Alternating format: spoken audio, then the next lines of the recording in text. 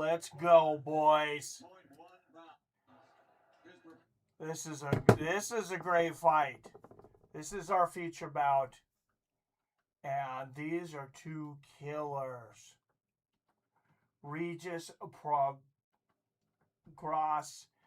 and Conor Ben. A record of 30 wins against 3 losses with 24 knockouts. Fighting out of Houston, Texas, USA. Regis Prochazka.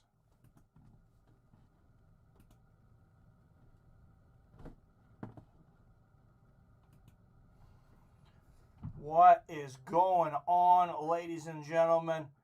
Wow, this is going to be a fun one.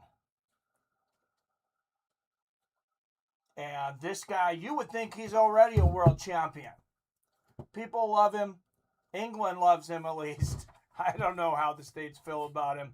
Out of Ulberg, United Kingdom, with a record of 24 wins against just one single defeat, with a record of 14 knockouts, Conor Ben.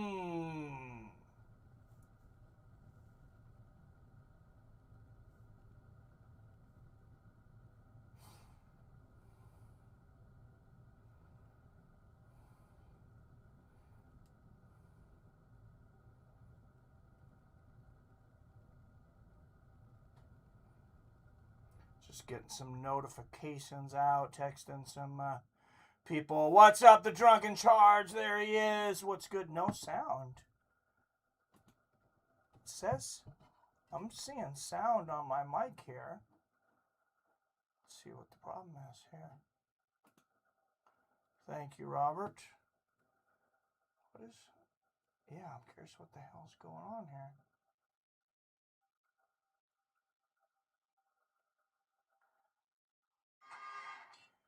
Because my mic says we have sound. So, give me a minute here. Just the beginning of the stream, guys.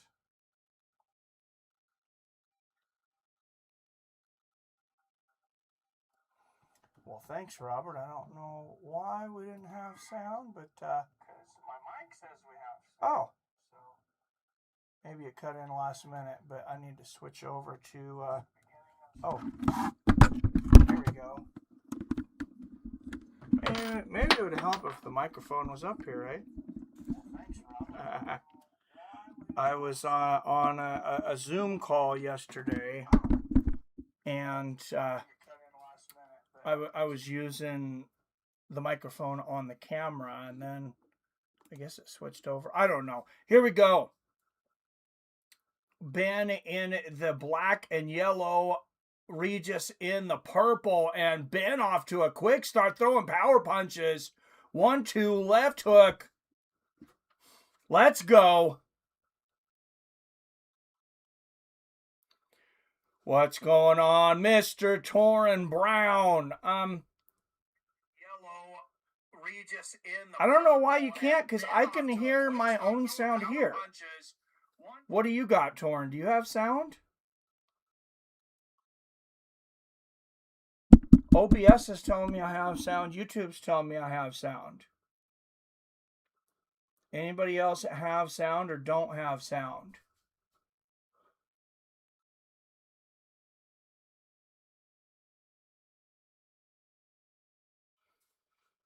Oh, nice sneaky right hand there from Regis.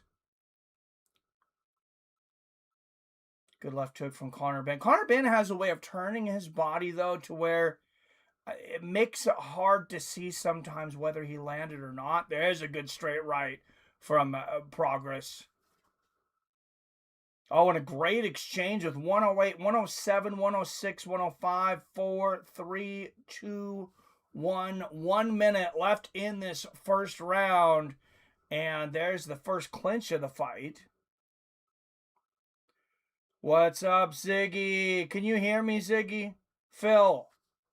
Robert says he can't hear anything, but I can hear it on my phone, and I can hear it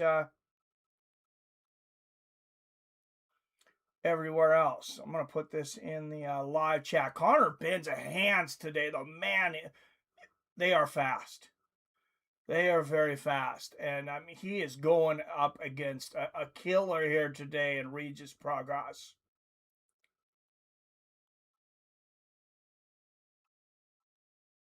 Oh, what a good combination there from Ben. 15, 14, 13, 12 seconds left here in the first.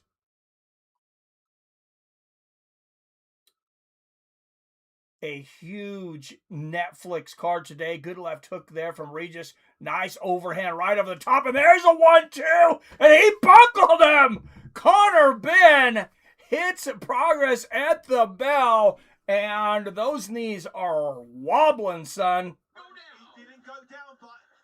Let's go into the corner of Progress here. They gotta be freaking out a little bit.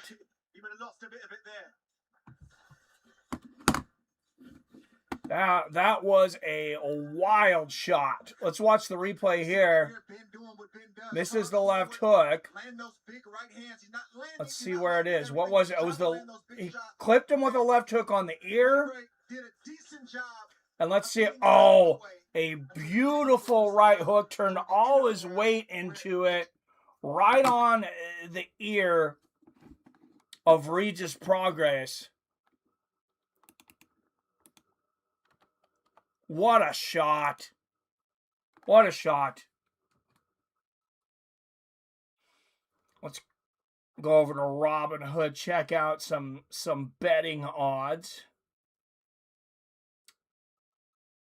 Our sponsor, our only prediction markets or gambling sponsor now, Robinhood. Our only prediction market. Sorry, DraftKings. We still got DraftKings for those of you that are in states where you can use it.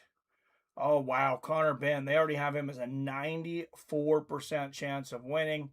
Yeah, I'm not, that's too rich for my blood. You ain't gonna, there's no upside to that. Unless you're gonna bet on Regis as a huge underdog. Who else wants to see Curtis KO Josh Hockett cold? A lot of people. And me, because I'm going to bet on Curtis Blades. So, but I mean, Hockett, he's entertaining sometimes. Sometimes he's just freaking annoying. Good right hand there from Conor Ben. I mean, if he really wants to speak that much, he needs to hire an advisor or something, because that script at the weigh-in, that was just babbling nonsense. Oh, what a right hook there from Conor Ben. And there's another 1-2 taken off right where he left off from the first round. Good right hand there from Progress. But so far, Conor Ben looks faster, more explosive, and to be the harder puncher. He stunned Regis at the end of the first round, and now more accurate. Look at that. Twice as many punches landed for Conor Ben. Oh, that's it. Oh, that was close to a knockdown. I'd like to see the replay on that. He stumbled forward. I think there was a punch in there, though. Good exchange of left hands there. Oh, even the jab is just snapping Regis' head back tonight. Good left hook to the body from Progress. I was hoping Jiri punched Hockett, right? The incredible hook. I think some people are calling him the incredible hoax right now, but oh, good right hook to the body there from Conor Ben. I'm not saying I've hated all of his like post-fight interviews, but yeah, I did not think his little thing at the weigh-in, I didn't think that was good at all. If you like to see a train wreck, which sometimes I do, yeah, that's what it was. Good left hook from Progress and a straight right hand at the bell from Conor Ben. Easy to score this one. 2018 Conor Ben through 2.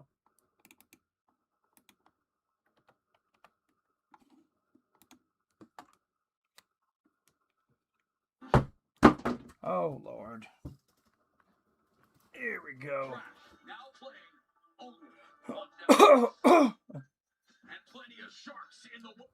Trying to get this shared, get the rest of the fights with friends and fam in here. If you're going to hit that like button, don't forget to hit that like button. Hit that share button anywhere you might be.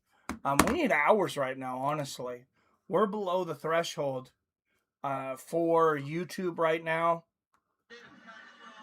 So they require to stay monetized 4,000 hours in the last 12 months. We only had 120 hours watch time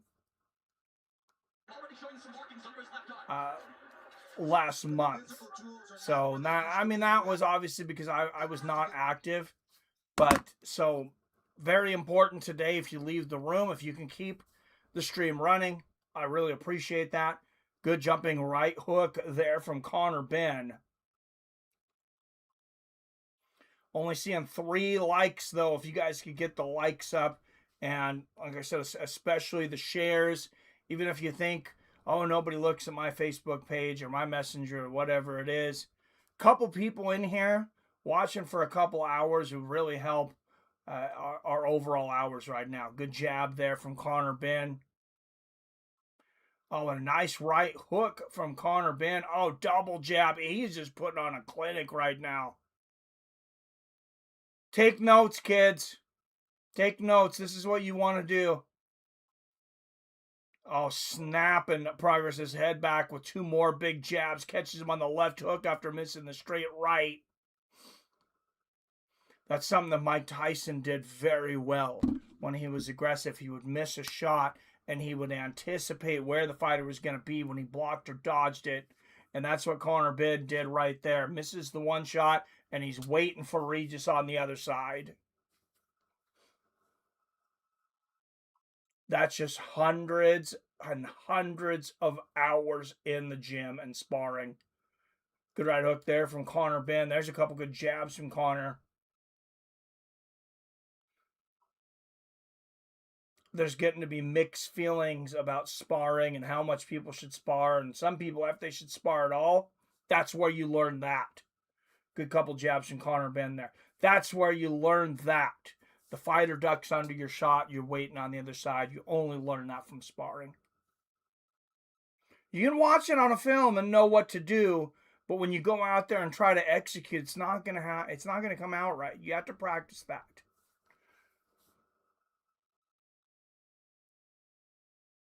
Good straight right there from Progress. Progress he doesn't seem as into this fight as Conor Ben is right now. I mean, Regis Progress, this is a guy that has fought and beat, a lot of the best in his weight division for years. Good right hook there for Ben, straight left behind it. And the longer this fight goes, the more dominant Conor Ben has been. There's a good straight right and a left hand from Conor. Just mostly one-way traffic here in the third, and a brutal right hook to the body from Ben. Snaps him with a jab on the top of the forehead to end the round. What's up, IROC? Howdy to you, sir. Torrin Brown says, I got a feeling Aaron Pico Pitbull is going to be a boring fight. Unfortunately, both those guys have been kind of boring since they got into the UFC. Yeah, I hope not. I hope you're not right, Torrin, but yeah, I see where you're coming from, and that's a good possibility. I'm glad it's not a 5-rounder, dude.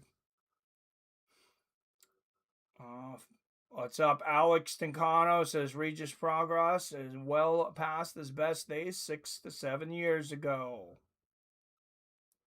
Yeah, he's definitely not in his prime. That's for damn sure. Torrance says, I heard the NBA was supposed to add 2 expansion teams in the NBA.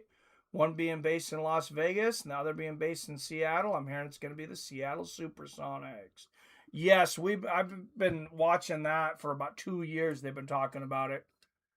Good left hook and a straight left from Ben. Well, we've been talking about it for almost 20 years, but for 2 years, they're talking like it's basically a for sure thing. We'll see. Good left hook upstairs from Progress and a left hook downstairs. I don't want to get my hopes up too much. Glad to see you, Mike. Hope everything is going great with you, brother. Thank you. Yeah, some ups and downs here, man, but yeah, we survive. Oh, beautiful left hook there from Conor Ben. Cheers. I mean, we can't really say Pico has been with only one fight in the UFC. Well, I mean, he lost, but it certainly was not boring, man. I mean, the dude's aggressive. Good right hand there from Progress. I think that's great matchmaking, actually, by the UFC, too. You got two guys from Bellator. You got the young lion coming up. You got the former champion on his way out. Good straight right there from Progress. You know, it gives us an idea how much does Pitbull have left, and is Pico the real deal? Could he really challenge for a world championship one day? Good right hook to the body from Ben. Straight left from Ben. There's a left hook that hits the temple. I think Aaron Pico has the talent to be world champion. Does he have the mindset? Does he have the game plans? I'm not sure if he's listened to his trainers or if he's getting bad advice, but I believe the talent is there. Good straight right from Ben. Straight right and a left hook to the body from Progress. Pico was looking good against Murphy. Damn good. He didn't have a boring with Murphy. No. UFC signed Pitbull way too late in his career. Absolutely. Ziggy says, fight of the night will be Nate versus Cub. Dude, what an exciting fight. What a great fight. And I'm glad the UFC put that out there. I mean, a lot of people would look at it and say, hey, Nate's 37. Cub's 42. I mean, why don't we have them fight younger guys? And a lot of times that's what the UFC does. But I like this matchup. There's a good 1-2 and a left hook from Ben and a good right hook downstairs from Conor.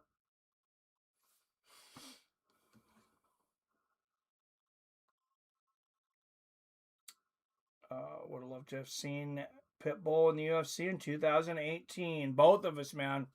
Yeah, that would have been great.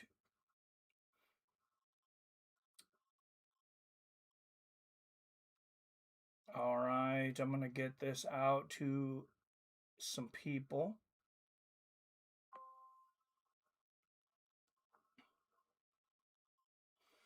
And like I said, if you can hit that like and share button, we could really use the watch hours right now. Watch hours are down. My fault. I've been inactive. You know, yeah, some YouTube doesn't like us so much, but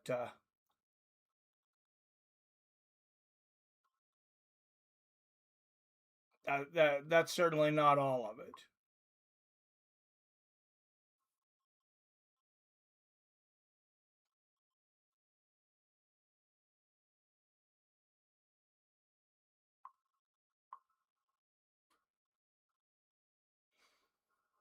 Just getting some invites out here, guys. Members of our group. Some friends, some fighters.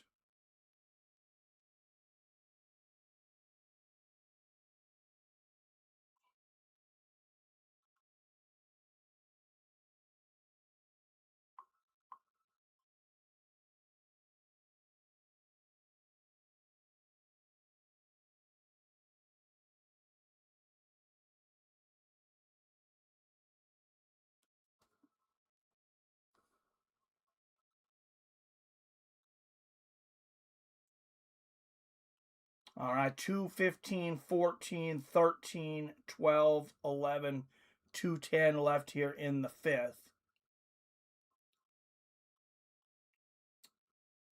Can't sleep on Pico because on any given night he can take the right moves and get it done against a lot of guys, but he could also get caught, which keeps it interesting.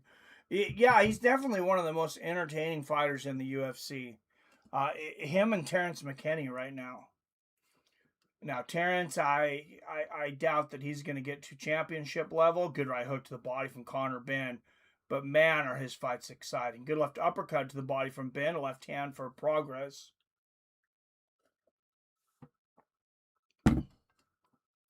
Good straight right from Connor. Oh, what a beautiful digging shot to the body. And then the right hand upstairs from Ben. He is just giving Regis all kinds of different looks with these combinations right now. And Regis, he's just not able to keep up with him. And somebody's saying Connor, who was that was saying Connor's, not Connor, excuse me, Regis well past his prime.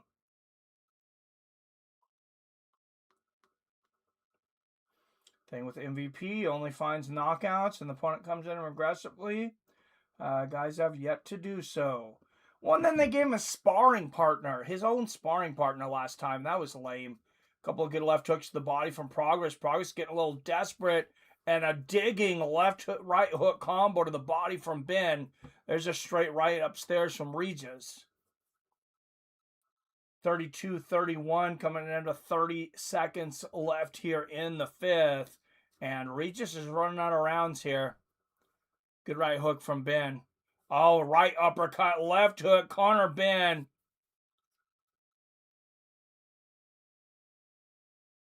Just painting a beautiful, violent picture on the face and body of Regis Progress.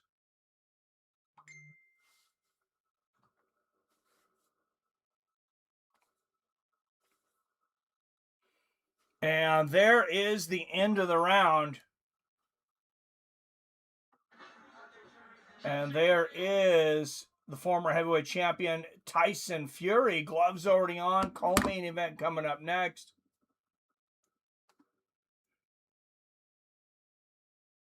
Oh, torn 7-1 MVP since Bellator days. He was way more agreeable and got more knockouts. He has yet to deliver a knockout in the UFC. Yeah.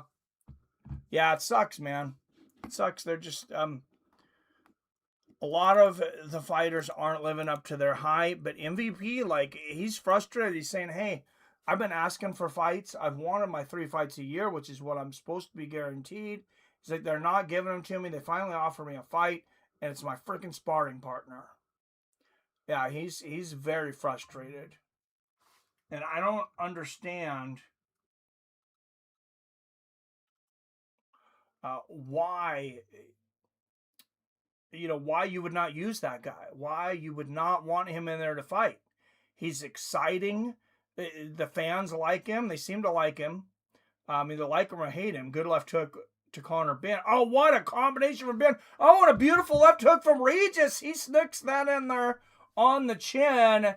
And that might have buckled Ben a little bit. Referee warning Regis to stop leaning with his head. At this point, Regis needs all the help he can get. Straight right lands for Regis, the southpaw.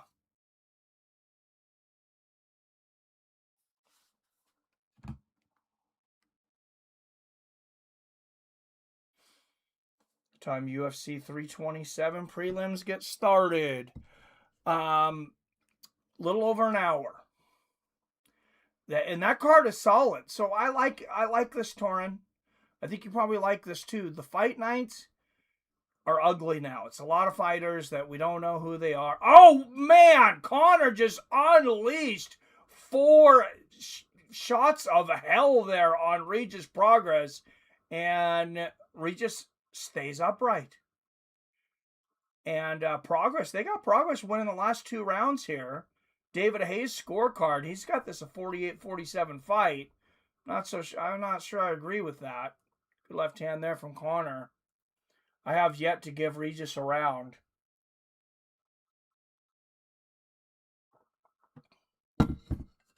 Certainly being more competitive, but I've been in the chat. I'm at more aggressive, not agreeable. My bad.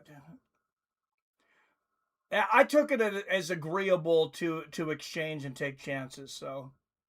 Oh, good. Good right hook to the body. There from Regis. And Regis missing badly right now. He looks like he's chasing a ghost at the moment. Not sure where David Hayes learned to score fights. Great combination there from Ben. Good left hand from Connor. 32, 31, 30 seconds left here in the 6. Oh, Conor getting a little wild with shots, but he lands that left hook after missing big with an overhand right. 20 seconds left in the 6. Right hand to the body from Progress. Conor with another good right hook. Oh, and a devastating shot to the body. Jab upstairs, right hook to the body from Conor Benn. Regis really having a hard time guessing where Conor's going to go next tonight. You can see Ronnie Wood, bass player on the Rolling Stones, sitting in the front row. Oh, that's cool. Anthony Joshua, too. Well, yeah, Anthony Joshua and Fury, if you guys haven't been paying attention, they are pushing finally for a big fight. You know, at least 5 years too late, but people would still be excited about it, I think. I would be excited about it. I want to see who wins that fight still. Yeah, it would have been awesome to get in our prime. This is boxing. Unfortunately, seems like at least a half of the fights. Oh, there's another clash of heads. You know, we get them too late. Oh, what a bad clash. Yeah, that was horrible. We either get them too late or one guy is too young, like he's just starting out. The other guy's a veteran or in his prime. Hopefully MVP can score a brutal KO in his next fight. Yeah, he's getting old, though. Joshua's sitting next to Eddie Hearn as well. Beautiful. Yeah, get that freaking fight made.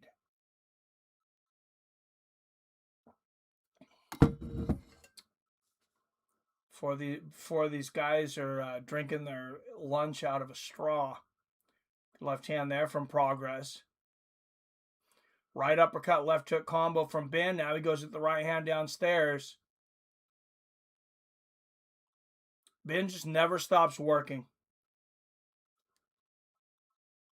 If Fury still has it, we will see soon, right? Oh, beautiful right hook there from Conor Benn. He's a 6-1 favorite coming into the main event tonight. Oh, 3 good right hooks to the body in a row from Ben. Ben mixing it up, and Progress just not sure what's coming next. Good left hook, right hand upstairs there from Ben. Progress, I think he kept waiting for Ben to throw another shot because that was the first time Ben had thrown the same shot twice in a row, I believe, outside of jabs.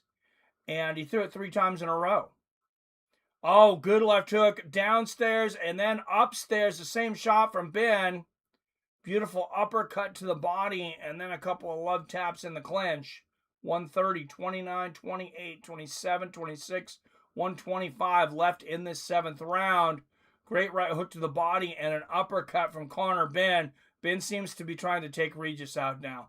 It's like, I've had enough warm up. I've had enough of this. Get this boy out of here. Oh, he's throwing almost nothing but power shots right now. Devastating shots to the head and body.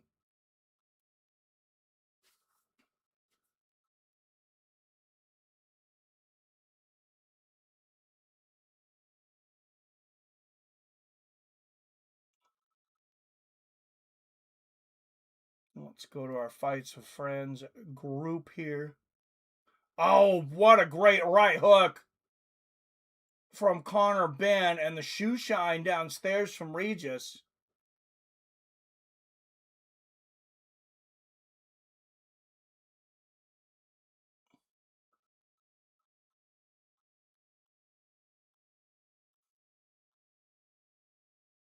You just can't get to groups as easy as you used to.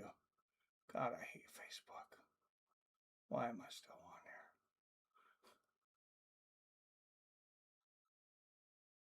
on here? Basically just to communicate with the Fights of Friends community.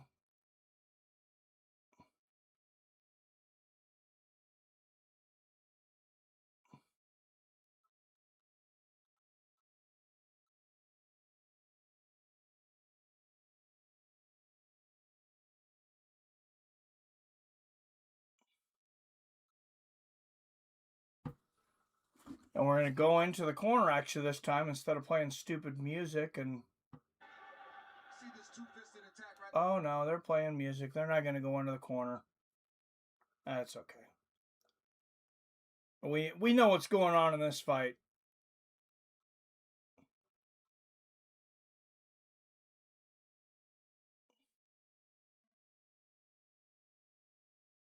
I was tempted to dress in war paint today for the Jiri fight, but we're gonna be on for a while. So shoot, it's 1:30, and we'll probably end around 9:30 tonight. So about 8 more hours, guys. I realize we got to take breaks, but like I said, if you could leave this running in the background, I would appreciate it. Good right uppercut there from Connor Ben.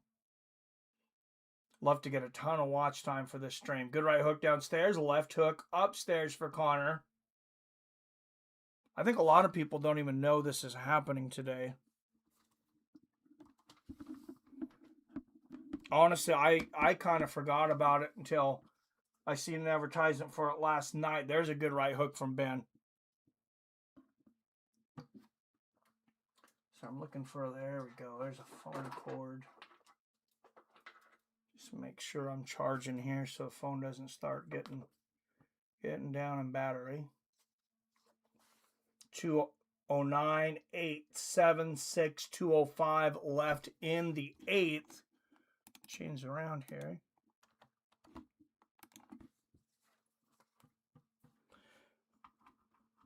Sorry, I've been having issues trying to get the time clock back on.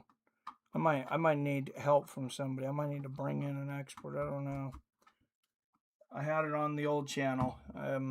It's just not, I'm not getting it to sync right. Good right hook there from Ben. Upstairs, right hook downstairs, and a right uppercut. Venom fight kits give the fighters no real personality, just basic ass shorts. Oh, I agree, man. Yeah, that's not really a good look. Good right hook to the body from Connor Ben, and then one upstairs.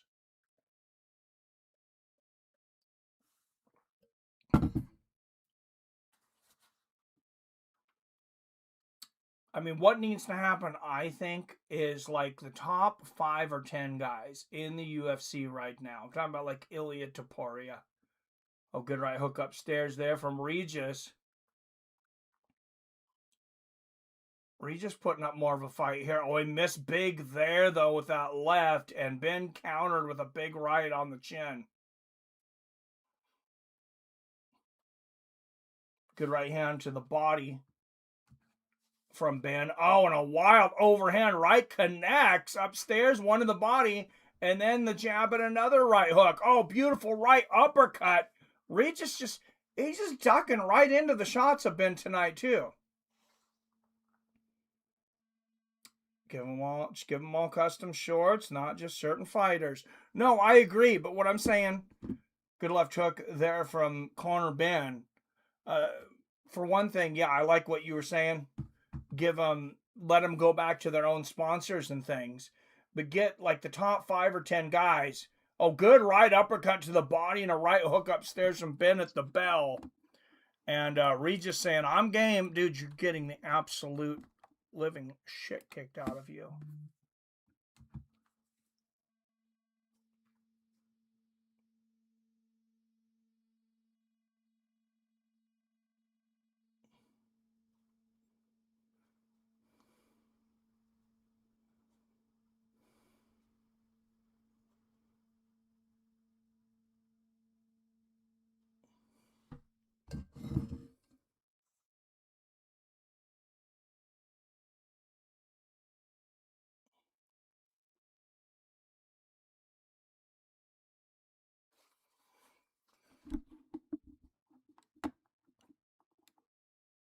Coming up, Tyson Fury, Arslanbek, Makhmudov. A heavyweight bout. Tyson Fury looking to set up a bout with Anthony Joshua. Anthony Joshua sitting front row. I'm assuming if Tyson Fury wins the fight, especially impressively, AJ's going to step into the ring. Oh, what a great combination upstairs from Ben. The right hook to the body. And Regis talking smack now. Dude, you're getting obliterated. Good left hook upstairs there from Regis. Right hand answered from Ben.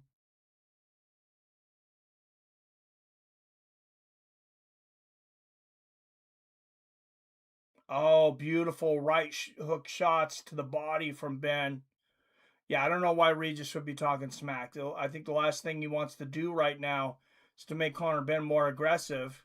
Regis is showing that he's having a hard time defending these shots. So why would you want more of them?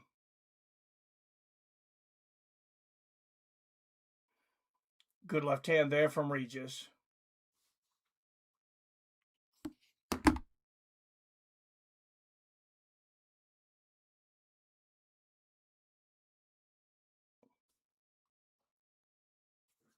Like, do you kind of agree, Mike, that Phenom fight kits are boring and lame? And sponsorship banners. Condom Warehouse days. Yes, Condom Depot, baby.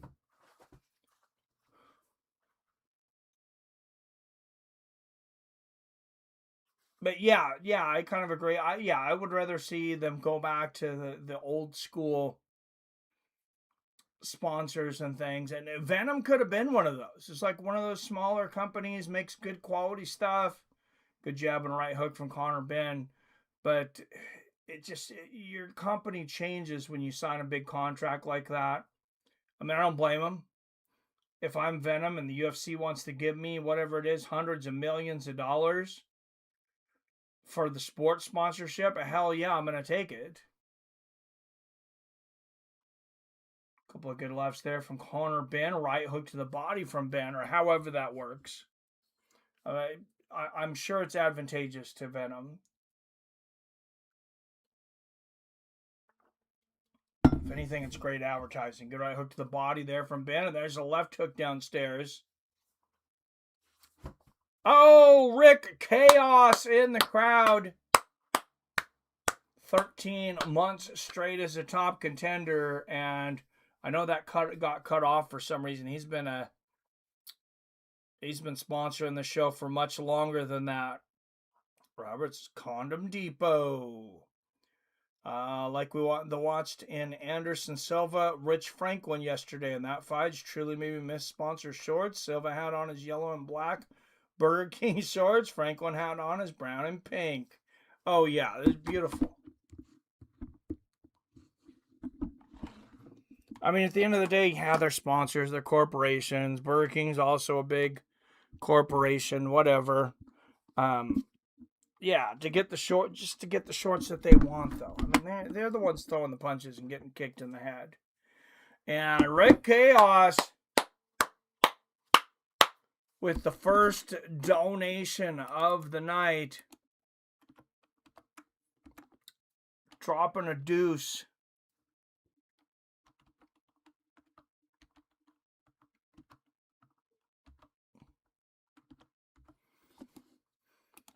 Thank you, Rick Chaos.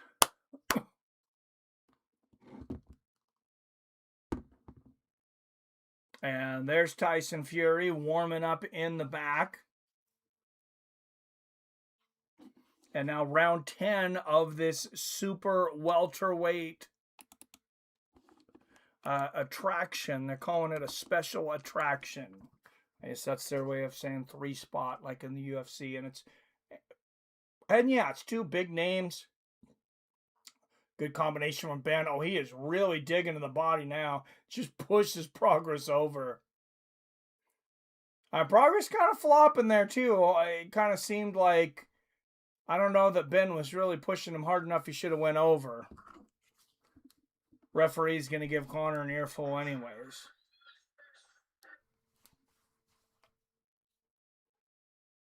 Oh, good right hook there from Conor. 230, 29, 28, 27, 26, 225 left in the 10th and final round. There's a good left hand from Ben. I said, Conor Ben, he's already looking like a champion. Oh, beautiful right hand upstairs from Ben. Regis obviously needs the knockout. I don't think he's got the power to do it. His timing's off tonight. His defense is shot. Probably got to start thinking about retirement.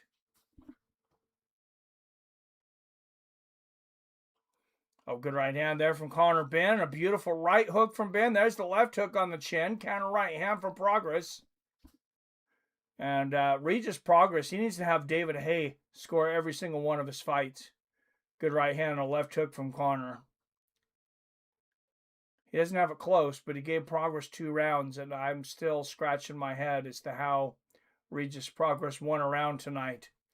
Beautiful right hook to the body from Ben.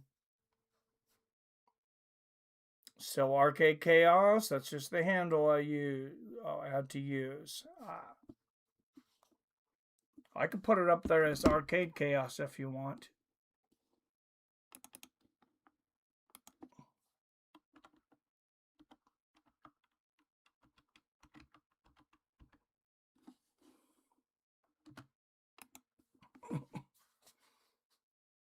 Good right hand there from Connor. Oh, and Regis Progress face. I mean, it's just beat to hell. His wife's going to see that face. She's like, man, you know, you got to stop. You got to start thinking about what you're going to do next, because this just isn't it right now. Good left hand there from Connor Ben. And I don't think he's got a big enough name where he can go out there, fight some guys that aren't going to be real competitive against him and pick up some easy paydays. At one time maybe, but not now. Good right hook to the body from Connor. Maybe he can go down to Mexico, fight some Tijuana taxi drivers. Good left hook from Connor.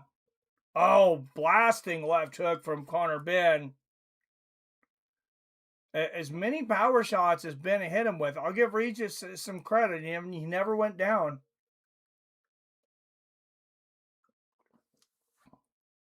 He was shook.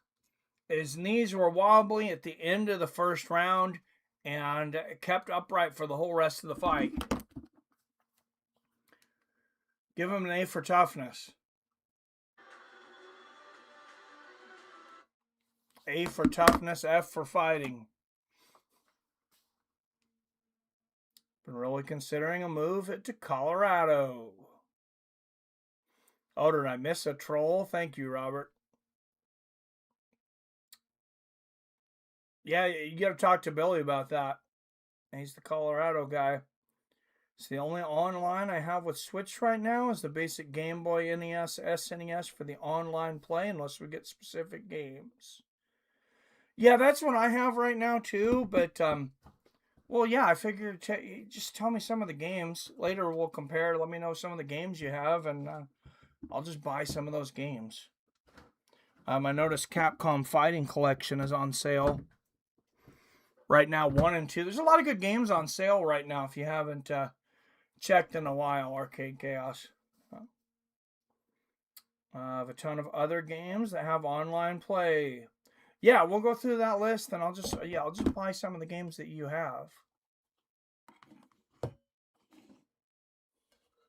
I wanted to buy MLB The Show, but it's like 70 freaking bucks, so I ended up buying it on my PS4.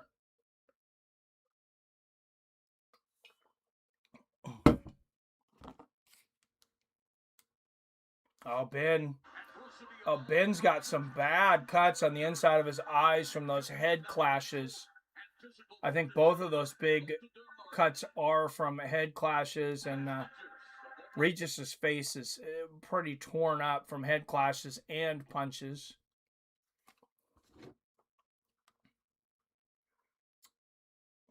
Street Fighter Online, forget what it's called, but it's the early collection, super cheap. I've used that before to fight online. I don't have the Capcom collection, too expensive. The first one's on sale for 15 bucks right now. But yeah, if that other Street Fighter one online is cheap, I'll buy that one too.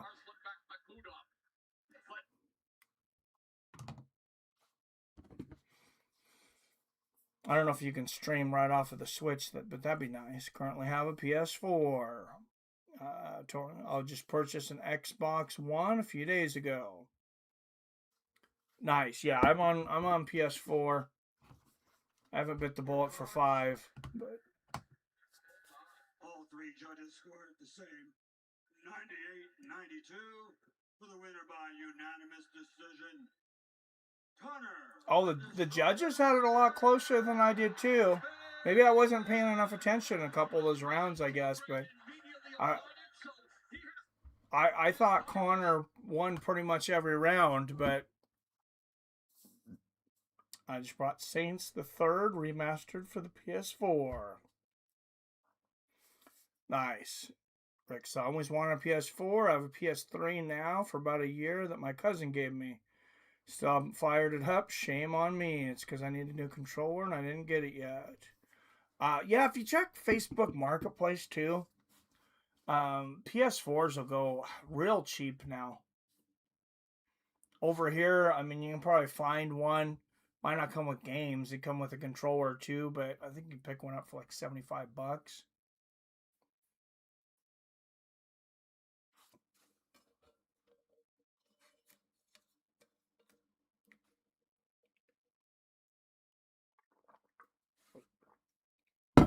What I got, it was a slightly used and off marketplace, but it didn't look like his kid ever used it.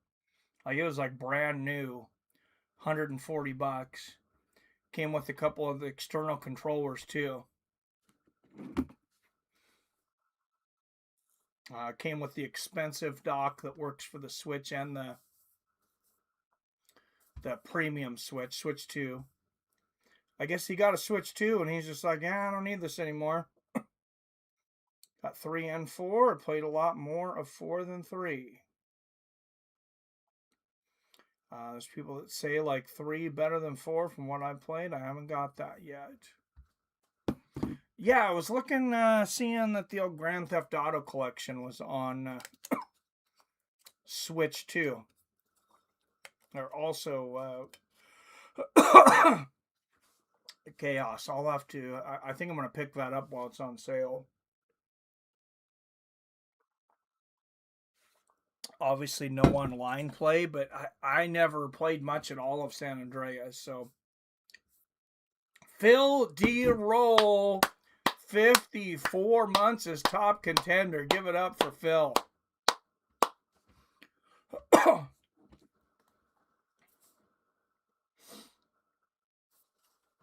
Sorry, I don't know if I'm having allergies, guys. I think I'm post-nasal drip kind of thing. I'm trying to drink some tea here, but still getting a little stuffy.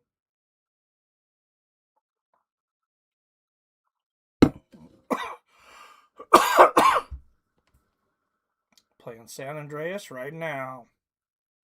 Nice. I'll be right back, guys.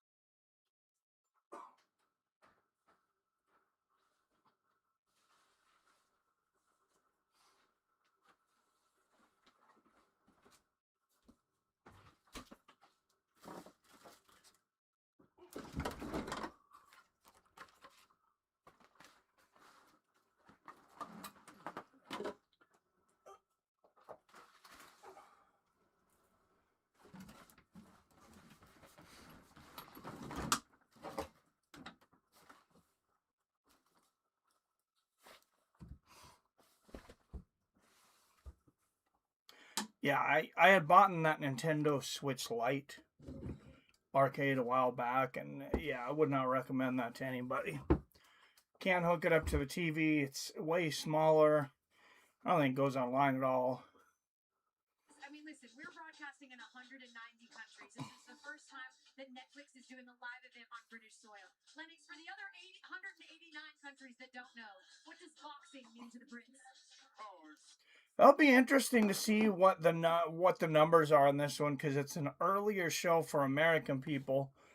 But I mean, boxing, as they were saying, is huge still in England. Wish I had a GTA game from my PS3. Yeah, GTA is fun. Alright, so I can beat that. I bought a PS3 just last July with 6 games. Haven't played it yet. Didn't have a TV until November. Then went on vacation. Now just haven't got around to it. That's funny. That's a funny coincidence that you're playing San Andreas right now, Torn. When you talking about it. Right, so if you're a fan of early Street Fighter games, at Street Fighter Anniversary, it's dirt cheap. I think it's under $10. Yeah, remember we were wanting to play that before, because I have it on PS4, but they don't have cross-platform. So yeah, I'll pay. I think I seen it on there for $9. Yeah, Rick. Yes, I'll just buy it, man. You got time? I got money. Our powers combined, we'll figure something out.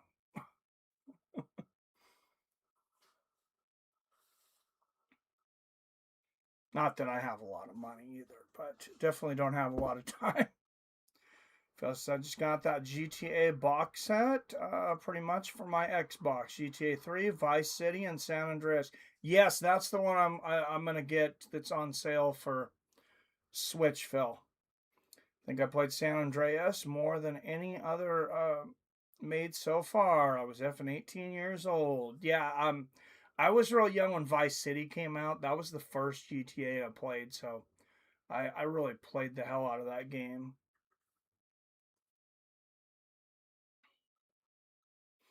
Play GTA 5 all the time still. You know,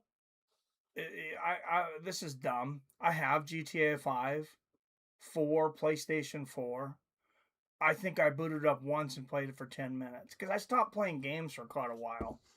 Like, I don't have a time. I had to get some shit done, but all it ever does is rain here lately, so I need something to do inside.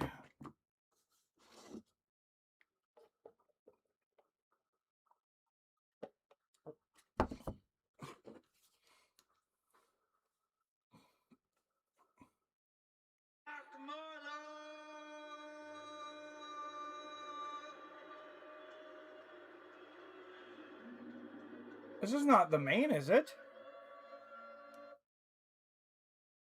Is this the main event? I thought there was one. Oh, no, dude. And the heavyweight one was earlier. That was the co-main, wasn't it? Yeah, this is the main event, guys. Snuck up on me. Boxing main event, and then on to UFC 327.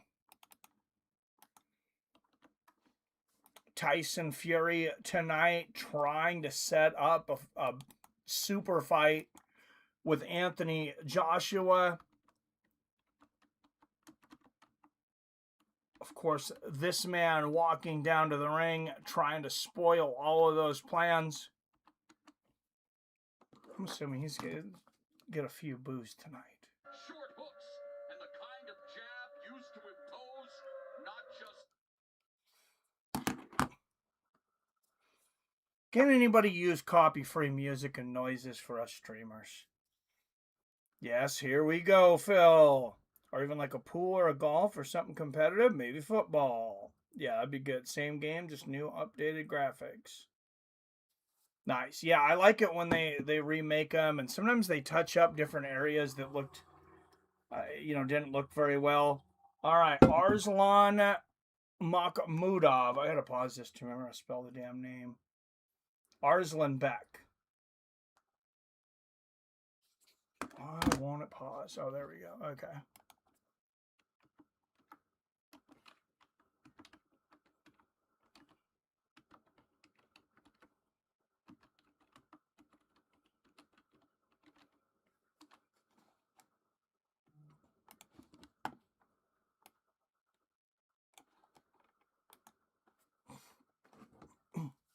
Damn, that's a long name. Anthony Joshua just accepted a fight with Deontay Wilder. Oh, I would rather see that fight. I would rather see Anthony Joshua and I would rather see either one of these guys fight Wilder though than to fight each other. Makhmudov, 200 plus amateur bouts, 90% of his wins by knockout. I mean, this is not a gimme fight for Tyson Fury. And as we know, he's faced motivation issues in the past.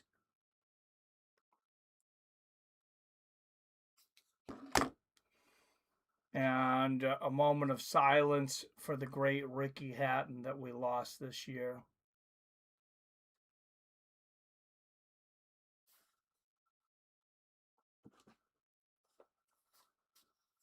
Sad, sad thing. Phil D. Rollin with the second super chat of the night.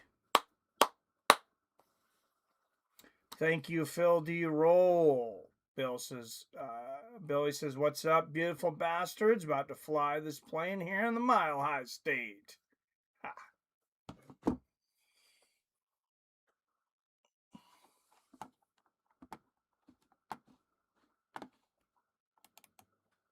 Oh, and we got 2 re-ups on memberships. So really, that's $14. All from Phil D. Roll and Arcade Chaos. Thanks, guys.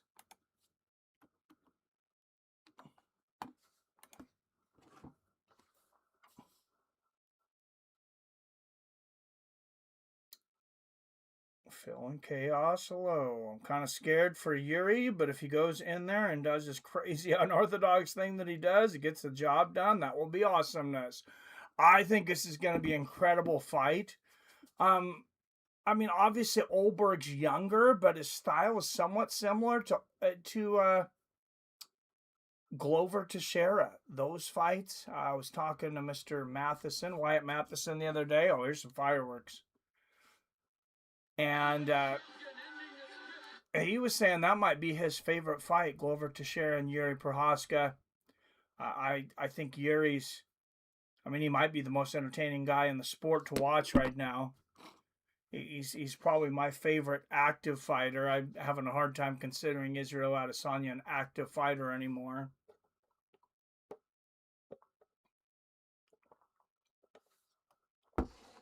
We were all there for him. It was like 99% of the crowd all rooting for Izzy, and he gave it up.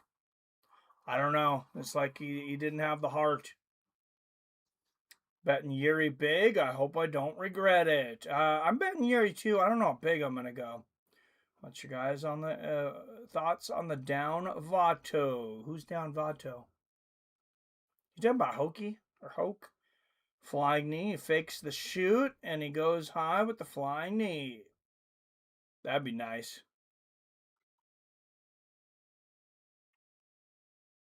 That would be beautiful. Here comes Tyson Fury. Former undisputed heavyweight champion of the world.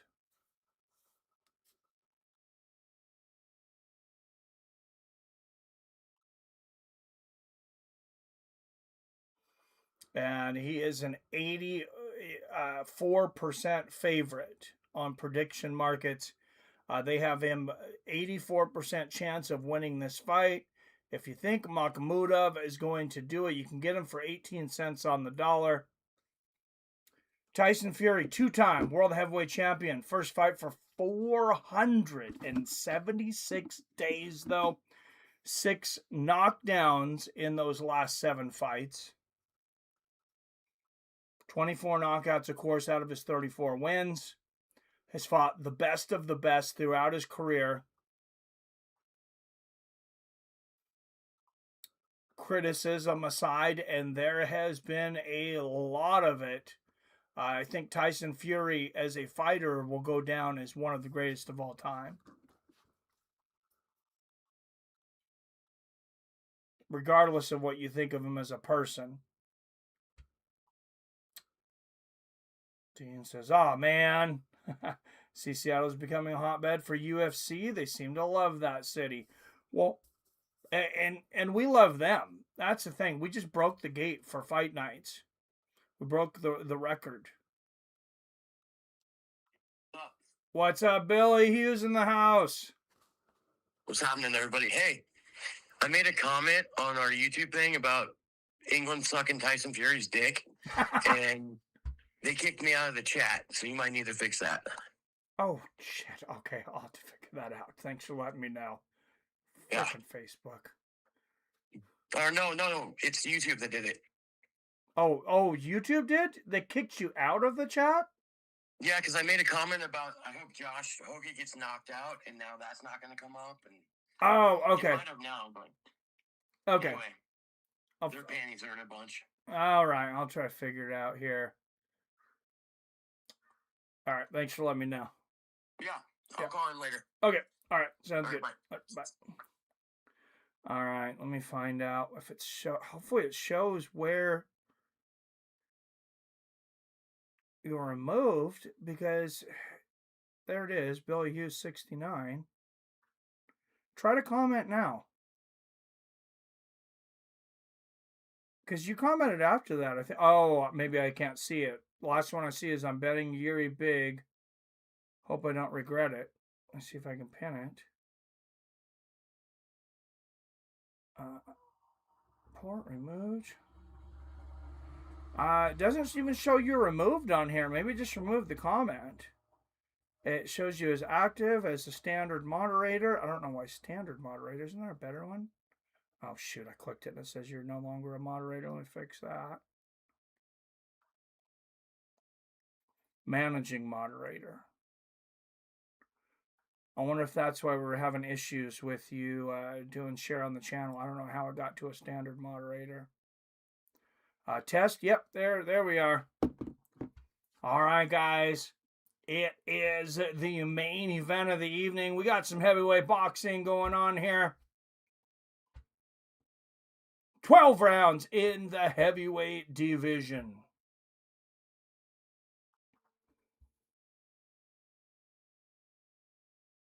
From London, England, your judges Reese Carter, Lee Every, and Kyron McCann. Third man in the ring will be Mark Bates.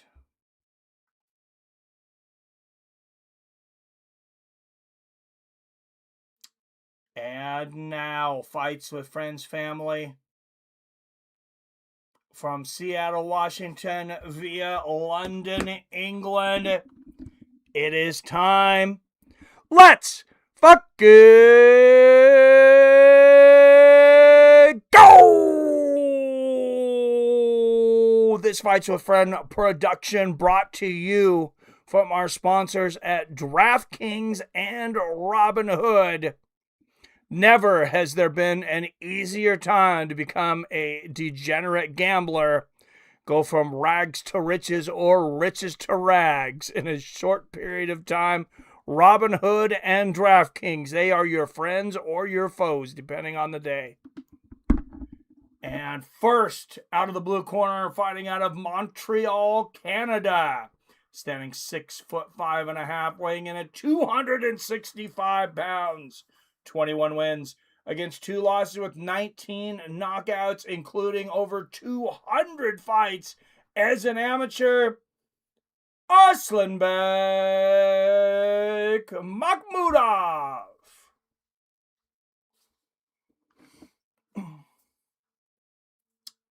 YouTube wouldn't let me badmouth Fury's walkout. Those sons of... Oh, Bill was removed. I didn't realize. I don't know, homeboy's fighting well, but from what I've seen, seems like he's got dynamite in his hands.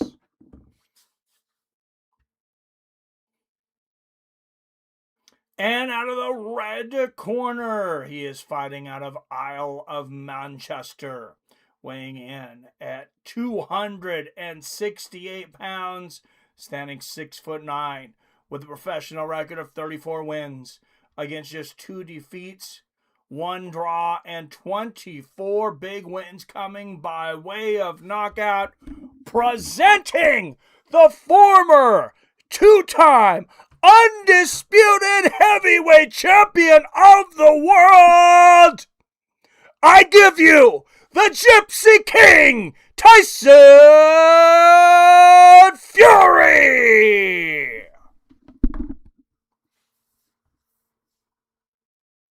You guys see Anthony Joshua sitting in the front row there. Maybe he's going to fight Deontay Wilder and Tyson Fury. Get that money before your career's over. It's here, boys. The main event, heavyweight championship level boxing on a Saturday, followed by a stacked UFC card. What could be better?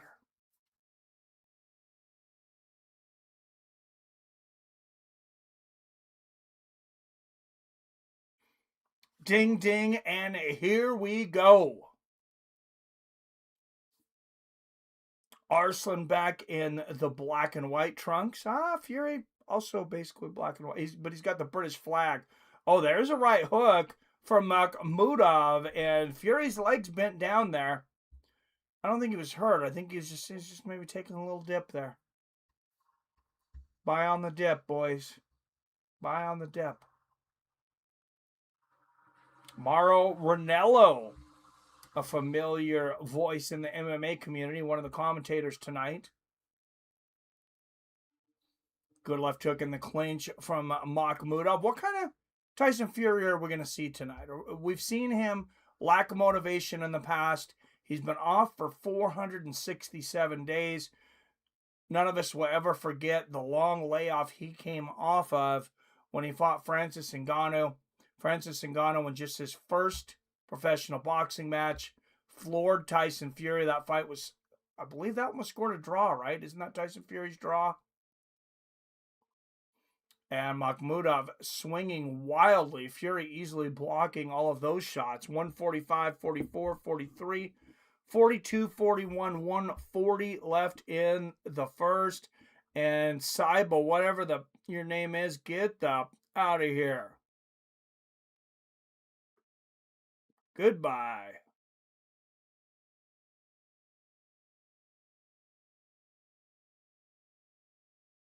And good riddance. Get the fook out of here.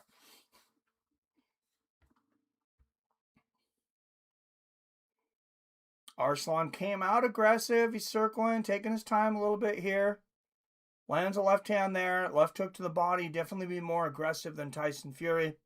Fury can be a bit of a slow starter, but world champions and former world champions generally are. They know they got 12 long rounds. Good left hook there from Tyson Fury. They usually take the first 2 or 3 rounds to kind of download what their opponent is showing them and how they're going to use that to their advantage. Wild overhand right from Makhmudov, blocked from Fury, and there's a little right uppercut in the clinch from Fury. Fury maybe putting a little bit of stank on that clinch, a little bit of a guillotine choke almost. Oh, and a big right hook from Makhmudov. Fury's going to have to learn how to stop that charge of Makhmudov.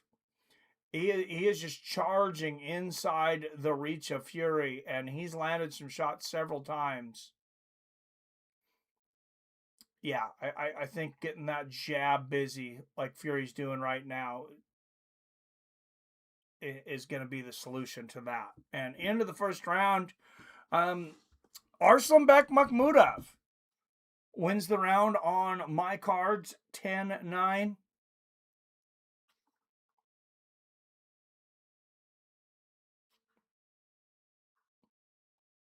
Might be the only round he wins. But you never know. I mean, Arslanbek coming in here with a great record, but he doesn't have the names on it. Tyson Fury, the great record, of course, stellar resume of opponents. There's that overhand right. A little headbutt on the chin there from Arslanbek. Hit a corner. You got to turn the corner when you're facing a hard-charging guy like that. All right, here we go. Round 2 scheduled for 12.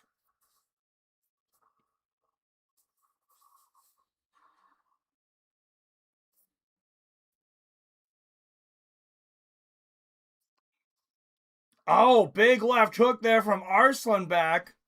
And Arslanbek, these odds are closing in just a little bit. Fury with an 82% chance of winning, according to Robinhood now. Arslanbek with an 18% chance of winning. There's a good right hook upstairs for Makhmudov.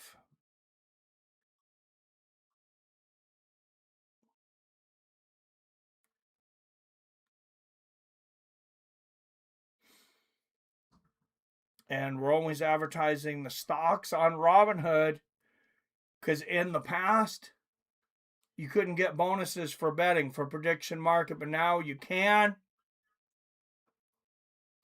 Earn $500 to $200 in stocks, and you can earn $10 in the betting markets. So you're going to get a free bet of $10. You're going to get a free stock valued between $500 and $200.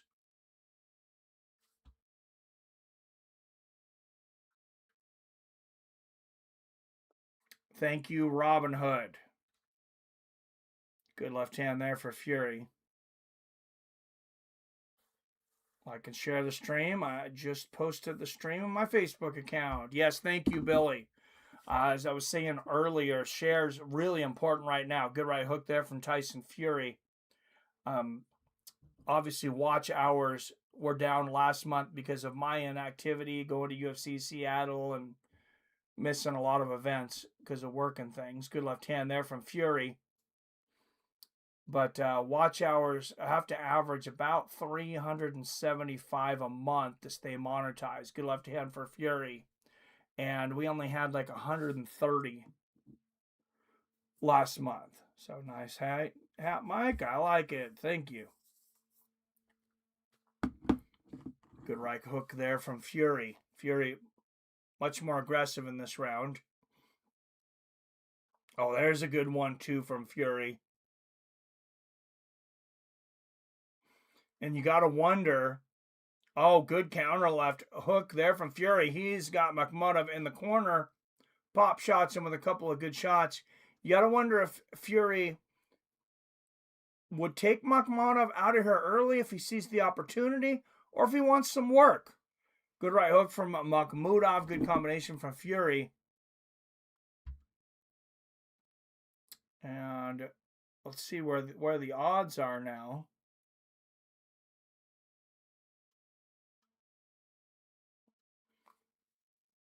And we'll go into the corner of Mr. Tyson Fury, who I believe has taken over this fight in just that one round. I want to bet Fury right now, but to make 84 cents on the dollar, I mean, you're going to make $14 on an $86 bet. That's a lot of risk for a small reward.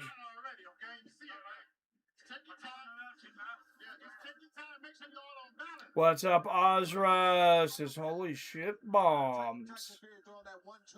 Ozra, known as Comedic Genius. What is up?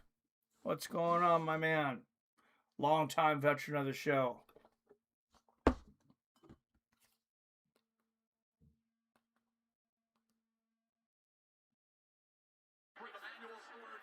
All right, 254, 53, 52, 51, 250 left here in the third round. Couple of good jabs there from Fury. He seems to be warming up. Seems to be playing with Makhmudov a little bit, even early. Good left hand to the body. Makhmudov, of course, landing a couple good shots on those flurries in the first. Fury seems to be taking over now, though. Couple more good jams. Mike, do you share the link on Twitter? No, I didn't. That's a good idea. Not real active on there anymore, but I mean, even if it hits one person. Oh, good right hook there from Makhmudov.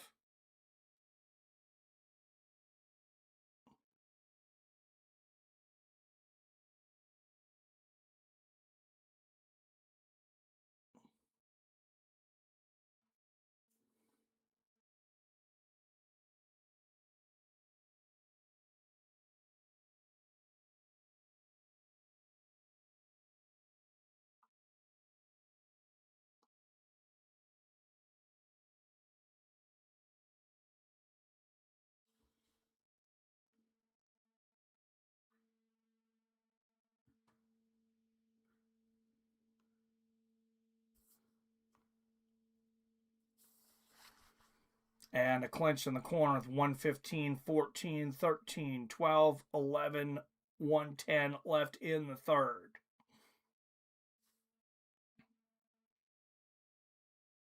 Oh, I didn't let PBR Street Gang know that we are live.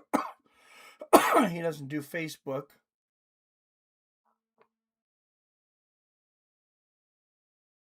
Any social media or anything. He might not have YouTube on. I don't know. 48, 47, 46, 45 seconds left here in the third. Good right hook from Fury.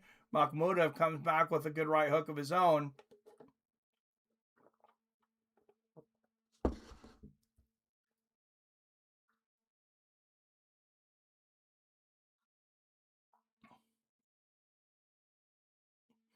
Oh, great right hook there from Makhmudov. Just waiting for these odds to just slip just a little bit so I can... Oh, no, they're going... Fury's becoming more of a favorite now.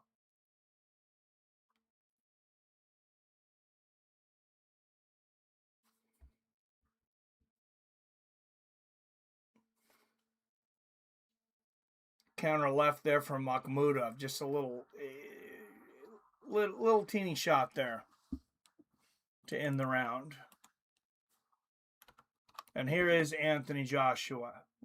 We got to listen to what he has to say. UK fans have come out to see Tyson Fury, Conor Ben, Regis Prograis, TKB React 4. It's been a really good undercard.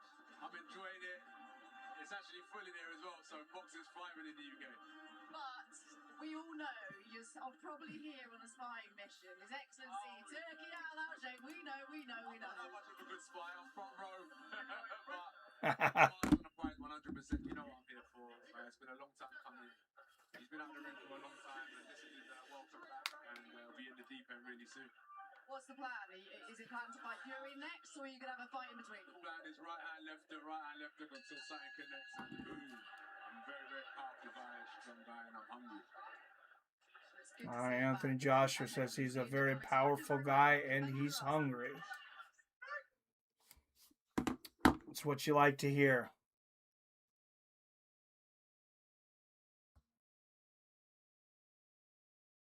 Like the stream, join the chat, share the stream, help support independent content creators. Thank you, Billy. 232, 31, 230 left in the fourth round. And we got 2 shares so far. We got the thumbs up are going. Thumbs up are going up. We got 10 thumbs up. Let's see if we can get some more shares, though. We got 12 in here. 13 in here. Got 10 thumbs up and 2 shares.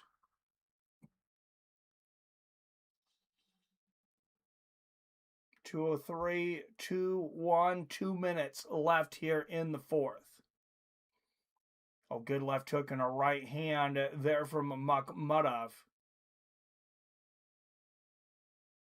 Good left hook upstairs there from Makhmudov.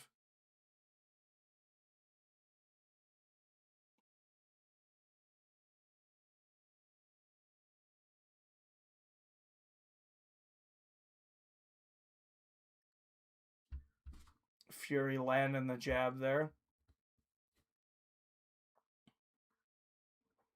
Oh, what a beautiful counter right for Fury. He hurt him with that and the right hook. And now he sinks in the guillotine again. You got to stop that one, Fury. Referee smiled a little bit, but I didn't really hear him say much.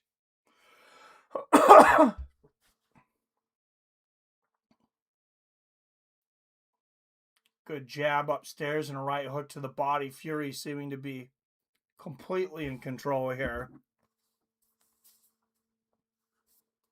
Stay tuned for an absolutely stacked UFC card. Cub Swanson and Nate Landwehr.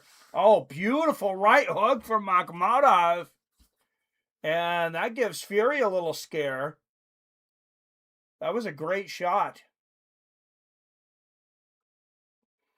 And there's that couple good jabs there from Fury. Oh, nice right hand from Fury. As you get older, it's a lot harder to get up on your toes and stay up on your toes. And Fury's getting up there. but you can see he's landed almost twice as many punches as Makhmudov. Just letting those punches glance to the sides and off the shoulders there. I think Fury seems to think he has Makhmudov figured out for the most part here. Fury bringing the Fury. Yes, I sent the link to Adam and Greg Brimstone. Thank you, Billy. And as I mentioned earlier, everybody wasn't in, but watch hours are crucial right now. So if I understand you're going to have to take some breaks probably during the stream. It's a long one. If you can keep the stream running while you're out of the room, that would really help us on the watch hours.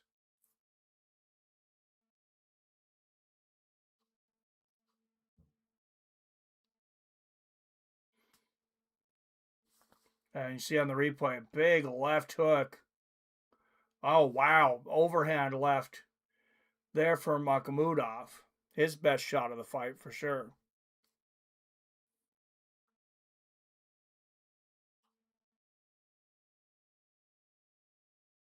Fury is a convertible. Yeah, this is like a Ferrari versus a Volkswagen Bug right now. Good right hook there from Makhmudov, or Makhmudov. We could go with that. My name is Mud.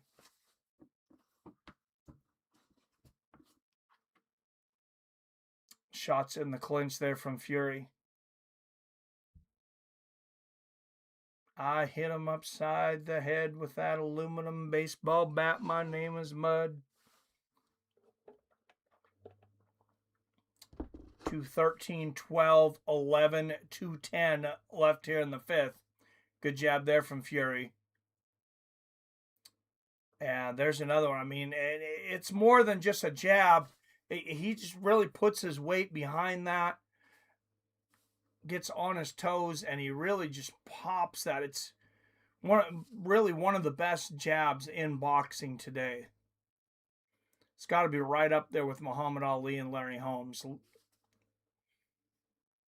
Guy with another great jab at the commentators table today, Lennox Lewis. I'm 37. I want to fight Fury now. He's my age.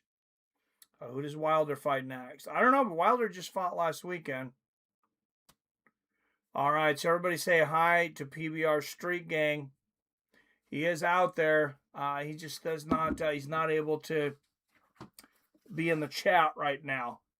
But he'll see it if you say hi to him. What's the odds on this Fury fight? What's up, Bruins? They started at close to 10-1. Now it's worse than that. If you're looking at prediction markets, which is what I generally bet in now. Unless I go to the casino, it's got to be the prediction markets. Tyson, 91% chance of winning. Arslanbek, 10%. So, yeah, about a 10-1 right now.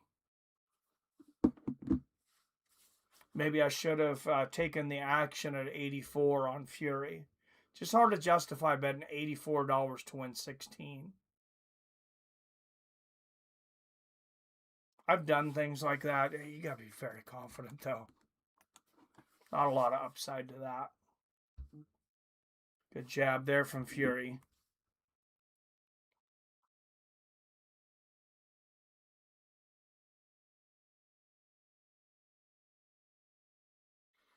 And that is the end of the fifth.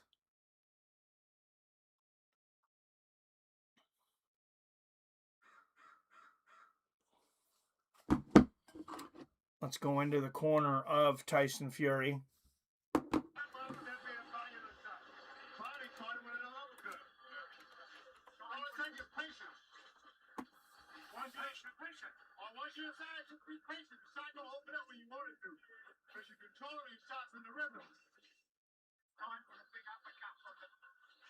Sugar Hill Stewart encouraging Fury to open up a little more. That was a beautiful left hook in the clinch there. action was over. Oh, no, it wasn't. But I think Fury maybe wants a little bit of work here tonight. I think he'll keep Makhmudov around to at least probably the 8th or 9th round before he really tries to take him out. But we'll see.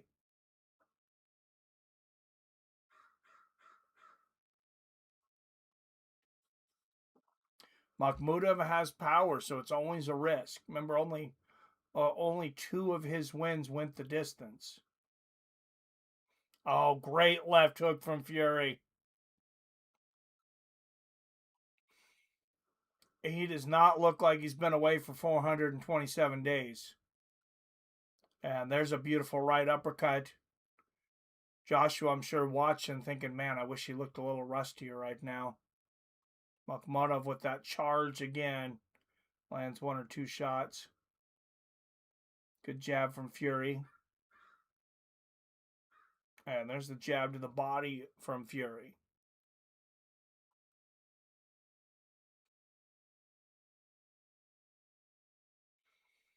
Oh, beautiful left hook to the body there from Fury after he blocked an overhand right from Makhmudov with his elbow and then spun on him. That was slick.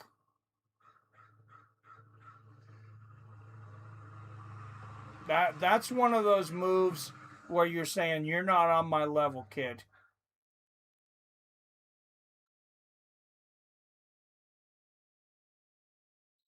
Oh, and there's another great left hand for Fury. Immediately slips out of distance. Good right there from Fury. Switching to southpaw a few times here as the Gypsy King. And there's the right hand from Makhmudov. Charge!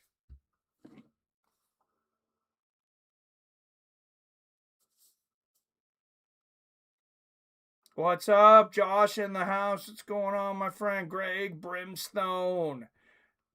Hey, doing as good as I can right now. Hey, a lot of stuff going on, but I'm happy to be commentating here with you guys.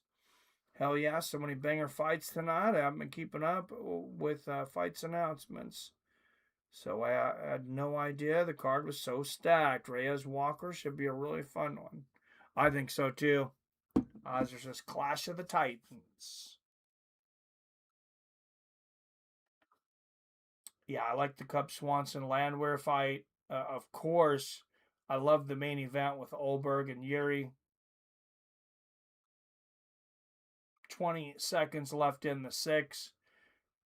Da-da-da-da-da-da, charge! And again, Makhmudov misses every shot on his little flurry charge. Another good left hand for Tyson. And Tyson just dusting off some ring rust tonight. Really hasn't been in any danger. There's only one Tyson Fury. There's only one.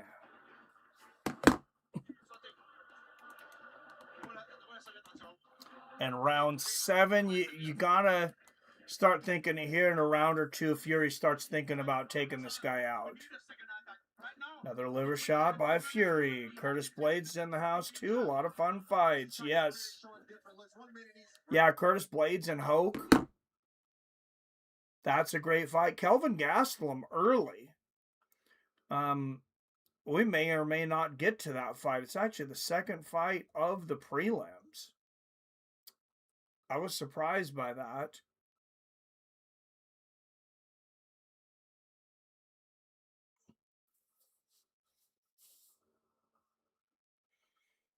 But Paulo Costa fighting in the co-main event. Patricio Pitbull and Aaron Pico, a couple of great from Bellator. We'll see what they can do in the UFC now against each other.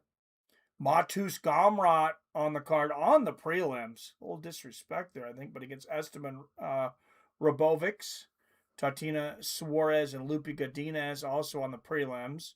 And Kelvin Gastelum, Vicente Luque on the early prelims.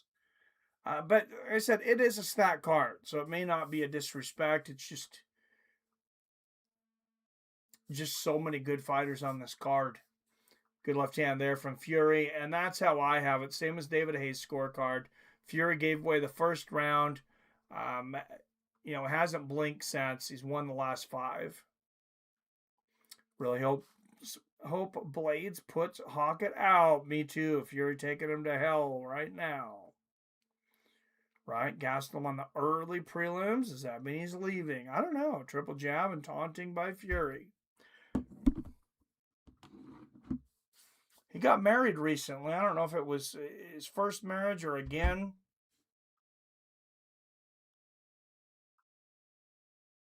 But if she can cook, we all know what Gastelum's weakness is. 132, 31, 130 left here in the 7th.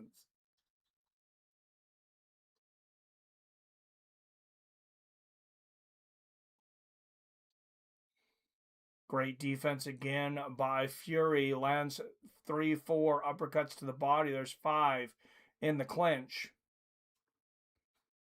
110, 9, 8, 7, 6, 105 left in the 7th. Double jab and right hook from Fury. Makhmudov gets a good left hook in there on the chin of Fury.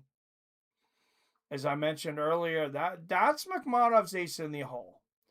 He is a power puncher. And like I mentioned, only 2 of his wins went the distance.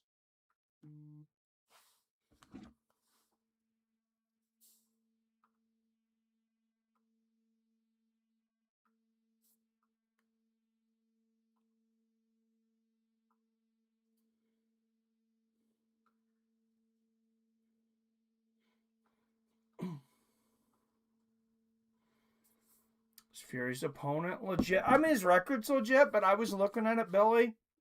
I know I'm not as up on boxing as I used to be. I will tell you, I honestly did not recognize one name of one opponent.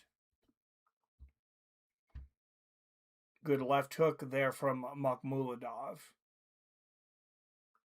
Fury didn't come in as big a favorite as I thought he would be, but I'm sure they're also factoring in 427 days of inactivity.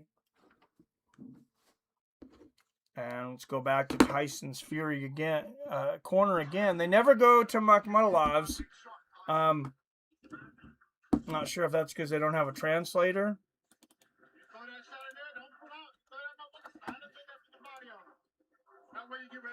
It's Netflix. I can't imagine why you wouldn't have a translator, but you never know. It's okay. Sometimes Stewart needs a translator here, and he's speaking English. So, let's see. Oh, there's that right uppercut and the left hook from Makhmudov. Answers and a big right hook right on the temple. Got to hand it to Makhmudov for standing in there, taking the uppercut, and coming back with 2 big power shots of his own.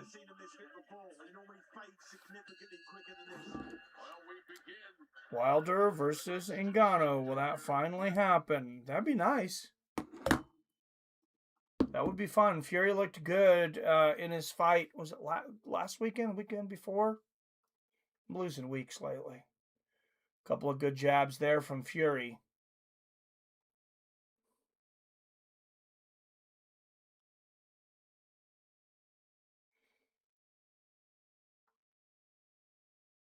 Oh, left hook and a right hand there from Fury. And I know it comes off as bitching. Maybe I am bitching a little bit, but, working 40, 45 hours, a physical job as I'm getting older, it really takes it out of me. It's hard to get a lot else done.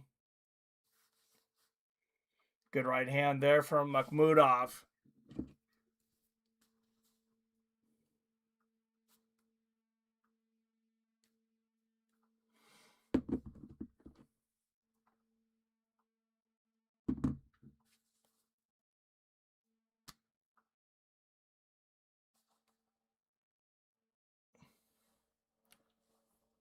So I don't know if there's anyone here in Spokane, but my daughter Rebecca, she's running a 3-month-long vendor fair outside of the Spokane Mall. It's called the Lilac Vendor Festival. If you're over there, I'd appreciate it if you supported her. Oh, good right hook. A right uppercut from Fury. Makhmudov again comes back with the right hook. Fury should have known. Oh, beautiful left hook from Fury. And now we're getting a fight, boys. These guys are in the trenches, landing bombs. 101, 1 minute left in the 8th. The most exciting round so far. 7 was very exciting too. This fight really heating up. Beautiful left hook on the chin there from Fury. Oh, and what a right hand to the ear. He might be out. A big right hook from Makhmudov. And we have a war. 40 seconds left here in the... Oh, and Tyson doing the little Vietnamese ear slapper there. Referee seems to favor Fury because I have not seen one warning. There's a great right uppercut from Fury. Maybe he's just a hands-off referee, but that was certainly a foul. And there's a low blow from Fury. A little dirty fighting here in the 8th from the Gypsy King. Good jab there from Fury. 12, 11, 10 seconds left in the 8th. And there's another jab from Fury. What did Bernard Hopkins used to say? If you ain't cheating, you ain't trying. Well, Tyson Fury's trying tonight. He's getting away with a little bit of extra.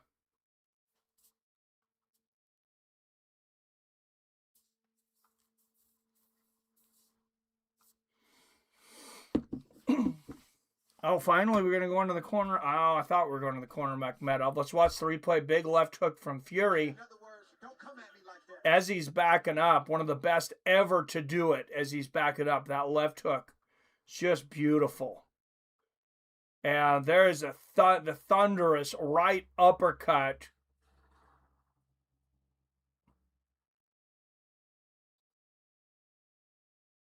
Right hand off for a very exciting round.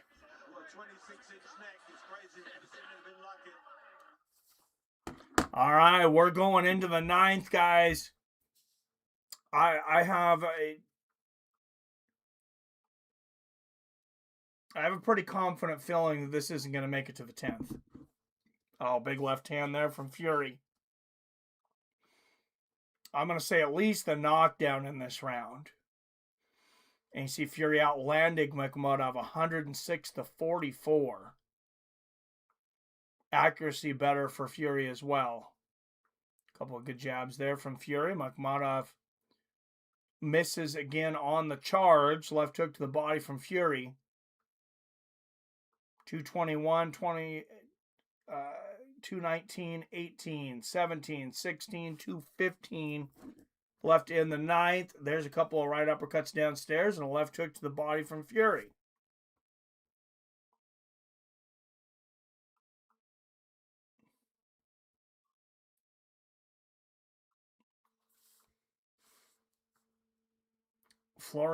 Fury, I mean, he loves to be in the clinch or he loves to be on the outside. Like he's better. I feel like he's better than Makhmudov everywhere here. Good left hand there from Fury. Oh, good right hook for Makhmudov. I was about to say, Fury much more better prepared for this fight than he was the Francis Ngannou fight. Prelims are about to start. Am I right? Miami. Yes, sir. Prelims are starting. We're going to head over to UFC at the conclusion of this heavyweight bout. Oh, and Fury just was playing with him. Popping that jab out there. Landing the body shots in the clinch. Just taking this fight wherever he wants to take it. Makhmudov's just along for the ride right now. There's a decent right hand for Makhmudov. And I'll tell you, Fury, when he finds those little pockets to avoid fighters and try to counter, as he gets older and those reflexes diminish just a little bit, he could start getting caught. Oh, big right hand on the chin there from Fury. And this time he drags him down with the guillotine attempt. Referee finally looking at Fury and saying something, pointing his finger at him. Oh, what a devastating right hook for Fury. Ducks under the combination from Makhmudov and lands his own power shot. There's a big right hook from Makhmudov. But there are a few heavyweights out there that can turn defense into offense like Tyson Fury. Oh, beautiful left uppercut. I said I didn't see this going to the 10th. Fury trying to take him out here in the 9th, but unsuccessful. Makhmudov, he's a tough one. He's a tough mofo. You can tell Fury is ready to be done with this guy. He's ready to put him on a stretcher. Sugar Hill, you got about 2 more rounds. Play it smart. You got 3 rounds, dude. How many boxing matches have you watched? You still can't count to 12? I guess 3 is about 2, but... Tyson Fury doing what he's been doing for most of this fight. Pretty much whatever he wants. Uppercuts. Body shots when he gets in close. And it's all... If Hockett wins, does he get the shot just because he's insane and there are no other heavyweight draws? Oh, not yet. I mean, he barely got here. Fury versus Joshua and Hearn versus White on the same card.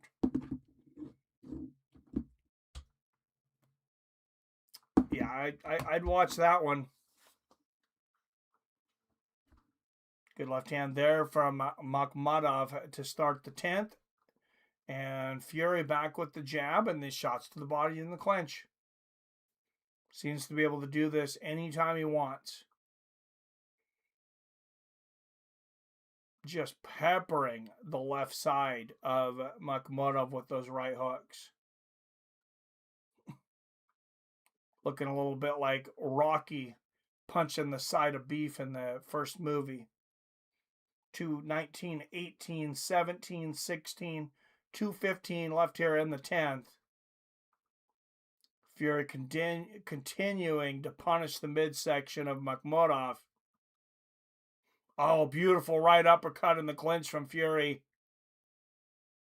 Yeah, Makhmudov is one tough SOB.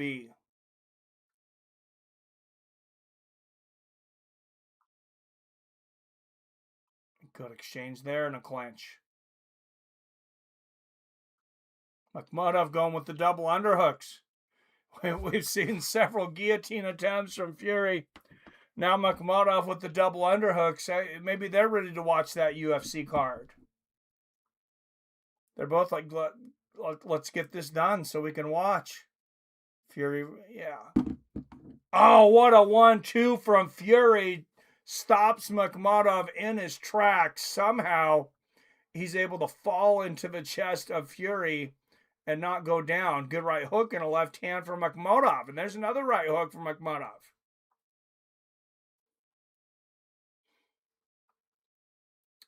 Right hand from Fury. Makhmudov might be winning this round. There's a good right hook. Fury has not done a lot here. 3 body shots there in the clinch. And Fury misses big with that uppercut. It wouldn't surprise me for Fury to take a round off here. Oh, beautiful left hook for Makhmudov. Take a round off and come back strong in the 11th, but I'm not sure that's what's going on right here.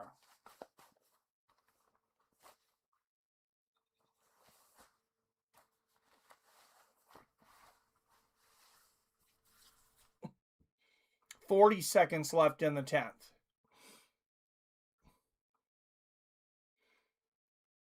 Great left. There's the right uppercut from Fury. Oh, beautiful right hook on the nose. Left hook from Makhmudov. And that's the thing with the risk from Fury is when he gets into those combinations, those power combinations, Makhmudov, that's when Makhmudov has his success. And he lands a great right hook right there. And I guarantee you Sugar Hill Stewart's going to be yelling at Fury in the corner. Oh, what a beautiful left and right hook from Fury at the bell. Makhmudov's future children felt that one.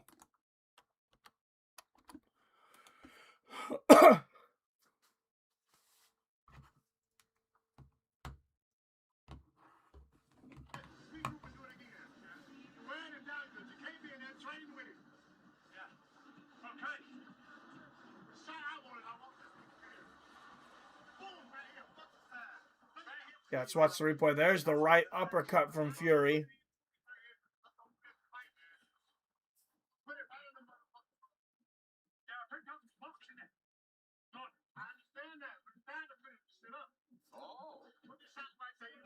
Boom, yeah, right on that chin, that right uppercut. Sugar Hill Stewart sounds like someone who comes from that Kronk gym because he wants him to put the KO in Kronk. And Tyson was even saying, I'm doing well boxing, but he wants him to... Oh, Stewart saying now, take him out of there. And I think he's probably going to see Fury do that. Fury's getting a little bit of ring rust off. He maybe needed a little bit of time, a little bit of work here, but I think he's ready to take him out now. There's a good left from Fury. Fury might actually be getting tired here, though. Remember, 427 days of inactivity. There's a good right hook to the body from Fury. Left hand upstairs. He's got Makhmudov lined up on the ropes here. Left hook to the body, Fury. Left hook upstairs from Makhmudov. Fury, you can see Fury's kind of winding up. He's like, okay, landing, kind of softer punches, then a little bit harder, working his way in. He's about to start throwing the big guns here. Oh, there's a nice 1-2 from Fury. Time to bring out the heavy artillery, boys.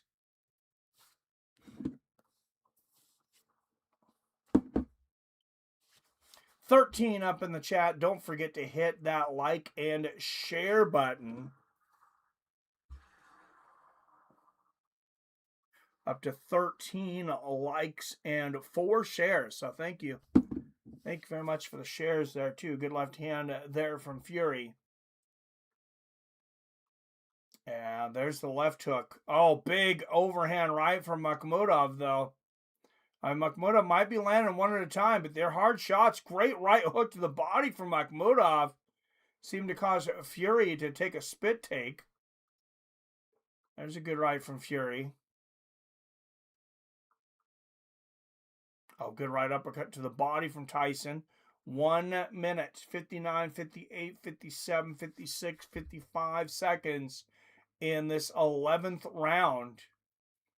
Who thought Makhmudov would make it to the 11th?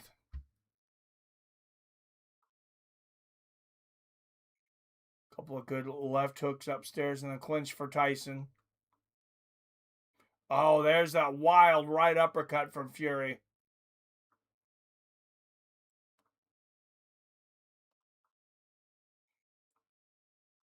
Oh, Makhmudov lands the right hook after missing a wild left. Oh, and now Fury landing big bombs in the corner. The left uppercut again. Big shots to the body. Oh, he's playing Makhmudov. There's the left uppercut in the right hand. He spun Makhmudov into the corner. Unfortunately, here we are again at the end of the round. You see Makhmudov push Fury away. Oh, big overhand right from Fury. Yeah, Makhmudov, his reading comprehension is going to go down a couple grades tonight.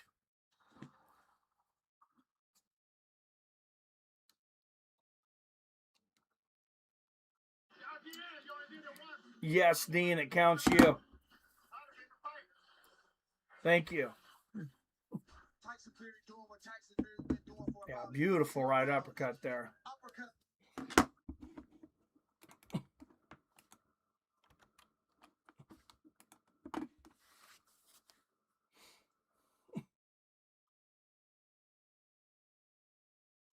The left uppercut, double right hooks for Tyson Fury.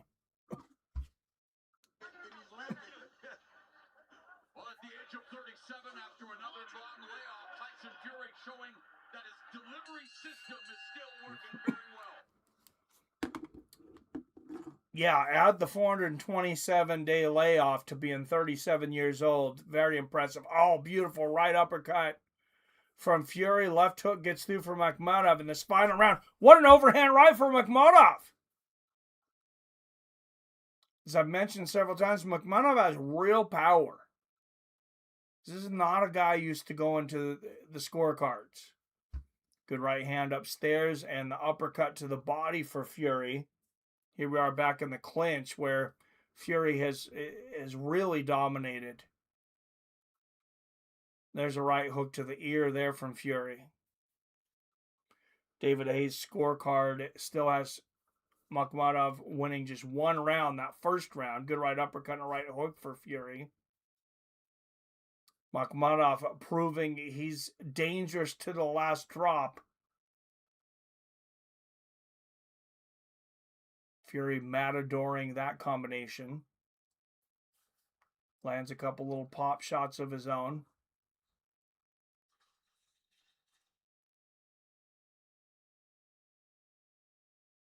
Combination upstairs for Makhmudov. Oh, and those devastating shots to the body. There's that right uppercut again from Fury. And Makhmudov is just, he is one tough son of a bitch.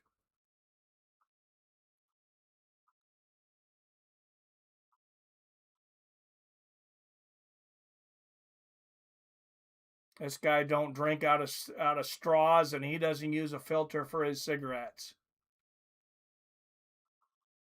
Good right hook there for Fury. Oh, a jab and a thunderous right uppercut again for Tyson.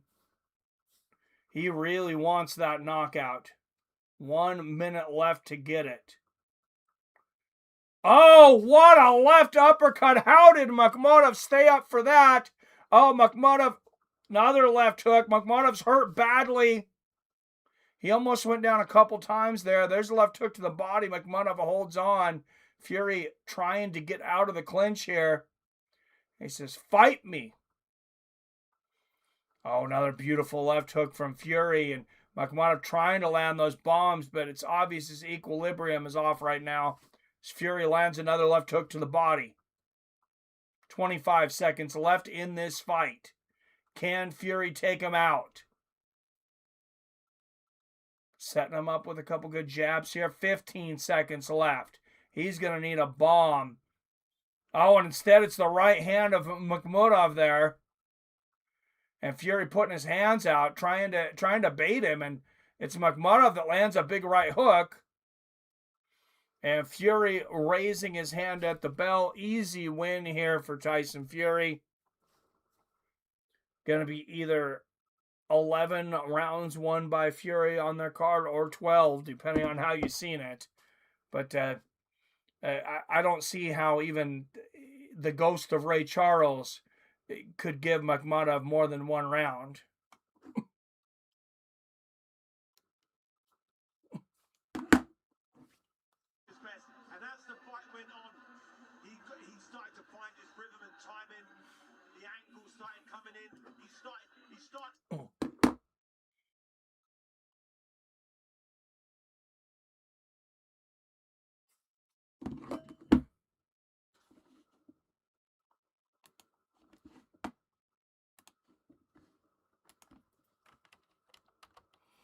Remember, at the conclusion of this fight, we'll be going to Miami for UFC 327, a stacked card.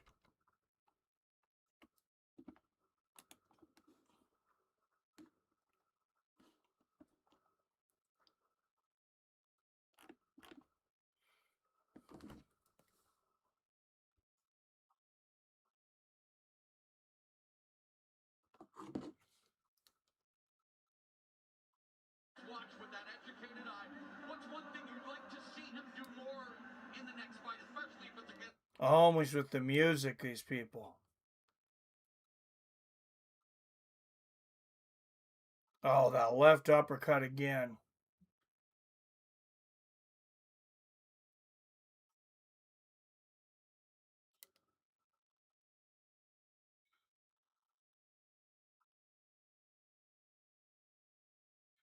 Just a clinic almost from bell to bell.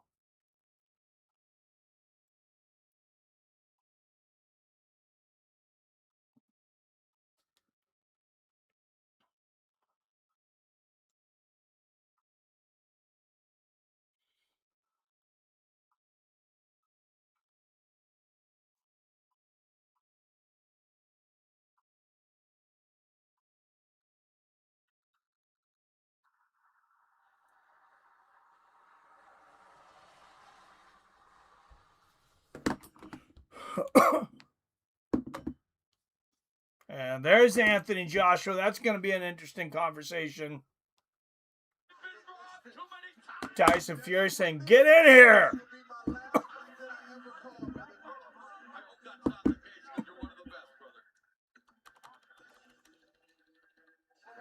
Andre Ward saying this will be the last fight he ever calls. Why? Why not continue? I mean, I guess maybe he doesn't enjoy it anymore. But he's very good at it. Their first photo, I'm sure Makhmudov and Jiri now posing for another photo. This time after facing each other in the ring. Let's go and find out the official decision from Mike.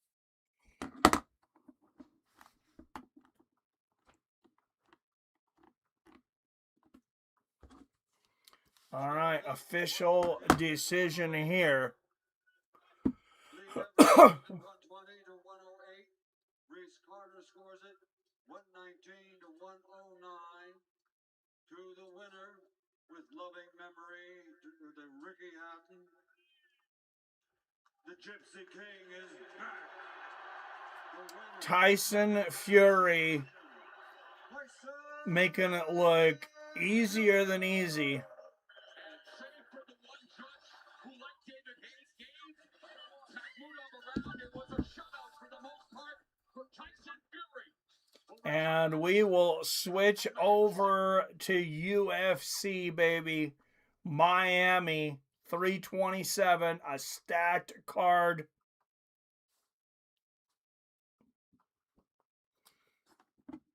And I kind of like the way the UFC seems to be going under the Paramount contract. It seems like, especially the APAC Fight Night cards, it's like, yeah, if you want to tune in, we're going to have some people you never fucking heard of. And we're going to take the good fighters, the good fights. We're going to put them in the city fight nights, and we're going to put them on the numbered events. I am completely okay with that. And they'll throw a decent main event out there and a couple names you recognize on the Apex fight cards. But really, it's not the droid you're looking for. It's not the events that the city fight nights and the pay-per-views are. For those that didn't hear, here in Seattle, we broke an all-time record gate for a fight night. So that's back-to-back years they've been there. I wouldn't be surprised if they come back again next year. If they come back again next year, I'll be there.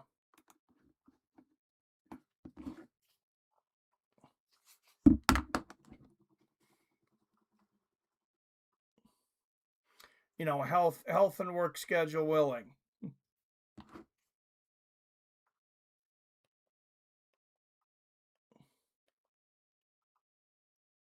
That's weird. UFC doesn't even come up at the top of the page. There it is.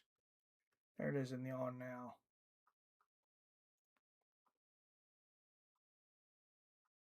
All right, 11 up in the chat. Hit that like and share button if you haven't already.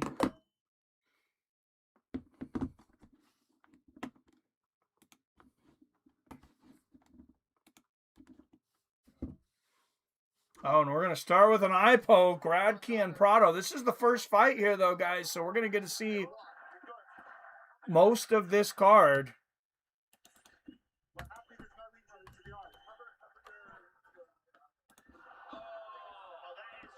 Oh, my goodness.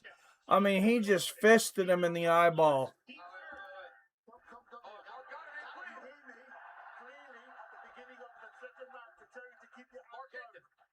1 point. There we go.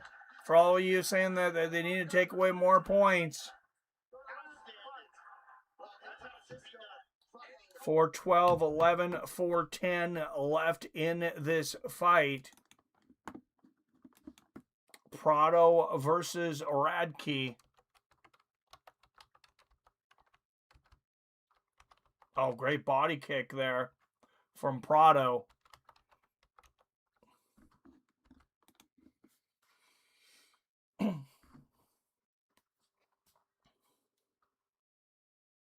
I feel like the Apex fight cards, like they should kind of take over for the Ultimate Fighter. I know they're already in. Good left hand there from Prado. Good right hook from Radke. But, do some more behind the scenes. Like, these are the guys you don't know about. Do some more of the storytelling in these Apex cards. Good left hook from Radke. And then the city fight nights, the numbered events just give us banger after banger after banger like we're getting tonight. Good left hook from Prado. 3:05, 4, 3, 2, 1. 3 minutes left in this fight. Radke with a big double leg takedown, but Prado's got a guillotine. This could be deep. He is cranking on this. He is cranking. He is fishing for that guillotine, and he's got a bite. Let's see if he can keep his pulse straight and not run out of reel. 2:35 left in the third. And Radke is out. And how much energy did that take out of Proto? Fury versus Joshua is going to do big numbers. It's a huge fight. It's an absolutely huge fight. As far as people watching in numbers, they may not be in their prime, but I think numbers-wise, it's as big a fight as it's ever been. Both of these guys coming off of impressive wins. Both of them two-time former world champions. Good left hand from the top there for Radke, who's managed 4 takedowns in this fight, a personal best.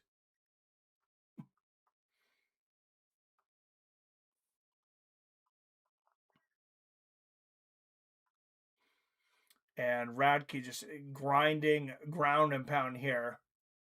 Not really moving his position. Not improving. Let's see if we see a stand-up here from Mark Goddard. He's starting to look at him. This is not much action at all. And Prado doing a good job pushing on Radke's head, hooking him in, trying to get a stand-up. Either a stand-up or an opportunity to go for a submission. Turns to the left there. He almost gave his back up looking to escape, but he decided to turn back. Radke on top and half mount against the fence now.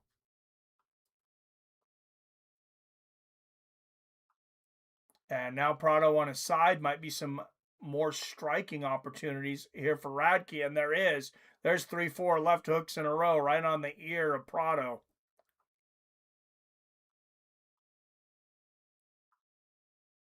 Oh, and Radke, he's on top, and he's got hooks in. This is very bad for Prado.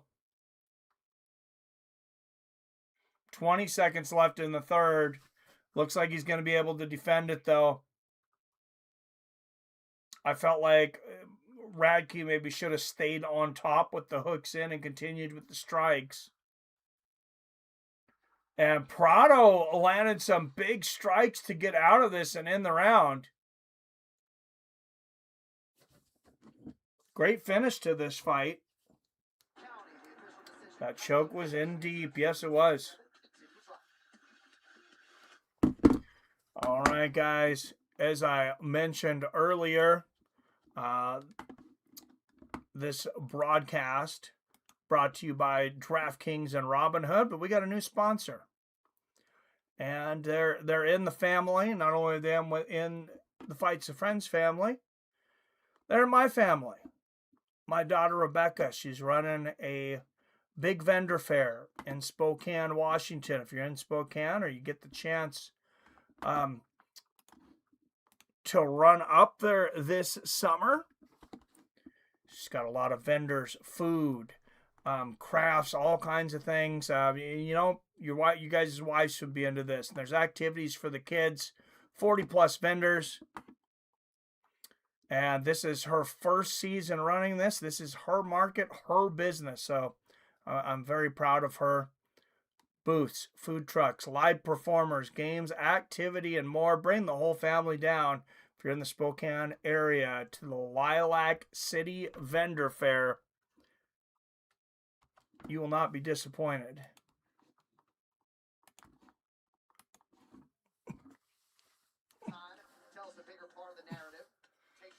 And you see Francisco Prada, 2 submission attempts, 31 significant strikes compared to 18. Charles Radke, though, with over 8.5 minutes of ground control time. We'll see what the judges like more. And Chef Johnson, Fury has Charlie Z next. Chef Johnson, 32 months as a top contender. Give it up for Chef Johnson.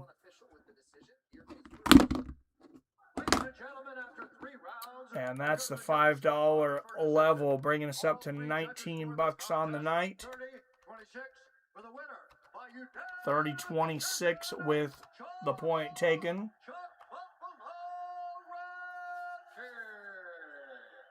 Ladies and gentlemen, I'm here with the winner, Charles Radke. What's up, motherfucker? Phenomenal performance, sir.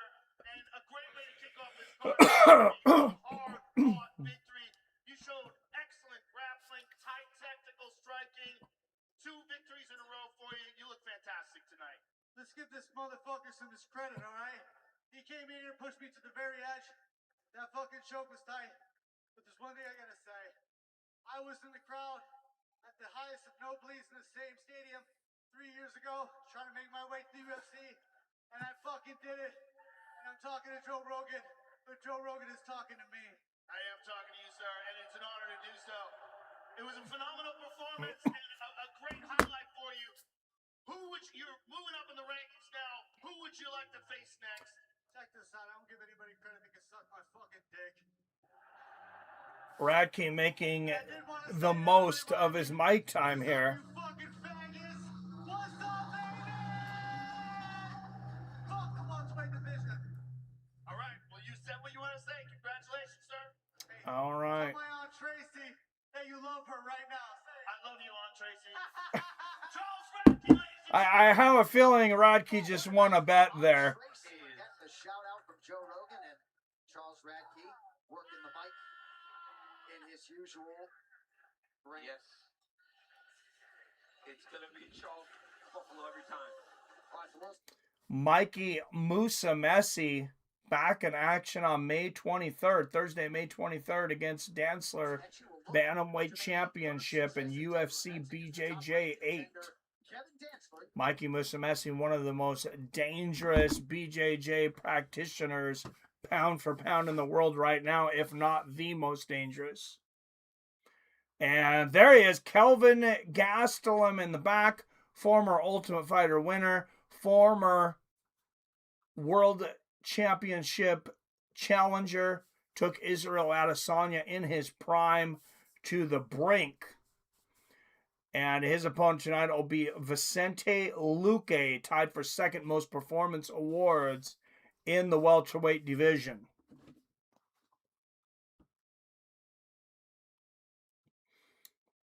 IROX, props to your daughter. Events aren't easy to put together. No, they're not. She's been working her butt off. This is the last few days, or the first day she's actually had any help. My wife, excuse me. I can't speak. My wife, over there on spring break, went over there to help her with some stuff, reaching out to vendors and stuff. But she's doing a great job. And there's Gianni's best bet, Carlos Ulberg to win. And I got 3 words. Fuck you, Gianni. Me and Billy got money riding on Jiri. What are you doing here? You trying to make us lose? Taking advantage of Paramount, not giving a yeah, he is. Paramount needs to make a streaming service for us creators to compete with YouTube. So they don't throw Billy out of chat for saying Tyson Fury sucks dick.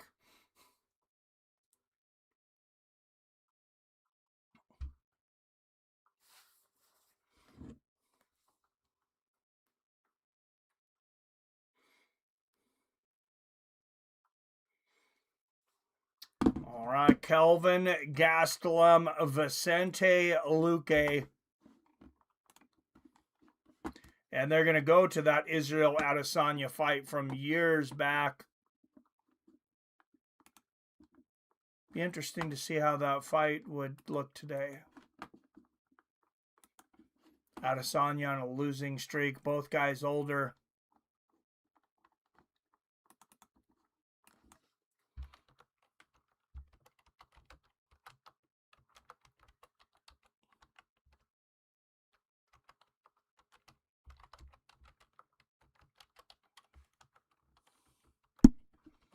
And let's put up the first poll of the night.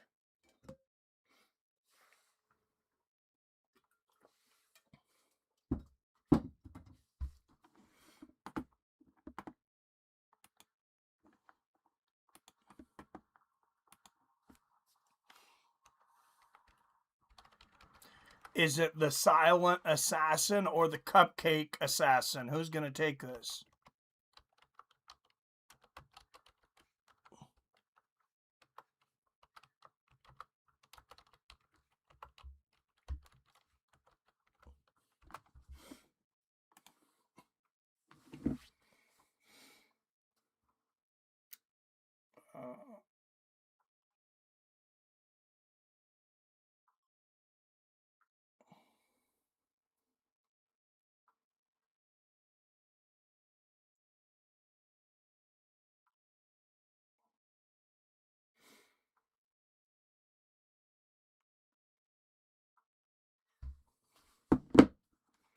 All right, so far 100% for Gastelum.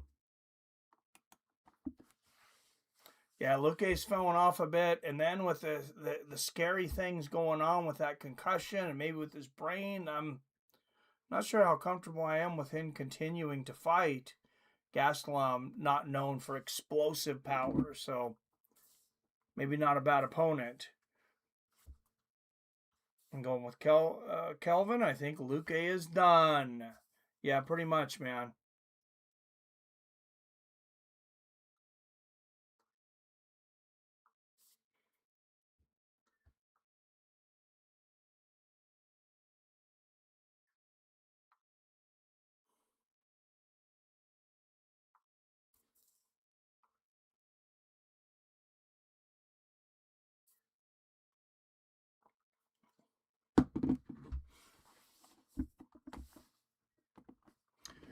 Let's look at some odds here on this fight. I might put a little bit of bread on Calvin here.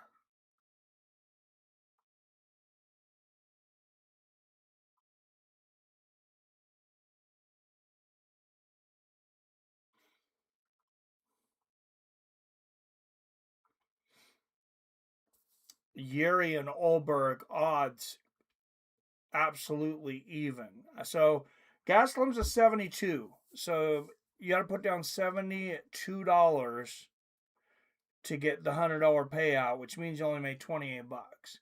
Gastelum, Vicente Luque is 30 cents on the dollar. I think Luque is going to get the upset. I do not. I'm not going to put a lot down, but I'm going to take Gastelum here.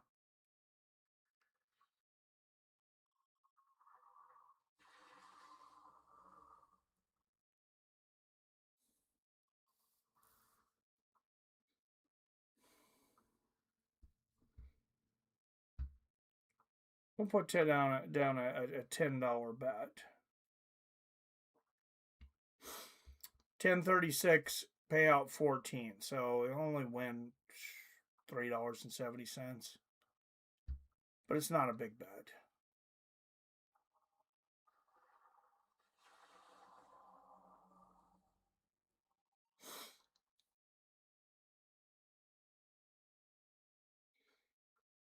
Oh, what's this? You got a video from Jason? Oh, you're looking at this fucking farm. Oh, he's out looking at his house he's buying. Dude wants $450,000 for this. I think he wants 152. All right, here we go. It is fight time. And Kelvin Gastelum, if you're gonna vote again, if you're gonna vote real quick, vote now. Just 4 votes out of the blue corner. A plus 220 underdog out of Brasilia, Brazil. 23 wins against 12 losses and 1 draw. The silent assassin, Vicente Luque.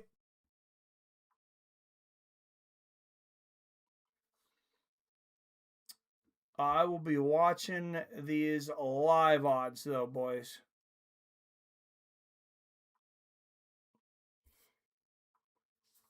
And out of the red corner, he is a minus 279 favorite out of Yuma, Arizona.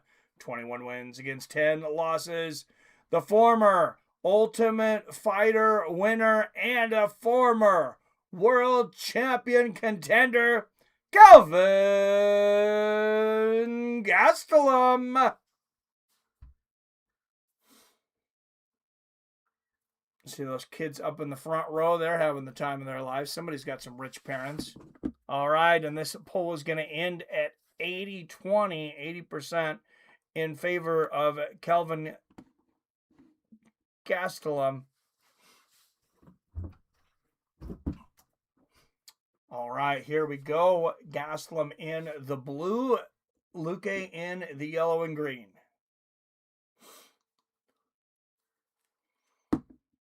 And bets soaring in on Gastelum. There's a big left hook, couple of good left hands there for Gastelum. Another left, low leg kick lands for Luque.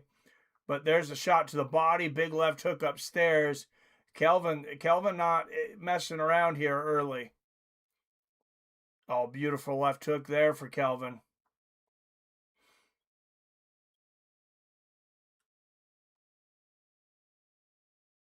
Oh, nice right hook upstairs. Luque looking outmatched in the first 45 seconds of this fight. Good jab and an overhand from Kelvin. There's a body kick from Luque. 4:05, 4, 3, 2, 1. 4 minutes left here in the first. Oh, great left hook from Luque. And he's now sitting at 85%.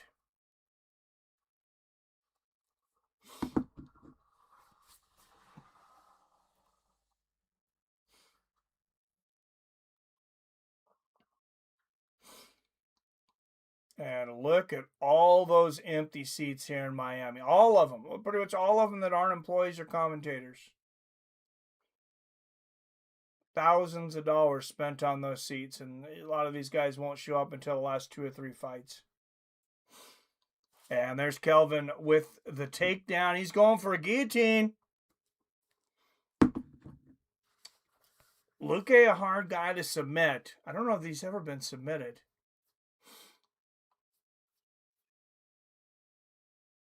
One of the better jiu-jitsu guys in the game at welterweight over his career.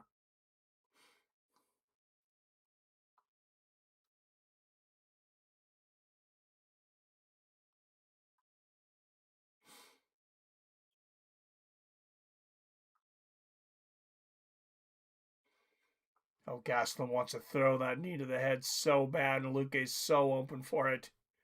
And there's a knee to the body from Gastelum as Luque stands up. Halfway through the first. And one thing I will say is Gastelum has expended a lot of energy.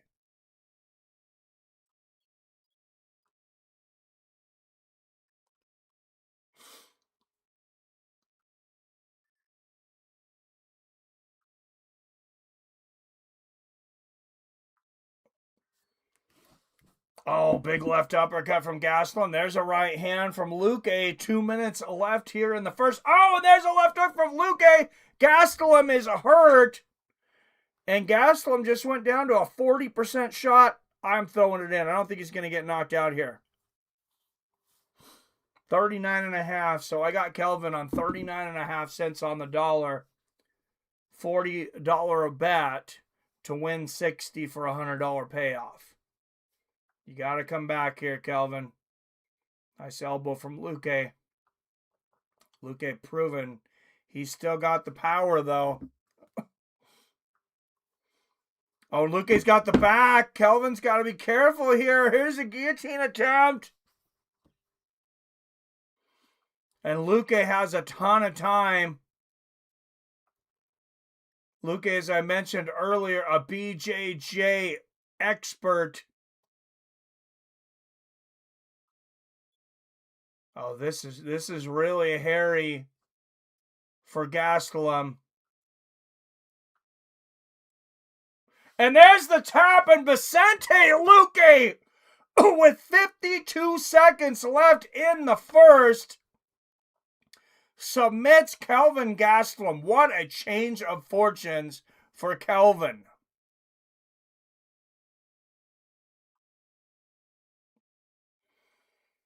Man, and a quick impulse back by myself.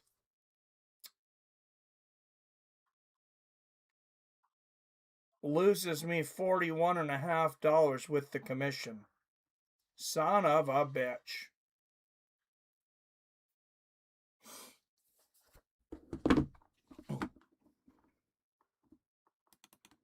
All right, but I am true to the game. We'll put it down here. Bets. We'll see if I come back here. I've been trying not to bet so much. Bet like $10 here and there, but I really thought Luque shot. We were all kind of saying Luque shot, and that's the betting game that quick. There goes your money.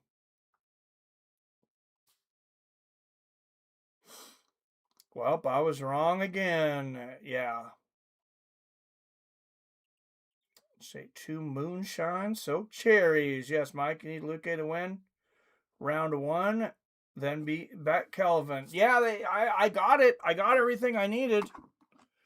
I just didn't get the Kelvin win. I got the odds. Last night had about 9 of them. Had me feeling going on top of all my ears. And a high noon tequila and lime. Well, I was wrong on that one. We all were, man. Except for the one person that picked Kelvin. So I don't bet money, Phil. Yeah, it's probably a good thing, man.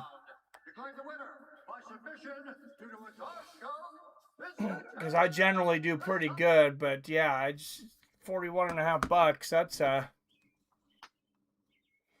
That's almost an hour and a half of work. Vicente, first of all, it's got to feel amazing to get a beautiful victory here, so close to home in Florida. Man, it's so special. This is my home. You know, I've fought in so many places, but Florida now is my home, and much more than just because I live and train here, but my family from God is here. You know, the body of Christ. Everybody that... Most finishes in UFC history at welterweight. Luque now tied for 4th with 15. Oh, in UFC history. Wait, that's not a welterweight.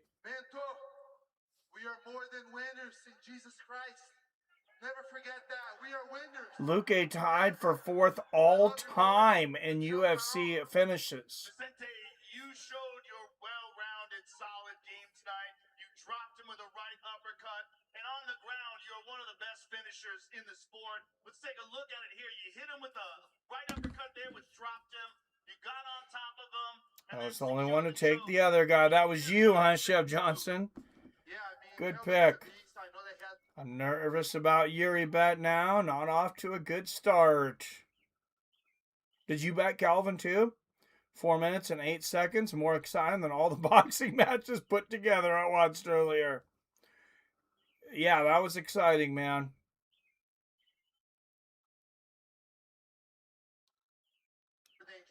Phenomenal tonight. One last question. This fight was at middleweight. You fought so many fights at welterweight. What was the difference feeling that not having to cut so much weight? Do you think you're going to be staying in this division? Yeah, I'm staying in this division. I mean, I've been almost 11 years in the UFC. Well, after that fight, I would stay. For 170, and it's been great, but my body has developed. It's a tough cut. I mean, I'm probably stepping here about 200, 202. So damn, going all the way down to 170 was tough. But yeah, this is from now on. This is my losing over 30 pounds. Amazing, and those guys right there. are coming in 30 pounds heavier on fight I love night. this guy so much. I mean, he's been with me ups and downs. He never stopped believing me. He knew that the fire was still in here. And Gregory and Gilbert, he's going to be next weekend, main event. So Gregory Rodriguez, RoboCop in the corner of Luque. Outstanding. Congratulations, sir. Ladies and gentlemen, Vicente Luque. Luque always deflecting. And Vicente Luque looked like a real life RoboCop today, absorbing the shots of Kelvin Gastelum like they were nothing and coming back for the finish.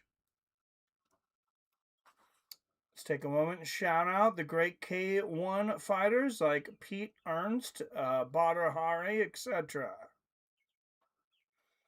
Yeah, a lot of good fighters in K1.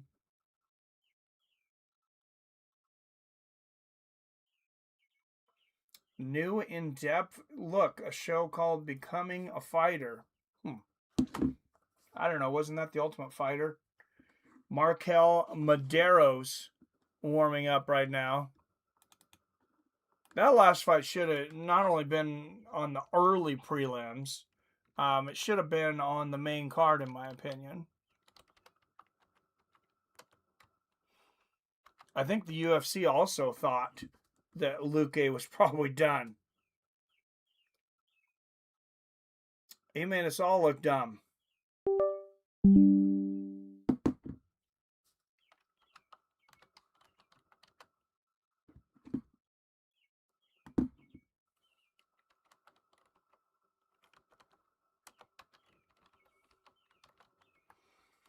All right, Markel Maderos versus Chris Padilla.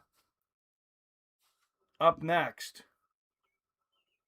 I'm going to take a short break, guys. Remember, expect you guys you'll take breaks, grab some food, grab some water. We really need the watch time right now, though. If you could leave your streams running when you leave them, I'd greatly appreciate it.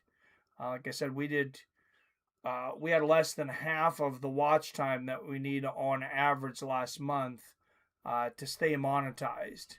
If you drop below the 4,000 hours in 12 consecutive months, you'll lose your monetization.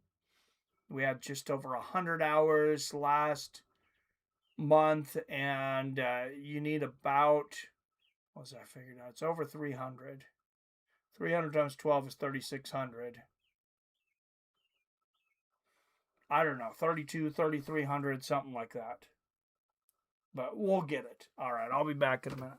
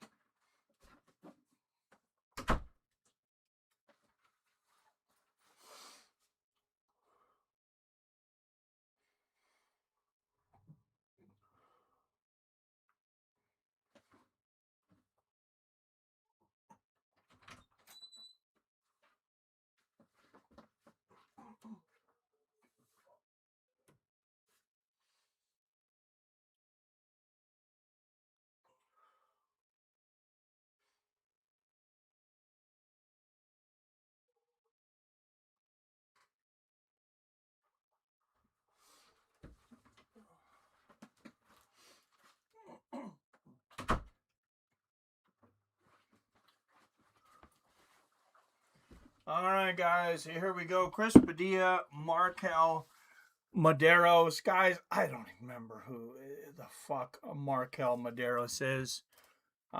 We'll hit the poll on the next one because I don't even know who to go for. I remember Chris Padilla. I don't even remember Markel Medeiros. Probably Robert and Billy do.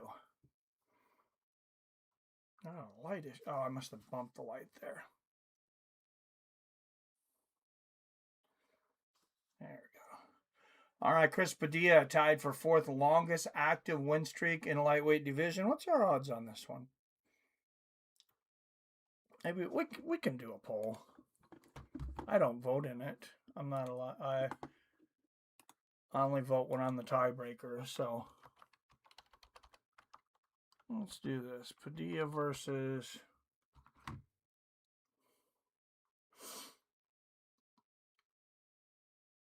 Markel. Is this guy's name right? Damn, I'm a casual now.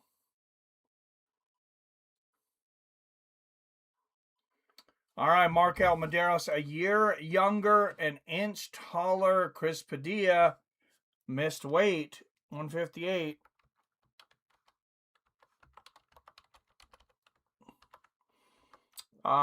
Padilla has almost a 5-inch reach advantage.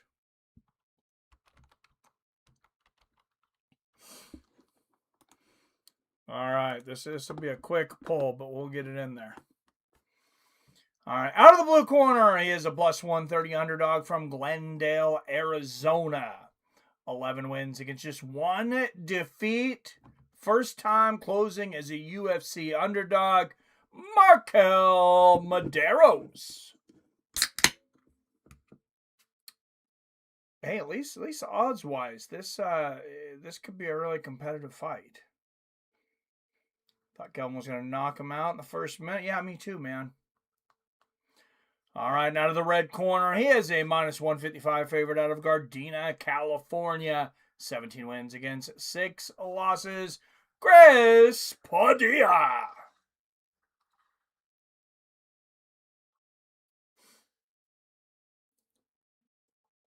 And your third man in the octagon, Keith Peterson.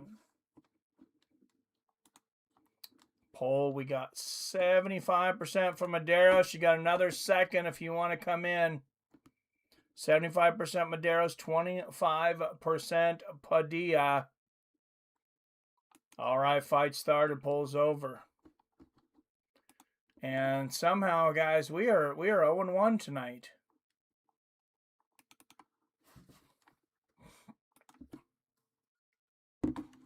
That definitely was an upset.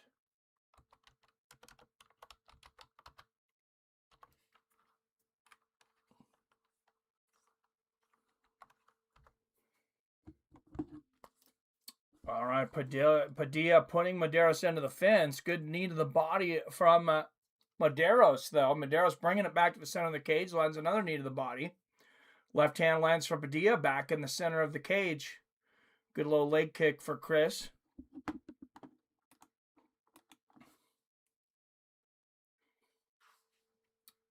Off to a solid start between these two in the first minute. Oh, big overhand right there from Padilla. Oh, Medeiros catches that front kick from Padilla. Not able to do anything with it, though. 348, 47, 46, 345 left in this first round as they exchange leg kicks. Soft right hand there for Padilla. Oh, what an elbow from Padilla. And there's the power right hand. Padilla dangerous with the hands right now. And now he's got the tie clinch. There's one knee to the body. Oh, Padilla, I would have kept the tie clinch there. He drops levels. Another good knee to the body there, though, from Chris Padilla. And another. Medeiros muscles him back to position for a moment, though. And Padilla gets the better of that clinch, though. Back to the center of the cage. Good defense there from Padilla. Medeiros shooting for the takedown, and Padilla shuts it down easily.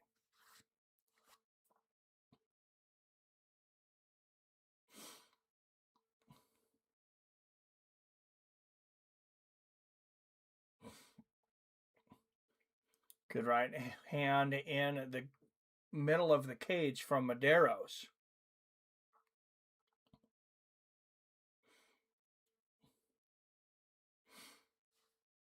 What's your budget look like? Good right hook over the top from Padilla. What a great first round so far for Chris Padilla. Where are we looking on odds now? Because this is just dominant at the moment. But it is very early. And I learned a little lesson the last round.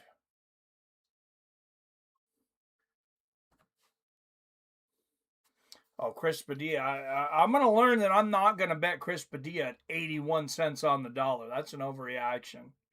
It's tempting to take Medeiros at 20 cents on the dollar. Good right hook there from Medeiros, who is right now a 5-1 underdog. 140, 39, 38, 37, 36, 135 left in the first round. Good knee to the body from Padilla. Padilla was the one that missed weight, right? He missed by 3 pounds. Do you remember, Robert? Or anybody else? Oh, Hockett Blades. That is a 50-50 fight odds-wise right now. I did not see that coming. Good left hand there from Medeiros. A lot of people excited about that fight, though. Good right uppercut from Padilla. And there's the low leg kick. Backing Medeiros up. Medeiros goes for the takedown. Once again, Padilla shuts him down faster than my wife does, trying to get laid after a bowl of bean and ham soup. Good left hook to the body from Padilla. Oh, nasty elbow in the clinch from Medeiros. And there's a combination.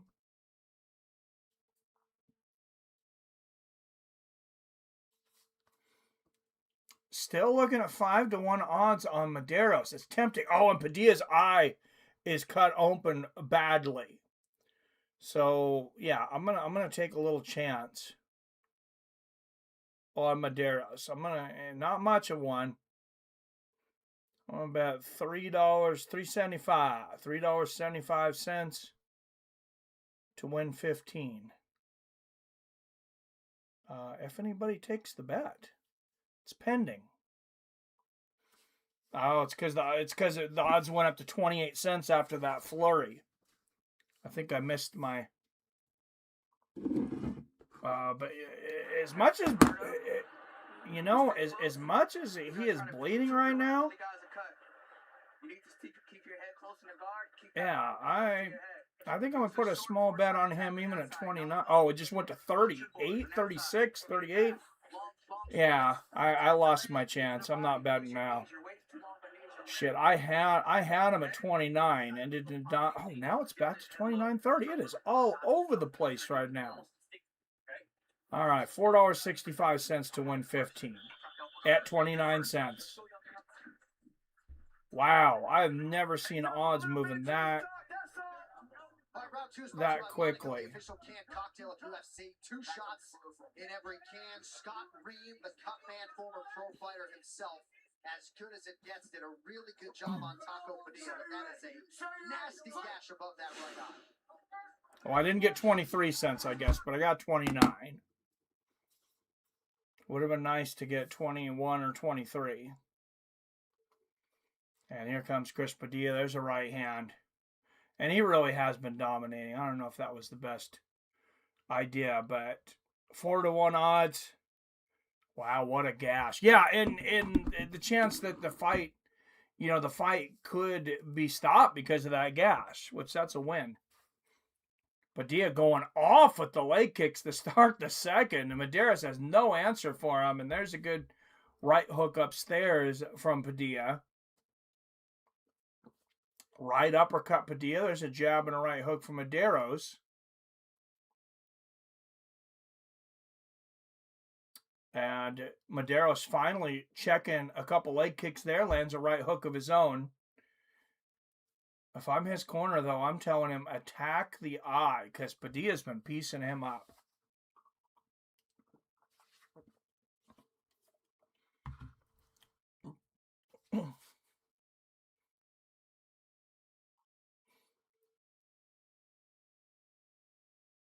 Medeiros catches that body kick again. Once again, unable to do anything with it. There's a right hook from Medeiros. Padilla now going for the takedown with double underhooks. Good balance from Medeiros. 3.5 left in the second. 3:27, 26, 25. Oh, a couple of nice elbows in the clinch from Padilla. And there's a left hand. Oh, beautiful right hook from Medeiros.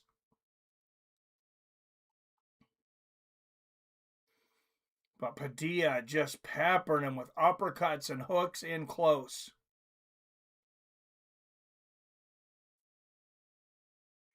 Good inside leg kick from Padilla. There's a right hook to the body.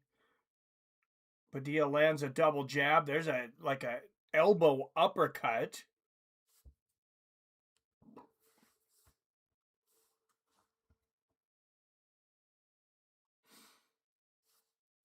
And Medeiros' odds have actually went up to 35. I think it's because of that gash.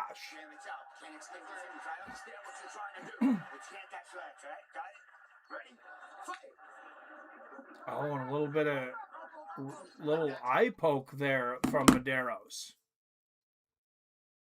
There's a good right hook from Medeiros. I don't think that one was intentional, but you got to close your hands, guys. Good right hand followed by the left there from Medeiros. There's a left hook on the chin. Or, excuse me, from Padilla. Right hook to the body from Padilla.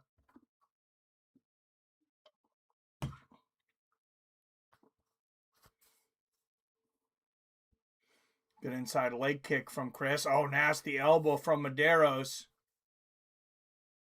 And there's a right hand and a left uppercut from Medeiros. Medeiros coming on here in the second. Good right hook. Oh, straight right and a left uppercut from Medeiros. Could have a late fight comeback here possibly. Padilla shooting the takedown. Medeiros stopping it easily.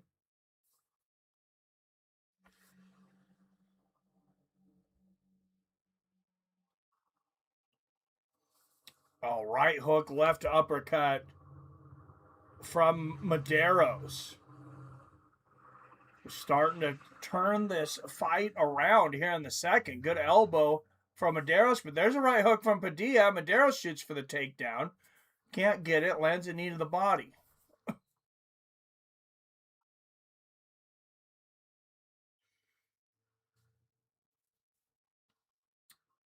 100% takedown defense for both men.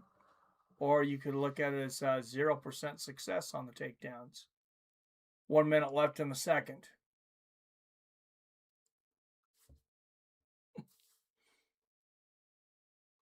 Anyone ever watch any of the other fighting events on UFC Fight Pass? Yeah, I have. Not for a while, but there are some good ones. Good inside leg kick there from Padilla. It's baseball season. I've been watching a lot of baseball, Billy. Oh, what a counter right from Medeiros. Padilla misses the right uppercut by a mile. There's a good jab and a right hook from Medeiros. And the inside low leg kick. Padilla comes back with one of his own, but another nasty elbow from Medeiros. Padilla is lucky it was on the opposite side of that eye. Good jab and a right hook from Medeiros. Left hand lands from Padilla, but Padilla is really slowing down here. And Medeiros just pushes him over at the end of the round. I think this is about as clear of a 19-19 fight as you're going to see. Watch Cage Warriors sometime if it's on. Yeah, Cage Warriors is definitely, one of the better ones to the UFC. UFC, you got one. Cage Warriors might be above PFL now. But if they're not third, they're fourth. best leagues. Broncos bought 40% of the Rockies yesterday, so we now have Dodgers type money. Hopefully they use. Oh, that's good to know. To start watching the odds on the Rockies because they've been coming in some big underdogs. Madero's back down at 29.30 cents.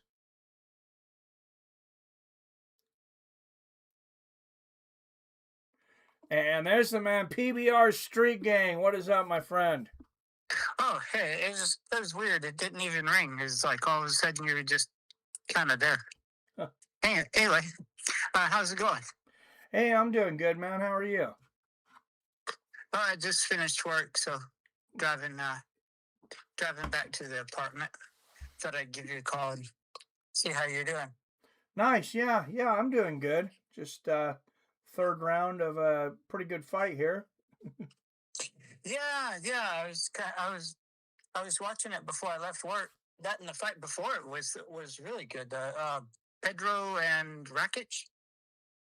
Pretty bloody. Oh, were you watching like a best of or something? No. The fight. Oh, before, well, Racky. Yeah, I'm sorry. Yeah. I don't know what I was thinking. Yeah. No, that was a good fight, and man, I felt bad for Kelvin Gastelum, but Vicente Luque got it done. I was so surprised. Like, I didn't realize he got inducted into the Hall of Fame, and I was like, man, I kind of still. Yeah, I guess I'm kind of showing my UFC age a little bit. I guess to me, Kelvin Gastelum is still a relatively new fighter to me. Oh yeah. Well, for the fight with Izzy, I believe, right? Not overall. I'm not for certain. I think he went in for the fight with Izzy. Yeah. Oh, is that it? Okay. Yeah. I wasn't for certain, but still, it's like, because I started watching UFC back when you kind of sort of had to know somebody to find out what channel it was on, and they never advertised. I want to say it was on. What was it on before it was on Spike? Spike is it was just pay-per-views before Spike. Was that it? Yeah, because I started watching it watching UFC right first when it got on Spike, and I thought there was something before Spike. Not for UFC, I don't think. Maybe I'm getting it confused with something else. But, was it on? I know FS1, the Best Damn Sports Show, period. They did UFC 29.5 on FS1, so technically it was on there. Oh, okay. I think it was just that one show. I started watching it back then, so it's like, it's so difficult to, like, I really like watching a whole bunch of the other leagues, but, man, it's just so difficult to keep up with all, like, I'm finding it difficult to keep up with the fighters in the UFC, much less fighters in other leagues. Oh, yeah, me too, especially since it's baseball season right now, and I love baseball, so I'm watching a lot of baseball. Oh, yeah, you watching you some baseball? Yeah. But I was just going to ask, I heard that I just caught like the tail end of a clip on one of the podcasts that I was watching. Like, what's the deal going on between Nate Diaz and Charles Oliveira? I've heard that they'd gotten into some like dust up or I don't know. Yeah, I heard that they gotten into like some dust up or something like that, like a physical altercation. I hadn't heard that. Oh. Yeah, I'm kind of. Well, you knew that they had. Isn't it like that's the next BMF? No, it's Mike. Nate Diaz isn't in the UFC anymore. He's fighting Mike Perry on Netflix. Was that okay? I don't know how I got him. He was in next for the BMF. So I must have been a little bit out of it, maybe listening to a podcast half asleep or something. Hey, I wouldn't be surprised that fight happens one day, though. I know Nate was calling everybody names the other day. Yeah, I Definitely think calling everybody out. I think, I don't know. What's your opinion of the BMF belt?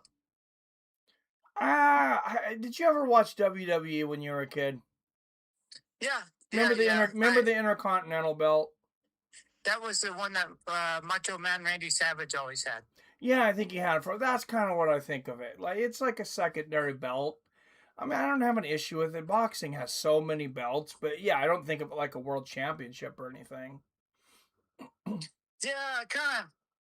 I'd heard somebody talking about how it was kind of viewed as like a belt for guys that couldn't get a belt. Yeah, and I don't like the name because the BMF, that's the world champion. He's the baddest motherfucker. Like, yeah, exactly. You know? and that, well, I guess since they went to Paramount, you can cuss on. Yeah, I guess. I mean, they could call the belt like the quite good motherfucker or something, but. Right, the second best motherfucker. Yeah. But yeah, I kind of, up until when, I think me, when this was Max a hell of a fight, though. Padilla and Medeiros, I did not expect that. Padilla kind of came out dominating at first, but yeah, the prelims are pretty good today. Yeah, they are. Yeah, this is a real solid card. But I'm not a fan of the BMF belt. It seems to me like it seems kind of gimmicky. Kind of like what you were saying. The WWE, and it's just like. Oh, here's Billy. Billy says Nate said he would beat Charles. That's the gist of the beef. Okay. Yeah, I'd actually heard that there was some like dust up, like a physical altercation. I wish I could look it up. I'm driving right now, so I can't. And plus, since I've got booted off of YouTube, it's really difficult for me to like look. Like I didn't realize how many things I had saved in my favorites that I didn't quite know the name of the channel. Oh, so that sucks.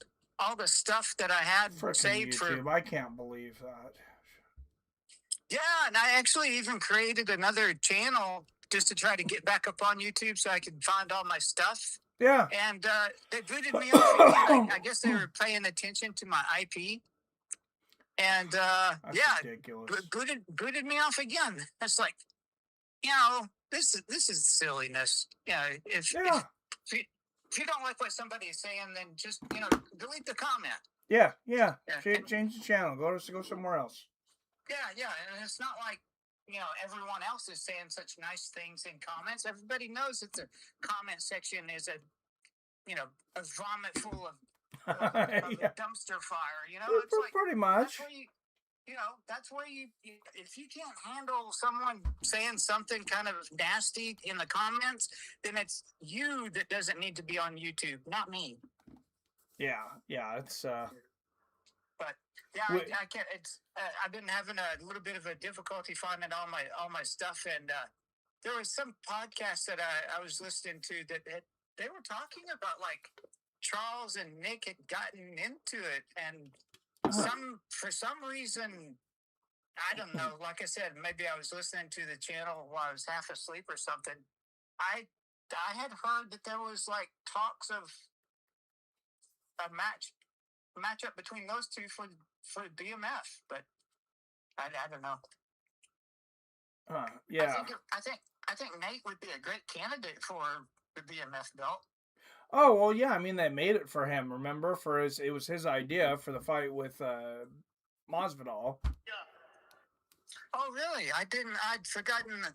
I'm glad you mentioned that. I'd forgotten that completely. But anyway, I've been a while since I talked to you. And, I wanted to ask, how did your Seattle card go? Was it a pretty good evening?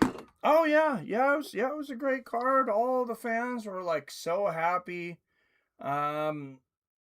Everybody was pretty chill. There was no fights, which like that. I mean, that's fine. It's nice to see everybody get along too. But yeah, great fights, great card. Yeah. What what are you eyeing for? What are you thinking of Alex Pereira going up to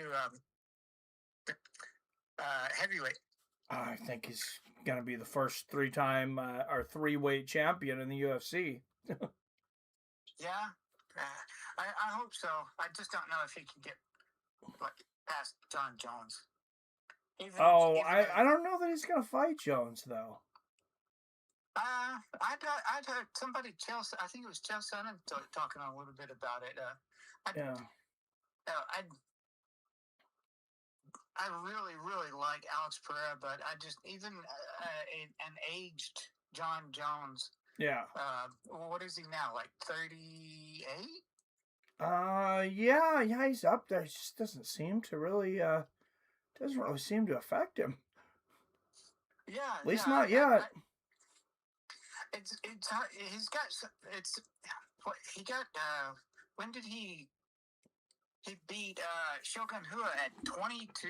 Was it 22 or 21? I think it's 22. Yeah. Yeah, he's been fighting forever. He's got so many miles on him. Even with as much mileage as he has on him, I don't know if Alex could. John is just such a difficult guy to like. I really dislike him, but I really like him as a fighter. Yeah. Oh yeah. I think that's how a lot of us feel. But I've actually caught myself kind of, and I've done this before, of fighters that I've liked. And I don't know if you do this, like, do you go through phases with your fighters? Like, you'll like them for a while, and then then you won't like them? Or not really. I really liked John Jones when he first, like, his Jones, I went through that just because of all the crap, I guess, yeah. Yeah, it's part of the reason how come that I purposely don't listen to a lot of outside of the ring news. Yeah, me either.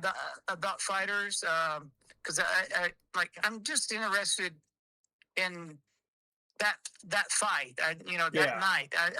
I'm not. I don't that's care right. about Billy reminded me. Pereira is fighting Cyril Gane at the White House for the heavyweight championship. That's right. I'm pretty sure he's going to be three-weight champion. I think he'll beat Gane. Yeah. I don't think Gane has anything that. I mean, I don't think he's got anything for Alex to worry about. No. I think it's a bad matchup for him. I do too. I think it's a very bad matchup for him, and I'd be interested in seeing what power Alex has at heavyweight that he loses in the weight cut. I mean, that left hand of death of his is going to be even more loaded up. Yeah, he's incredible. I have to say that here recently, Alex Pereira has been. He's become my hands down. You know, when people ask you, what's your favorite, whatever, and you go, well, the top three of mine are. Yeah. But for Alex Pereira, he's like hands down my favorite, like number one favoriteest fighter. I've liked him. The only way that he could get any better is if he started saying like some like crazy half broken English, half Portuguese stuff. And he comes out with like the. Who was it that I kill all of you? Was that Hamzat? I think it's a Hamzat, yeah. Yeah. I got bullets for all of them. Yeah, that guy's wild. But Alex just is like stone cold death motherfucker. Like he just. I think that's a little scarier sometimes, honestly. Yeah, it's scarier, but I think just a. Totally out of left field if he started practicing his English, saying some quirky stuff that was kind of funny. Yeah. Who's that one guy that has the wonky eye? Kind of a carrot top. Yeah. They call him the Bullet. Oh man, it's on the tip of my tongue. Somebody's gonna remember this. I want to say his nickname is the Bullet. Yeah, and I cannot think of his name. Billy says BJ Penn will always be my favorite. I love BJ Penn. He's a good one. Up until the point where he got knocked out by like a dude in a bar. BJ Penn he was just too good at convincing Dana White to let him have one more fight. Yeah. Like, I've really, He was a great at one time, yeah. It was name somebody that could take BJ Penn in his prime. That'd be a hard one. Yeah. That'd be really hard, even with the advancements that MMA has made since BJ Penn bowed out. But I'd love me some BJ Penn. Like, I really, really love BJ Penn, but I just felt so sorry for him. He's like gotten, what's his record? I think he's got more losses than wins now. Yeah, he lost like the last 8 fights of his career. I think he was like 13-11, something like that. I don't know, but to see somebody like BJ Penn, who just dominated everyone for so freaking long, get to a record of whatever it is, it's just it just broke my heart. Like, BJ Penn, like, literally broke my heart a little bit. It's just like, man, I love you, BJ Penn, but you can't be. Just stop fucking fighting, man. Just stop. There we go. Shara Butin Makhmudov, the bullet, the guy we're thinking of. Yeah. He comes up with some funny, broken English little snippets they put on TV, and it just cracks me up. Like it like when they do that, when guys are learning a second language and they're trying to say stuff, and they can be funny with it while they're trying to say a different, speaking a different language. It just cracks me up. Anderson was always a crack up. Anderson Silva, Yeah. I really like that, and I think that Alex, I don't know if Alex got a little touch of that, it would just make him like me. I would like him even that much more. Just get a little funny broken English, on the mic every now and then. But I guess I kind of agree with you. His stone cold death face that he has. Like, actually, I was watching. Somebody was. Oh God, who was not? Is it Megan Levy? Is that her name? Megan. Like, did a little bit of an interview with him, and he was trying to talk. Like, he speaks a little bit of English, but not much. And I think that kind of holds champions back when they don't have that full-on English capability that native English speakers have. I think they lose a little something. Like Anderson Silva, for the longest time, didn't speak English. Yeah. There's doesn't seem to have hurt Pajeda though.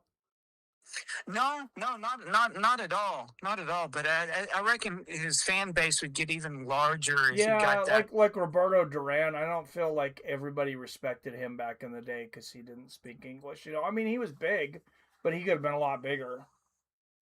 Yeah. I think he could have been a lot bigger. I watched. I was going to ask you. Now that I wanted to say his name, last week's fights. Who was the kid that? What was his name? Sugar. The Sugar Show was in his corner. I don't think I watched last week's. Kid even looked a little bit like Sugar Show, like had some tattoos and kind of a similar haircut. But Sugar Show was in his corner for the fight, and I guess he's like a relatively new fighter. And I was going to ask you about him, but for the life of me, I can't drive and think of fighters' names at the same time. Oh yeah. But yeah, look it up if you go back and watch last week's fights. It's Sugar Show's prospect. I guess he's training a guy or cornering a guy, or it's a guy that's in his somebody in the chat will know, I imagine. Yeah, I was going to talk to you about him. I don't know anything about him, and I was watching him. And Phil says Tommy McMillan. Yeah. That's it. Like, even when I was watching him, I was like, man, this guy actually even looks and moves a little bit like Sugar Show. And then I saw Sugar Show come into the ring with him after he won, And I was like, oh, Sugar Show's like training this guy. He's like cornering this guy. It's like part of it, maybe a part of his team. And I was going to ask you about if you know anything about him. He looks like somebody to really keep an eye out, like kind of like how Sugar Show was when he first broke into the scene. I think I've seen highlights of him afterwards. Yeah, I'm gonna put a little money on Suarez. I think this should be a good fight for Tatiana Suarez. She's fighting Lupe Godinez, and I like Lupe. She's game. I don't think she's at that level. Yeah, I don't think she's. What did you think about? Our poll is 60% good. Lupe, come on, somebody else bet. Somebody else vote so I can be the tiebreaker. What do you think about Chicky D's knockout / submission of I want to say it was one of Alexa Garcia's? Oh yeah, I don't know if it's from last week. I probably didn't see it. Oh, dude, yeah, you gotta watch it. Like, this chick was eyes wide open, knocked out / submitted in the same go.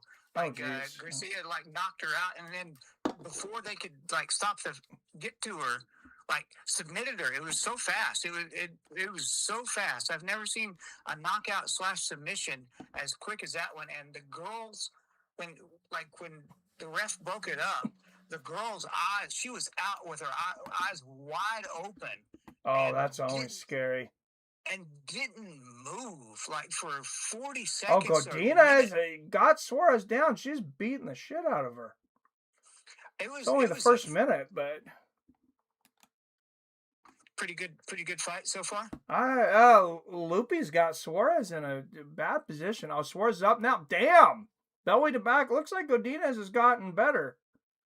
Oh, she's out wrestling Suarez. Well, I'll let you get to it, brother. It sounds like a really good fight. Please say hello to everyone in chat. And I'm watching. I just can't log on. I have to be a guest, and you can't chat or anything unless you have an account. And like I said, I created an account, but I guess they were watching my another account, and I guess they were watching my IP. Huh. And oh, yeah, I know what you were talking about. It was 2 weeks ago. Barbara and Grasso. Yeah, I was thinking of last week. That she was, I was there. That was in Seattle. Yeah, Macy Barber's completely out. That's what I was talking about. I was just like, man, she was that was an impressive, I want to say it was like a knockout and a submission. Beatdown, yeah. And in the same go. And I thought the girl was looking at her in disbelief, I can't believe you beat me that way. And then they were like, she's not moving. And I was like, she's not looking at her in disbelief. She's out with her eyes wide open. Yeah, that was wild. She was laying there for a really long time. A really long time. It's very, not too many knockouts / submissions really stick in my head. But that one, and the one, what was it? Again, I'm having such difficulty driving and thinking of fighters' names. Was it Bryce Mitchell that was left on the canvas twitching? Yeah, against oh God, he's one of my favorite new fighters. Now I can't think of his name. The guy that barks all the time. Yeah. Silva. Yeah, why can't I think of his first name right now? That was there's a handful of fights that the finishes are so dramatic that they stick in your head. And Bryce Mitchell, when he was twitching on the canvas, and Chick, when she was laying there with eyes wide open, I was just like, dude, he got knocked out. He got up. He had abandoned Trump. All of his beliefs changed. He really. No, it's such a bad night. But anyway, I just wanted to say, hi and hi to everybody in chat. Gene Silva, thank you, Billy. Yeah. Yeah, Gene Silva. Yeah. Even though I'm not there, I'm watching and I'm listening. I wish I could. All right. Well, hey, thanks for calling in, brother. Yeah. Do take it easy, and hello to everyone in chat, and I'll talk to you later, buddy. All right. Bye-bye. Later. Bye. PBR Street Gang, everyone. All right, good first round here. Shoot, I wish I could have jumped in on some. What's Lupe at right now? Because I just. Oh, okay. Suarez is at 76 now. Okay, I'm glad I put a little bit on Suarez. But I wish I would have been able to jump on that when Loopy came out and knocked her down and was kind of beating her up there. That would have been a good opportunity.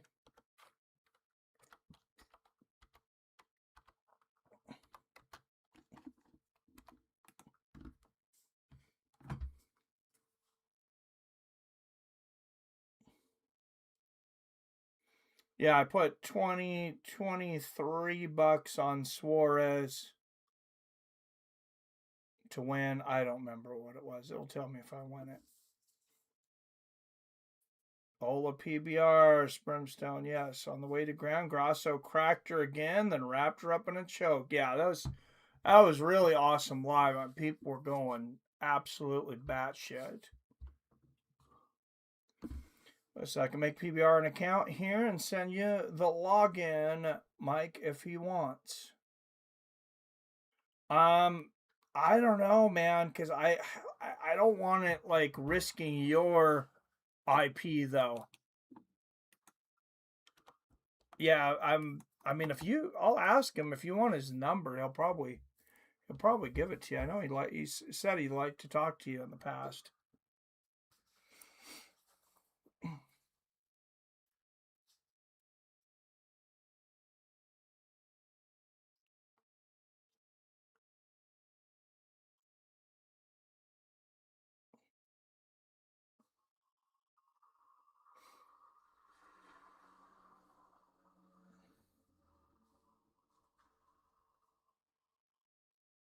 All right, guys. Do you think you're better than me at picking fights and picking stocks? Because you're going to get double hit now with Robinhood.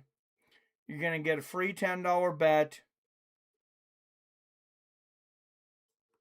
up to $100 cash, and you're going to get a stock worth between $500 and $200. So if you haven't joined Robinhood, they've upped the ante. The prize is bigger. Join Robinhood today. And remember, every time you guys get a prize, I get a prize too. So I'll get a free stock, and I'll get a free $10 bet for everybody that signs up. So it also helps support the channel. Oh, good knee to the body there from Suarez. Couple good knees. Lupe's always a dog. I can't believe how she came out wrestling Suarez for a moment, though. That was unexpected. I'll let him talk to you about it, Billy. But he just said that I can share your number with him. So PBR getting bound on anything is ridiculous. He's one of the nicest dudes in the comment section. I agree, Phil.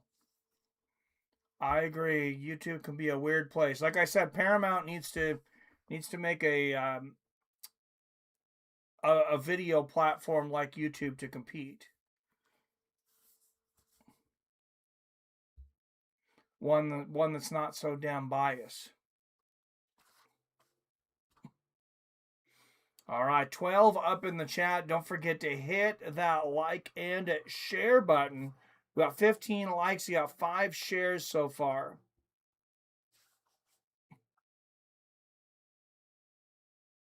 And here we go. Suarez getting, almost got hooks in. Oh, she might not need to for this choke, though. Oh, that's under. She's got this. I think she's got this. She's under the chin. Let's see if Godinez is able to pull this off. She's going to go to sleep in a minute. She almost looks like she's napping already. Like she's in and out here. She looks like when your spouse is next to you. She's like, oh, what'd you say? You know. She gonna, and then she finally taps at 2:31 left of the second round. And God, I finally won a bet. About time. 0 for 2. I knew it was going to come through eventually. Suarez is mangling. There is Rumble.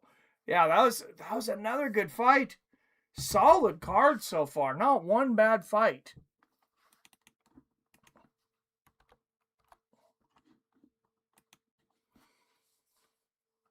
See, maybe some people thought I was overselling it because I was saying this is a really good card, but this is a really good card. He did a great job tonight, and honestly, Godinez really missed an opportunity early in the fight.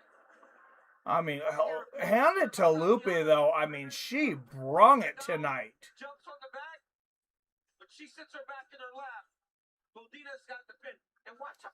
She came out of the gate like a killer. Tap out. What's up, boys? Wyatt Matheson in the house. What's going on, my friend? Finally called one, says Phil Wyatt. But you guys picked Godinez. We're 0 for 3 on the Bolton. How could you guys pick Godinez over Tatiana Suarez?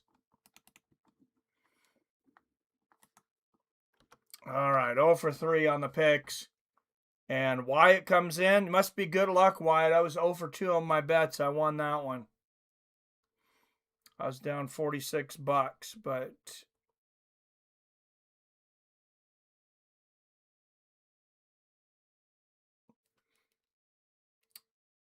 $35 times 0.65.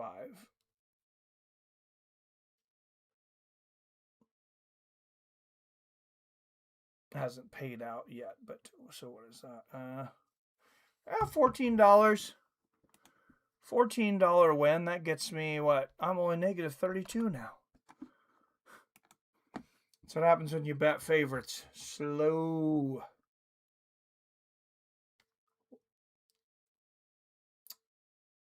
Wyatt, our loss. Brother Greg is back. The gang's all here. Yes, Greg Brimstone. Great to see you in there, dude. Yep. Phil says, where the fuck you been? I figured you were watching Kelvin because you were telling me you might bet on that one. Dude, I bet on Kelvin and I lost my ass. Ladies and gentlemen, I'm here with the winner, Tatiana Suarez. Congratulations. A phenomenal display of grappling by you tonight. All right, guys, I'm going to leave the interview on. I'm going to go take a pee break real quick. Your grappling is head and shoulders above many of the women in this division. Absolutely. I'm just happy to be able to do something that I love, and I'm really excited to be talking to you, Joe. Well, I'm excited to be talking to you too, especially after you became the first woman to ever finish Lupe Godinez inside the octagon. That is a huge feather in your cap. Yeah, absolutely. You know, I have so much respect for Lupe because she's such a hard worker, and she really made me better because I see how hard she works. And I really pushed myself so hard this camp because I knew that she was going to try to take my win away from me. So I went out there every single day and I put everything I had into my camp.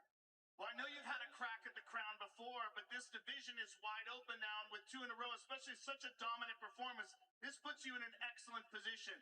Give us your thoughts on who you would like to face next. I'm coming for that belt. Everybody knows. I did fight for the belt before, but I'm only getting better, and I'm ready to make another run. Here I come. Congratulations, fantastic job. I lost my brother, Benan. His girl's in my corner, and he was such a fighter. He had cancer, and you know, even when he was really, really sick and on a breathing machine, he reached out to us because he really wanted to help us, and that's how much he loved MMA.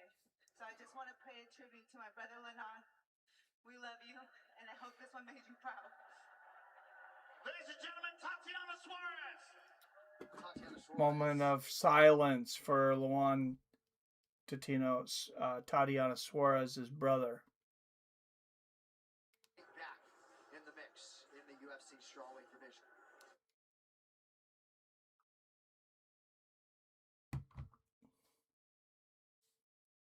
Commentary around the clock, streaming live. All right, let's go to our next fight here.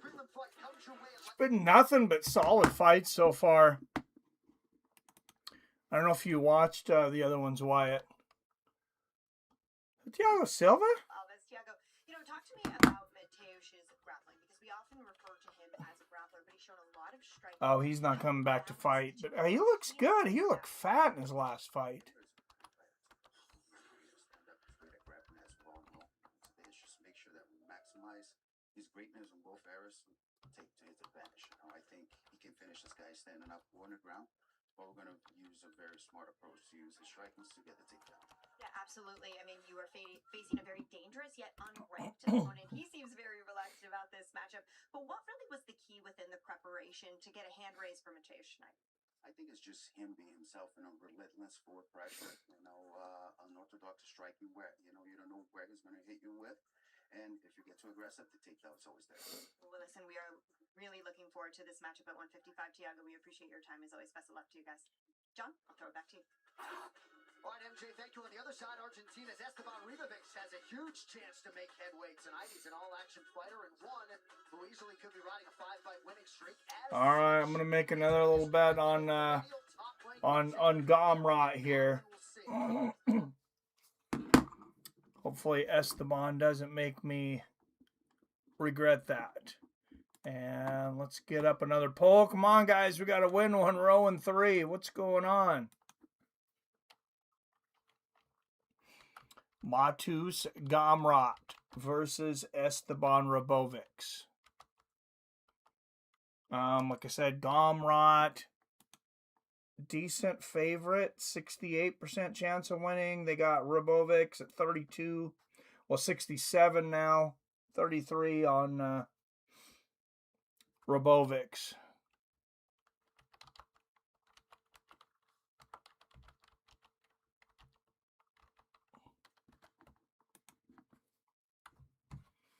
Let's look at their last 5 real quick, though. If you're not wanting to vote right away, if you need a little more information, let me bring up their last 5.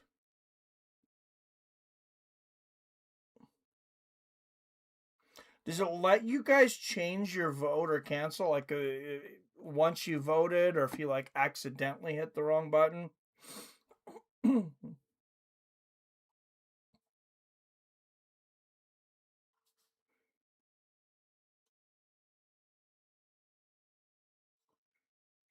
So, Esteban Ribovics, El Gringo. His last 5 in the UFC.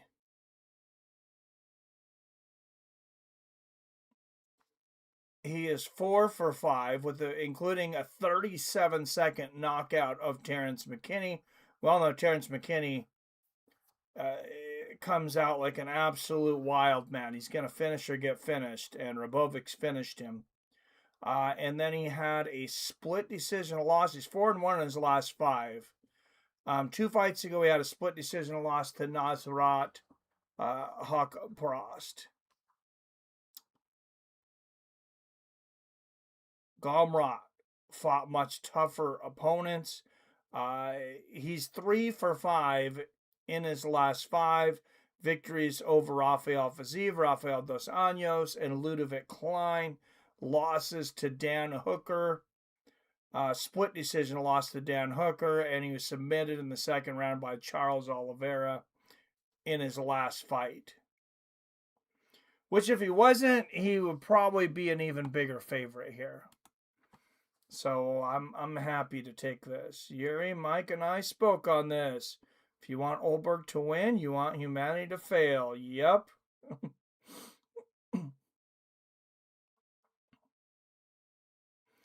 What's up, Billy? Phil? Just stopping by to say hi. Missed the early prelims, and I have money on KG, so I'm going to watch that. Also have money on Gamrot. Hope you guys are all making bread. I'll be back. I bet on Jiri. Yes, I'm going with the Polish Power. Phil was going with Ivan Putski. Polish Power. Jan Blachowicz isn't fighting tonight.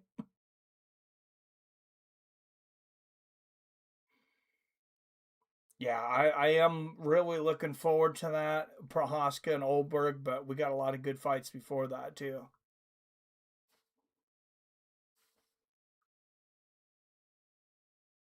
Gamrot better win this. I'm going to run out of betting money tonight. I give myself a limit. Now, if I lose $100 in one day, I'm definitely done. So Ulberg, 9-fight win streak, 6.58 significant strikes per minute. Second lowest time in bottom position in UFC light heavyweight history, 0.27. Well, Jiri's not going to try to take him down. Jiri's going to just throw crazy shit. Crazy spinning shit, which is why we love Jiri. So that's why I love Jiri. He's probably my favorite. I'd say Yiri's probably my favorite active fighter now that Izzy's basically retired.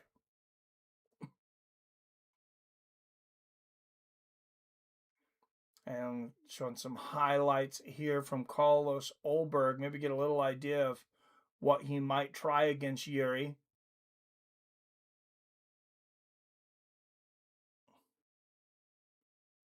You know, me and Wyatt, we used to watch hours of tape to decide what we would bet on. Now I'd go to the casino and I do decent, you know, on MMA when I bet.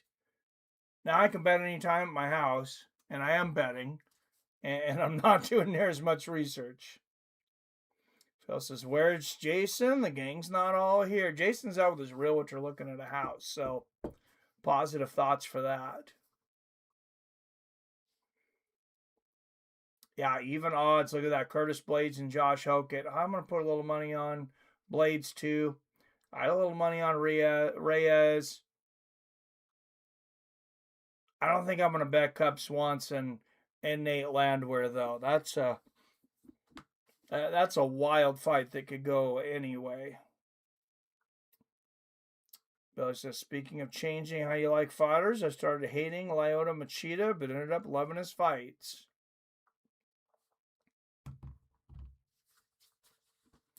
Nice. Yeah, I loved watching Lyoto fight. But it's hard for me when I think of Lyoto Machida to not think of front face kick finish and John Jones, the guillotine choke where he just drops him and he looks like he's dead. Of course, I should remember him for his wars with Shogun Rua.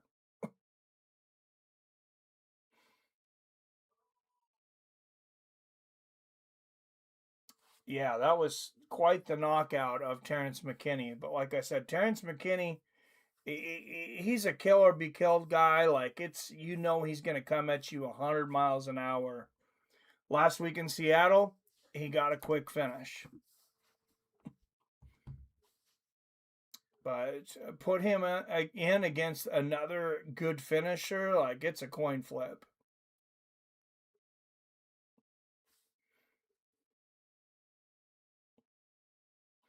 And he is here from Washington, from right in Spokane.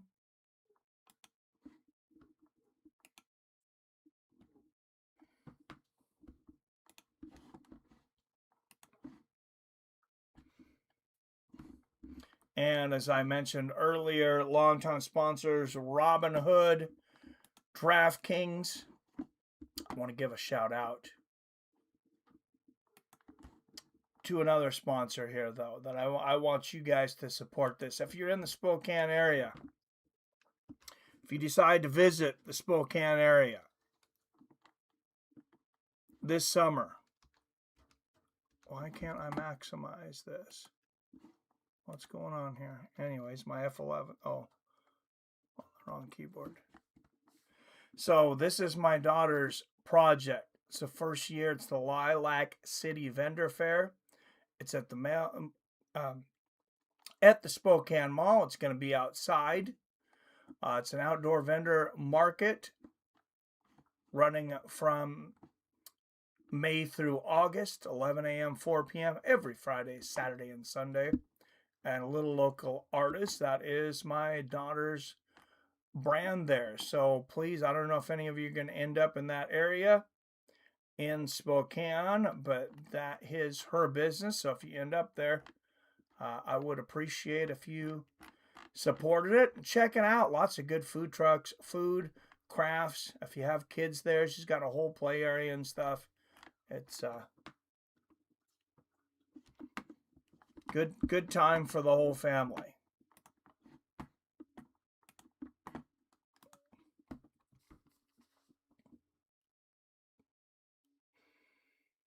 Did you go to the UFC by yourself, Mike? No, I went. I went with one of my friends from school. We've known each other since we were 4 years old. And we started watching UFC together. And I've been trying to get him on the podcast. He keeps saying he's going to come, but it's like, oh, the kids are there. The animals are there. Damn it, he needs to get on here.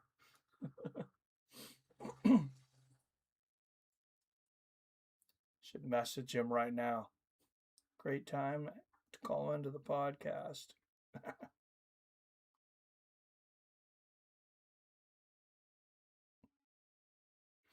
All right, Montus Gamrot, 6 years older at 35. Both men 5'10".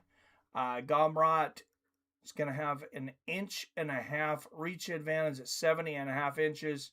And I'm a little more nervous than I was now, just realizing that Gamrot is 35 now.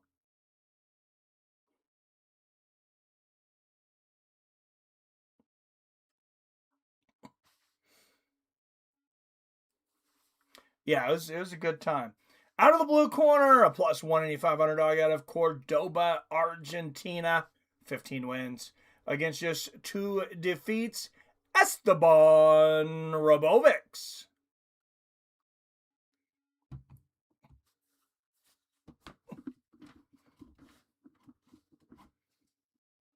And out of the red corner, he is a minus 220 favorite representing Poznan, Poland, with a record of 25-4. 6-2 is a UFC favorite, presenting the number 8th ranked lightweight in the world, Montus Gamrot.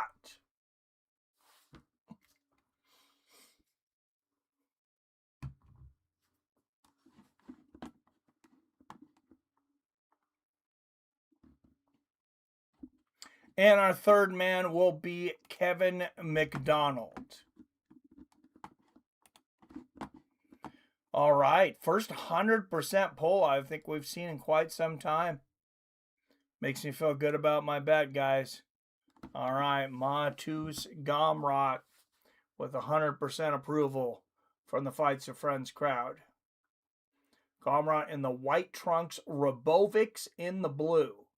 Robovics, remember, is a very fast starter. As I mentioned earlier, that 37-second knockout of Terrence McKinney. Gamrot's not going to be restless like McKinney was, though, or reckless. He might be restless. He won't be reckless.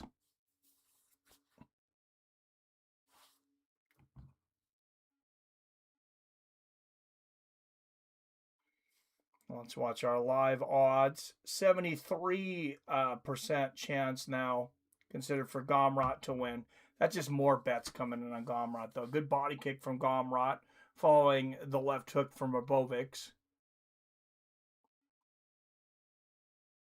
And Gamrot shoots for the takedown. He's got a single leg. Robovics doing a good job now. He drags him down now. And now he's in Gamrot's world. Gamrot has now taken down all 13 of his UFC opponents.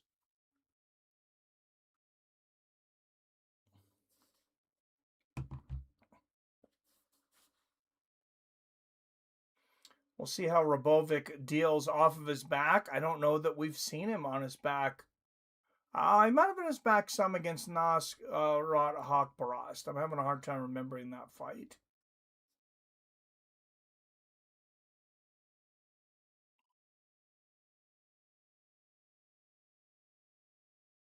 The older we get and the more fights I've watched, the harder it is to remember each fight right away. If I watched like 30 seconds of it or so, I'd probably remember it. Good left hook there from Gamrot, who's in side control with 255, 54, 53, 52, 51, 250 left here in the first.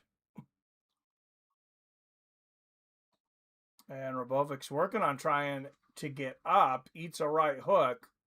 I don't know what that was, whipping his left leg around there against Gamrot. Yeah, you're flexible and athletic. I don't think that was a good idea, though. And he eats a big right uppercut from underneath. Can't help but think about the right uppercut from underneath that Dan Henderson used to knock out Fedor Emelianenko back in the day. Every time I see that. that uppercut from underneath. And Robovics makes it to his feet. Gamrot still got the waist lock, though. Good left hook there from Gamrot. And Gamrot, basically same technique, pulls him down again. He needs to get that left leg around to get hooks in. But look at this. Gamrot's got Robovic's right leg tied up. I just got him tied up like a pretzel. This is going to make it hard for him to stand up.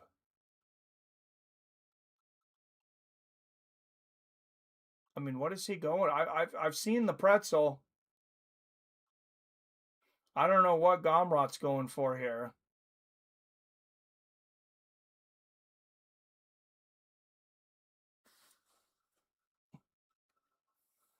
We've seen the twister.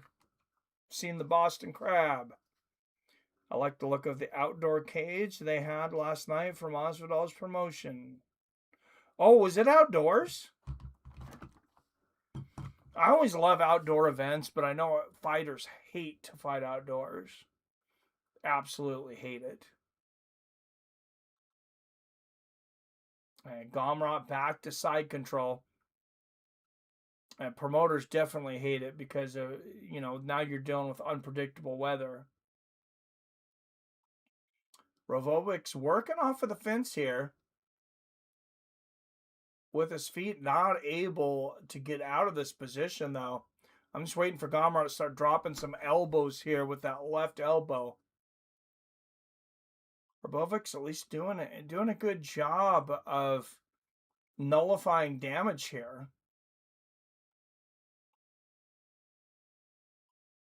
I just get the idea this is the ground is not his most comfortable position.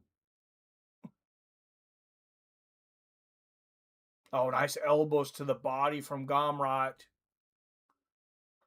And Gamrot now on top. And he lands another big elbow, and that's going to be the end of the first. Anthony Smith looked good in the main event, too. They held it in the Dominican Republic on the beach. Oh, that's cool. Dominican Republic getting a card. I mean, he did look impressive. I watched the highlights, but I also am saying to myself, like, he also fought Chase Sherman, who kind of seemed to throw the towel in a few years ago. Like, seems like he's just out there for money now. But I could be wrong. I didn't watch the fight last night, so Arcade Chaos is when Grasso hit her. She was out with the first twist of her jaw. Then she did her so fast the second time, was already diving into the choke. Purely amazing. Yeah, that was one of the coolest finishes that I've seen. Brought to you by Monaco, the official canned cocktail of UFC. 2 shots in every can.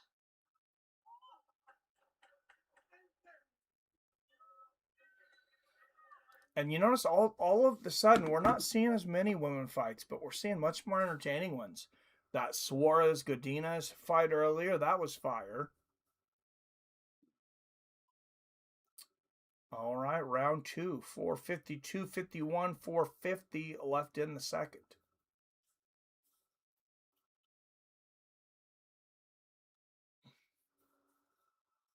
Good low leg kick from Esteban. Is Chase Sherman still doing BKFC? I don't know. He did bare knuckle MMA last night.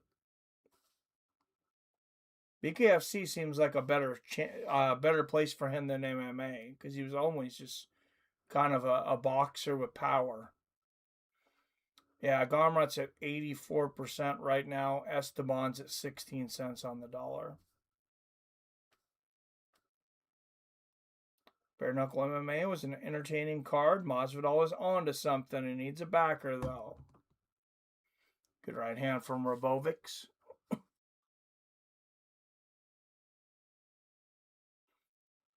Oh, Gamrot shoots for the takedown. It was a great defense there from Robovics, though, and then lands a side kick to the knee.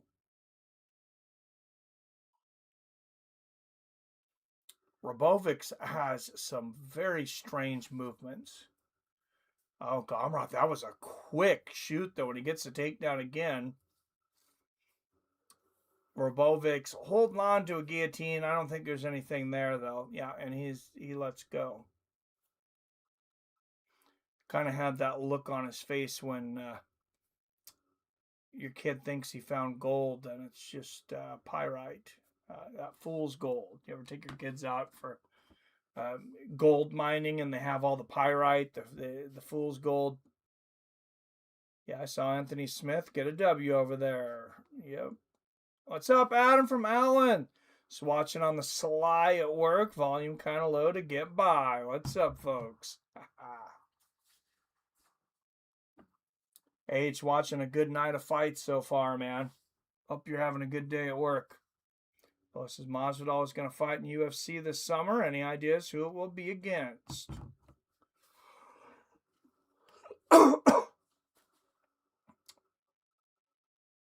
I hate to even mention his name, but if we're going to see him fight, if we're going to see the Irishman fight, Masvidal seems like a fun matchup. You know, he's been away for a while, too. Chandler might not be a bad fight. I know Chandler's coming off of a fairly bad loss to Paddy Pimblett, but Masvidal is older. I really don't see how that fight's boring. Had it on since Fury, but been busy. Yeah, Fury looked good for a year and a half off. 140, 39, 38, 37, 36, 135 left in the second. And Gomrot on top, just continuing to dominate. Wow, I might win 2 bets in a row here. Don't speak too soon.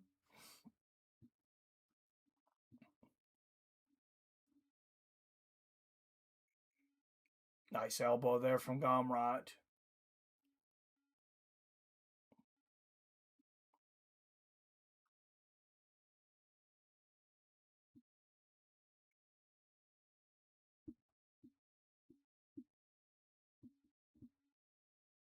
It's hard to tell. Is he working on a Darce choke there? Oh, yeah, he's working on a head and arm choke here. Oh, this is deep. Robovic's out. Oh, no, maybe not. Yeah, there's the tap, though. And Matus Gomrot gets it done, son. I was thinking Masvidal versus MVP. Oh, I like that, too. Oh, challenge on the White House card. Yeah, that's right.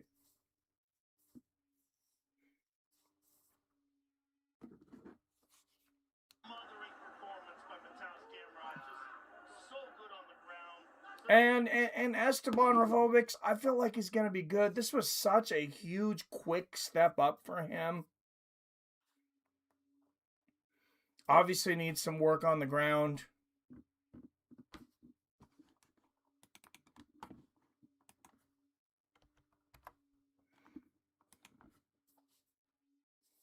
But the fact that they would put him up against Gomrot, speaks volumes.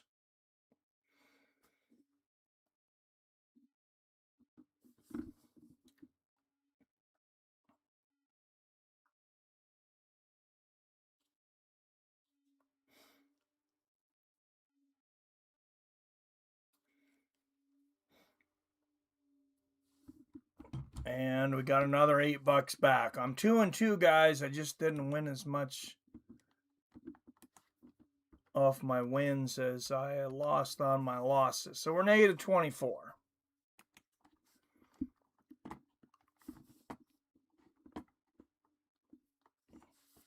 Also, don't forget that super chat button. If you appreciate what I do here, hit that super chat. Cash App, Seattle Mike. It's not on there anymore. But, or if you have Apple Pay, my number's always out there.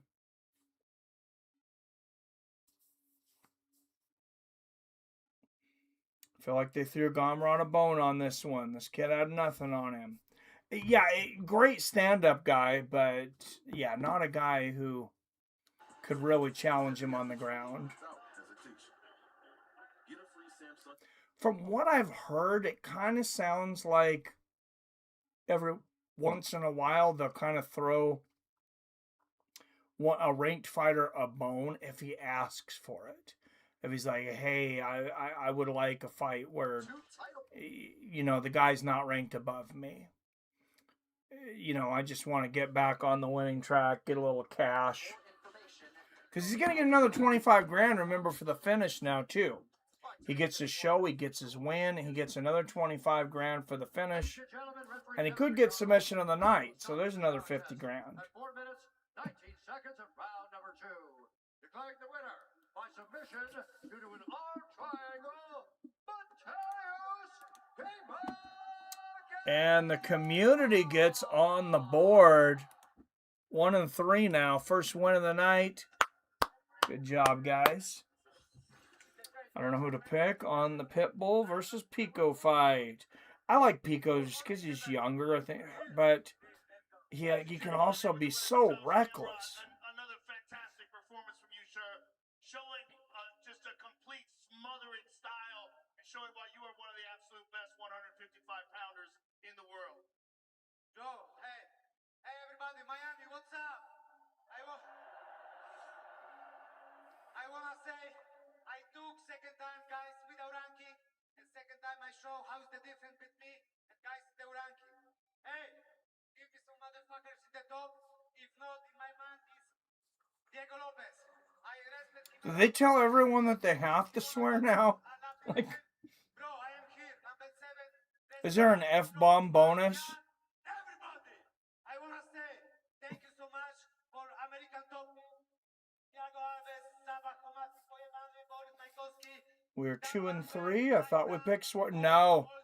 5-4 for Godinez. I was very surprised by that one. But yeah, no, more people picked Godinez.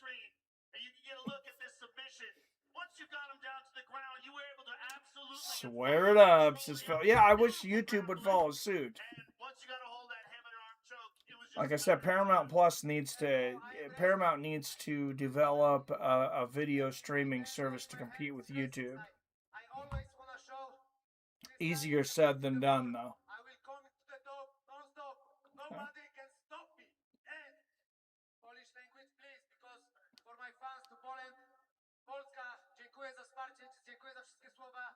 Mój syn miał kilka dni temu urodziny, nie mogłem być z nim, but Mikołajku, ta walka jest dla ciebie. Kocham cię. I say my son had birthday a few days ago. I can be with him, but this fight is for him. He has 6 years old, future champ. Congratulations, sir. Ladies and gentlemen. Did you say 6 years old, future champ? Oh my.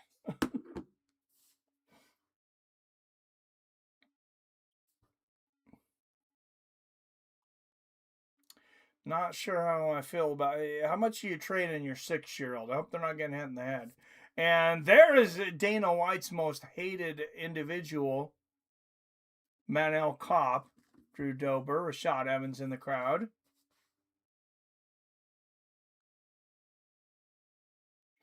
I hope Rashad got free tickets. He did a lot for the UFC. He's never exactly my favorite guy, but he definitely did a lot for the UFC. All right. Next up, this one should be exciting. Two guys that are always exciting. Kevin Holland and Randy Brown. See, I told you, this card is just back-to-back bangers. I know I'm repeating myself, but you know, when there was so many crap cards there for a while at the end of the ESPN era, it's nice to have some good cards. Look at this, 97% finish rate for Jiri Prochazka. Carlos Ulberg, 69%. Who in the hell thinks that fight's going to go the distance, though? Are you crazy? Describe that initial interaction as very brief, but very respectful on both sides. I asked Jiri a little bit more about it this week, and he told me the moment he looked into Carlos Ulberg's eyes, even though two only talked for a couple of minutes, he could see his desire to climb to the top of the division. Ever since that moment, he has kept his eye on the fast-rising light heavyweight. But a different moment stands out to Carlos Ulberg from that trip. The two were a part of a fan event where people from the audience could ask questions, and someone asked Jiri Prochazka, hey, do you think you'll ever fight Carlos Ulberg? His answer was, who? That very short statement has stayed with Ulberg ever since and has provided extra motivation in his journey to the top of the mountain. You know, he's not a boisterous guy. He's very soft-spoken. He prefers to just do the work, brick by brick, fight by fight, and he said that has made all of the difference. Because I did not realize that Jiri didn't remember him. Who? There was a lot to cover about tonight's main event and the rest of this card. 50, I'll send it out to you guys outside. There's a YouTube bot watching, most likely. Oh, I'm sure.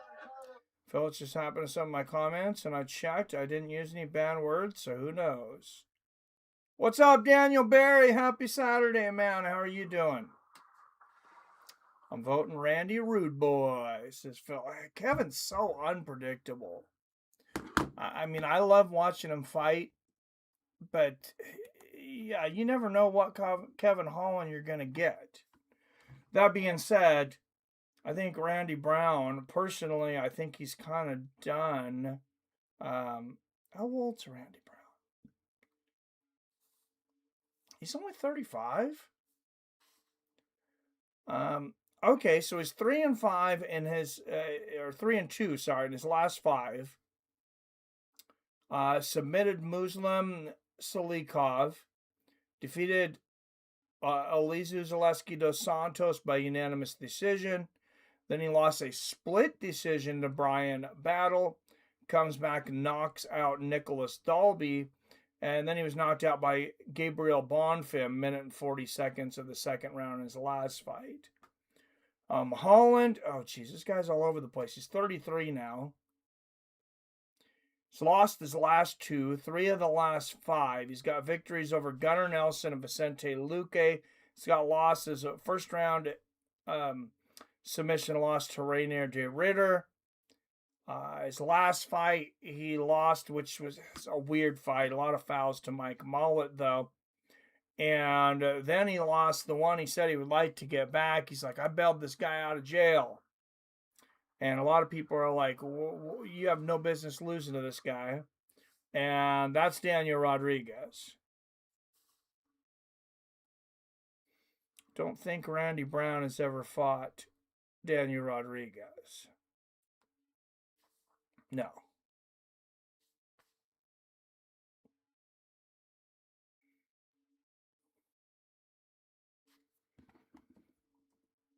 But yeah, who the hell knows how this fight's going to go?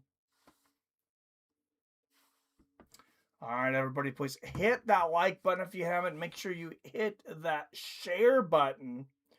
If you weren't in there earlier, or if you are, I'll mention it again. We are very low on watch hours lately. I took some time off, of course, went to the UFC events, skipped some events, had some stuff busy with work and so on. We only had just over 100 watch hours last month. You got to average somewhere around 335 a month to stay monetized. It's 4,000 hours over 12 months, and it's always the last 12 months. But actually, you have to go 12 months without hitting the 4,000. What is 4,000 divided by 12? There you go. Yeah, 333. I said 335, so pretty close. Billy says, I voted Holland. Against my better judgment, I think I'm going to put a few bucks on Holland. I've just never been impressed with Randy Brown. And he's not shown a real willingness to fight lately, in my opinion, but has Holland either. It's almost an even fight, though. 54% for Holland, 46% for Randy Brown. So, yeah, I'm not going to put a lot of money on him, but let's see. I'll put $20 on Holland to win 11 for a payout. Well, you win 11.20 for a payout of 31.20.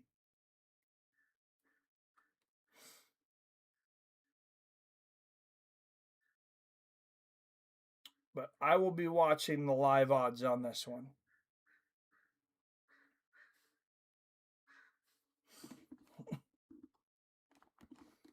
Got to get back to even for the night, even though I'm 2-2. Like I said, I'm down $24. It's because I bet too much on Kelvin Gastelum.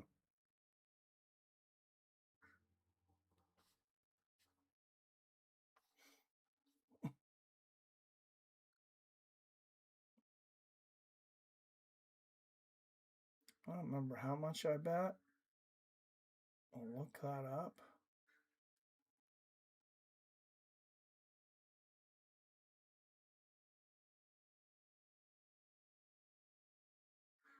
Okay, I bet $49.30 on him.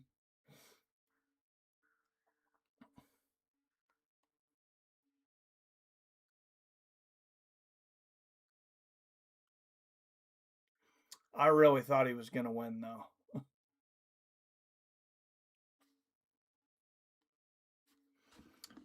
What's our poll at now? 83% for Holland.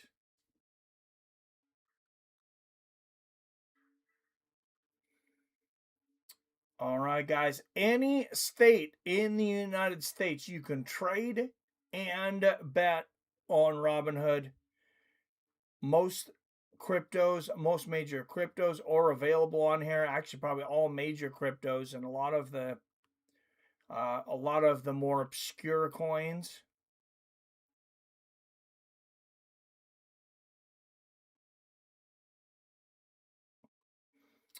Also on here, but click my link here. You're going to get a stock worth between $5 and $200 for free. You're also going to get $10 to bet on anything you want.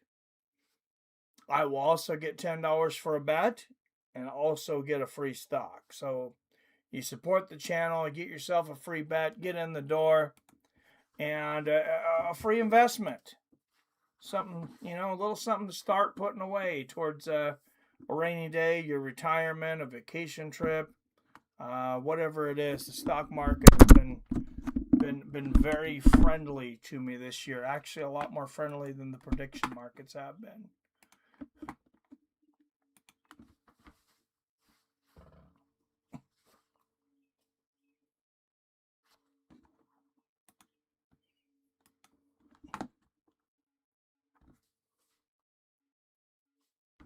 $83% for Holland. I am a little surprised by that. And they were here from the very first fight, cheering their heads off. It was amazing. We have an amazing card so far. Fantastic results. And the crowd's hyped. Yeah, the crowd's been hyped. The fights have been crazy. We've had some great finishes to this point. It's been an amazing night, and it only gets better. Miami continues to deliver. And the food here, let me tell you something. Yeah, Miami's getting their money's worth tonight. And, these city fight nights, I was very, very happy with Seattle. I'll give everybody a little piece of advice, though. Now, I'm not a cheap seat guy anymore. I'll sit and watch it at home. Not going to sit way up in the bleachers. Also, it's uncomfortable for big guys. So, first UFC Seattle. I sat in chairs. I want to say we were 12 rows back from the cage. And until the last three fights, people didn't start standing up. But then this asshole's standing up. He's recording the whole time. Anyways, we almost get in a fight. I told him I'm going to break his phone. Guy pissed me off. Just stand there to be a jackass. And then more people were standing in the last two fights, co-main event, main event. This is what I learned this time. Go back one more row. I believe it was row 13. And there's nobody behind you. So you can just stand up.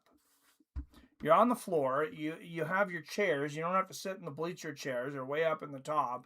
You're real close to the cage. But nobody can block your view. So that's my advice. It was not cheap with fees and stuff. It was $500, but personally, I would rather pay $500 to be close in a chair than pay $200 to be up in the bleachers fighting for space.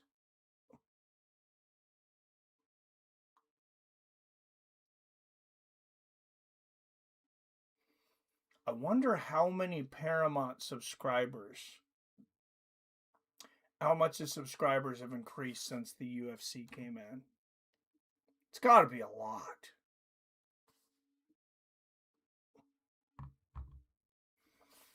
And I don't know if I shared this with you guys, but obviously all of us very happy that the pay-per-views are gone.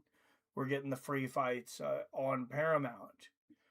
So numbers came out for some of these events. Some of the last pay-per-views were under 100,000 buys. I can't remember which one it was, but there's one that was like 78,000 buys. But UFC 300 couldn't make 1 million. Couldn't get 1 million buys. All the hype they had, 650,000 buys. So I think that was the deal breaker.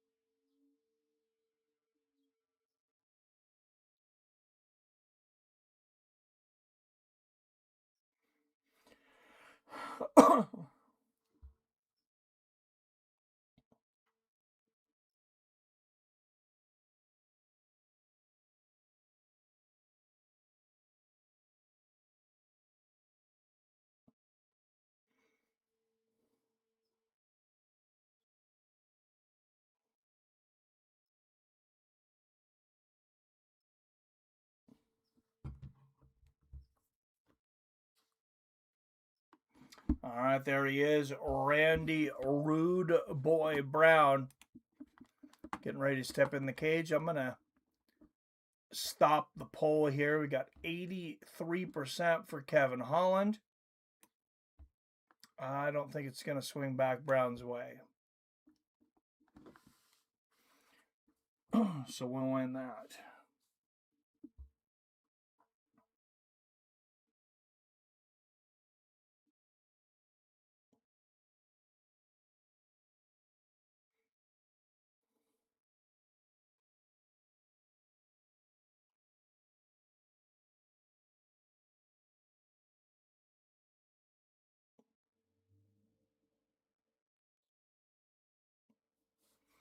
Randy Brown tied for 8th most finishes in welterweight history with 7.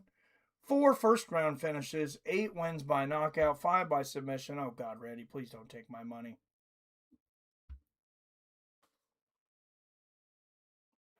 I voted Holland. Robert Billis, I voted Holland. Yeah, I think you were the only Brown vote. Only one for Randy Brown, Phil.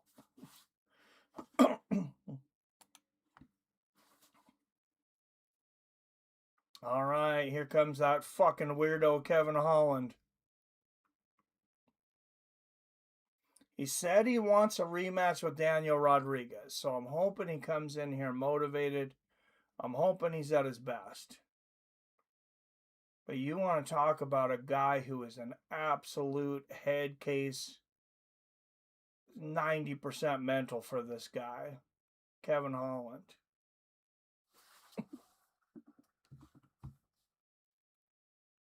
Yep, voted with my heart, not my head. Do you not like Holland, or you just like Randy Brown? I mean, the odds aren't that far off, Phil. You're not really too out of line with the odds makers. It's pretty close to even odds.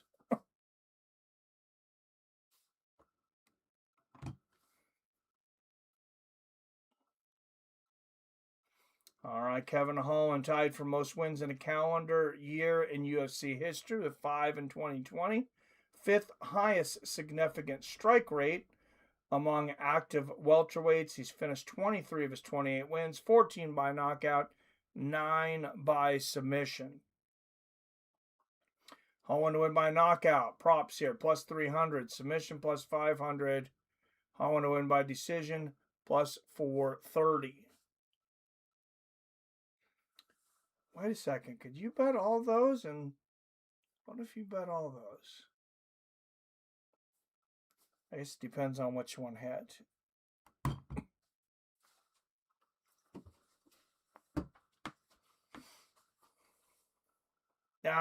You're probably better off on the money line, I guess. All right, Randy Brown, 2 years older at 35. Both men stand at 6'3".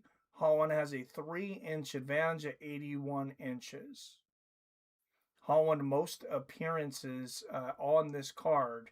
He's had 28 fights in the UFC.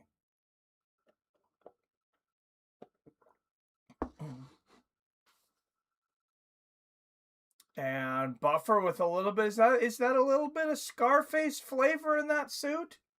When he was in Seattle, he had the green suit.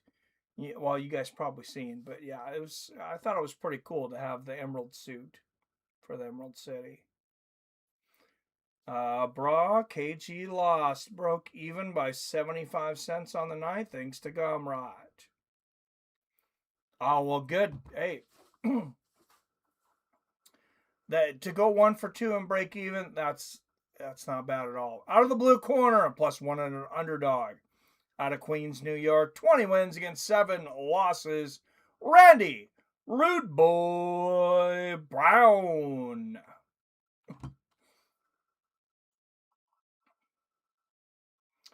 Phil says right about now. And out of the red corner, a minus 120 favorite of Fort Worth, Texas. 28 wins against 15 losses. The man who won 5 fights in 1 calendar year, Kevin, the Trailblazer, Holland.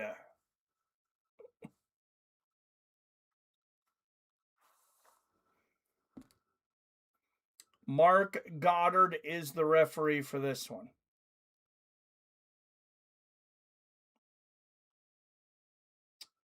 What are your bets for the night, guys? All right, like I said, I just put a little on Holland. Mike, you got a few, don't you? Yeah, you can see on the bottom, I'm 2 for 2, but I bet too much on Kelvin, so I'm down $24. I got a little money on Holland for this one.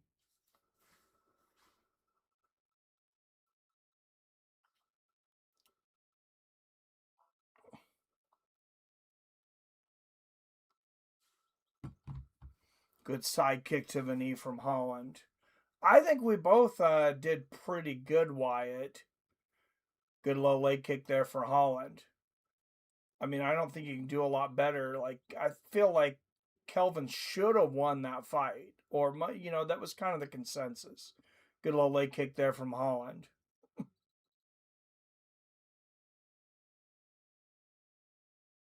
I don't know why Holland just seems so much lengthier than everybody. Even Randy Brown is very lengthy. All right, height guy. Wyatt, are these guys the same height? Says they're both 6'3". It might be. I thought Kevin was taller coming into this. Now that I look at him, they might be the same. It's hard because they're not standing like right next to each other. Oh, Randy Brown trips him up with that leg kick. And there's a right hand right on the chin from Rude Boy. Right hook to the body. Oh, here we go. Kevin's going to lose me some fucking money. No. It's still early.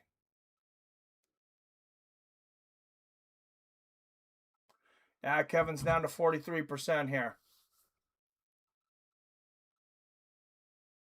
Good inside leg kick from Rude Boy. Holland answers with an outside leg kick. Oh, no, Holland's 59. Excuse me. Rude Boy was 43. I got to be careful on Robinhood. When you click it, it's real easy to be on the wrong fighter. A couple weeks ago, I accidentally bet the wrong fighter on a fight. Oh, big right hand from Rude Boy.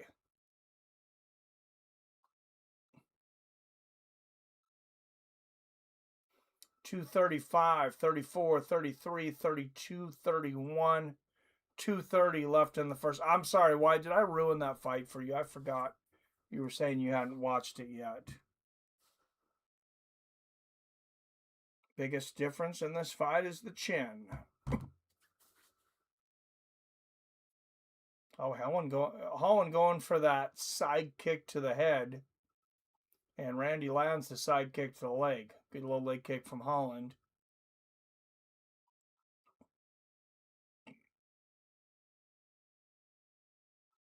You don't think Randy's got a chin? Trying to think of him getting knocked out.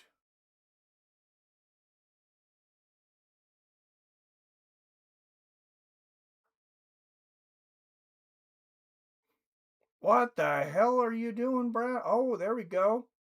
Holland on top. That was a strange exchange. But Holland ends up on top. Maybe a little slip there. You didn't ruin anything. I had you muted until I watched these two fights. Bet on Jiri and Blades and Cubs, says Billy. Okay.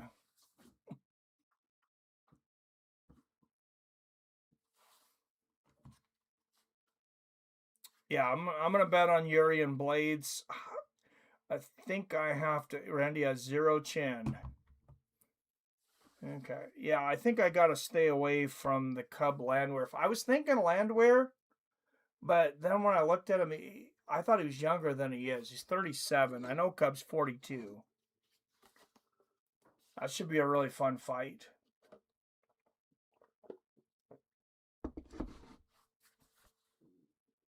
And Holland looks like he's going to end the round ground and pounding here. Always holding his hand over Randy Brown's mouth there. It's always a good move.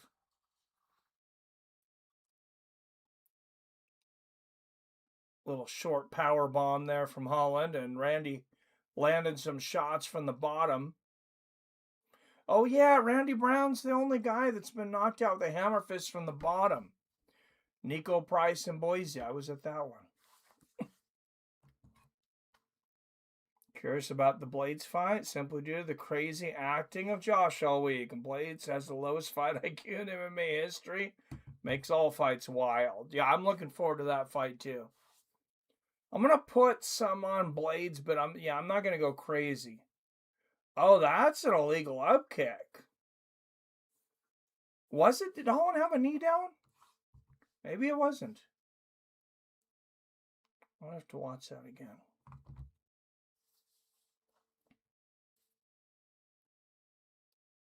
Good first round, though. 10-9 Holland.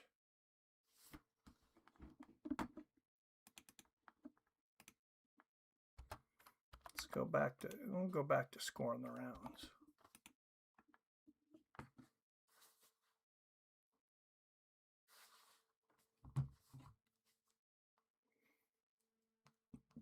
Yeah, Blades definitely has a low IQ. What is Hockett's strength, though? I mean, he's got some striking, I guess.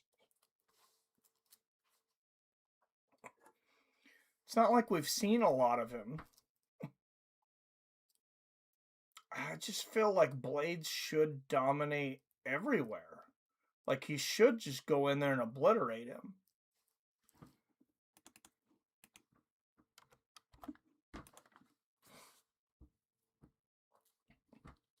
All right, round 2.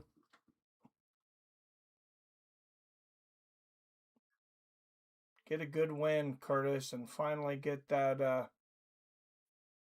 that title. Although I don't think he could beat... Oh, what an overhand right from Holland.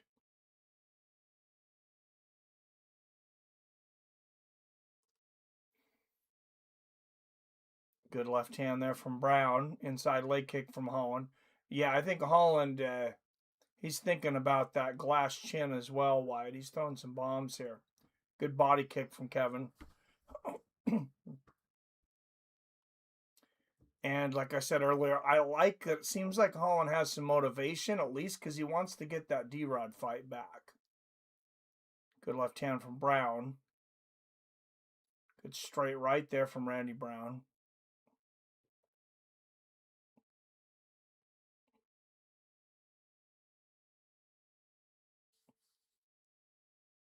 God, I don't know. Anytime you get 3-1 odds against somebody going against Kevin Holland, though.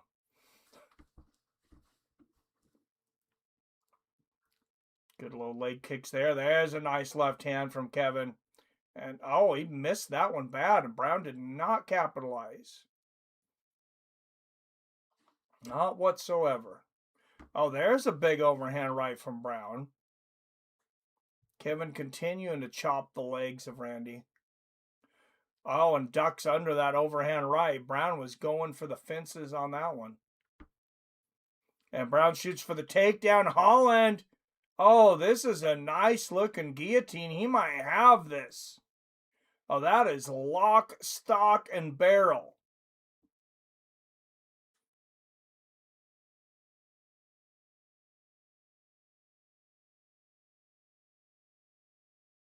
I mean, he's got that really wrapped up tight. It's hard to tell where his hands are, even on his neck, though. But he's really got Randy wrapped up.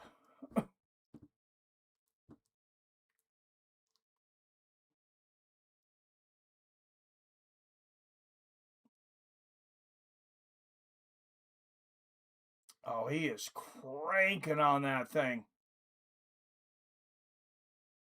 Randy's still conscious. Yeah, like I said, I don't know that he's getting out of this thing.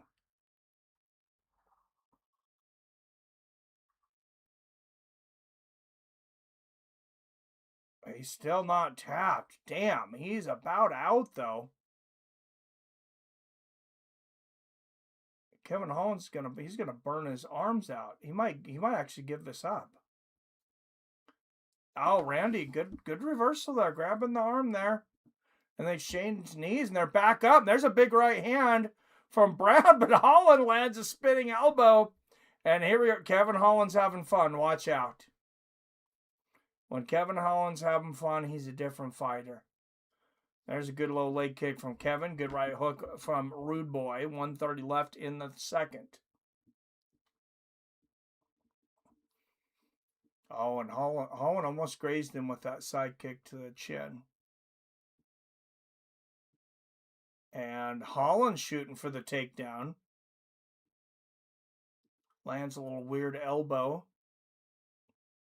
Holland giving Randy some awkward looks tonight for sure. And it seems to be working. Good right hook to the body from Brown, though. 1 minute left in the second. Good front kick to the chest for Holland. Misses the spinning elbow. He's looking for this guillotine again. Is he trying to sink this in again? No, he's not. It's not there. Good knee to the body from Brown.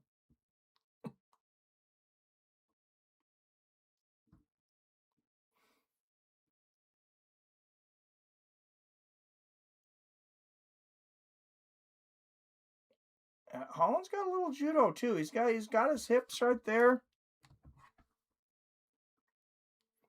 20 seconds left in the second. And Holland looking for that guillotine again. I don't think it's quite there. No.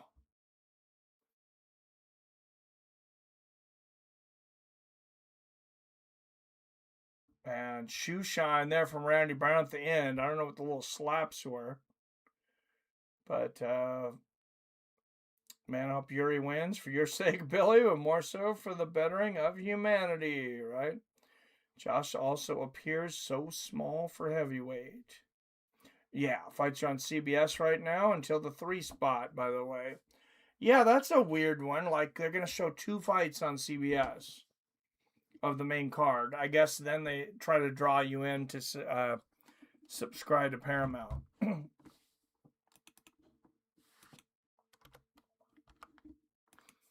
They should show some full cards on CBS, though.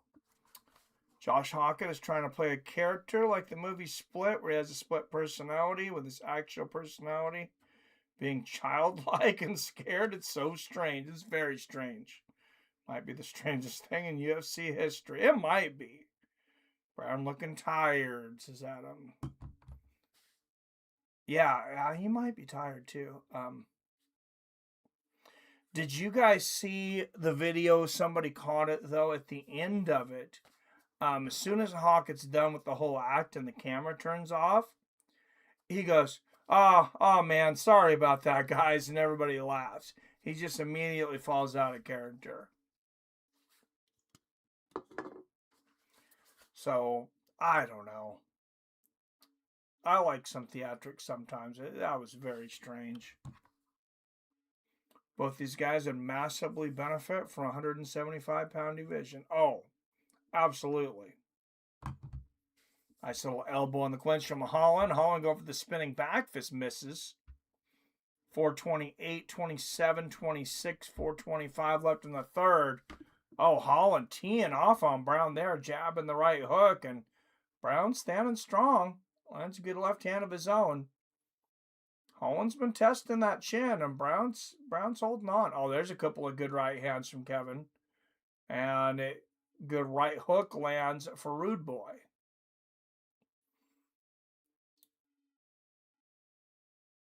Four minutes, 3:58, 57, 56, 55 left in this fight. Oh, nice left hook there from Brown. He set it up with like a little floating jab. He missed, and then he timed Holland perfectly. Like, I don't think he had any intention of landing that jab, but he was watching to see what Holland did that whole time.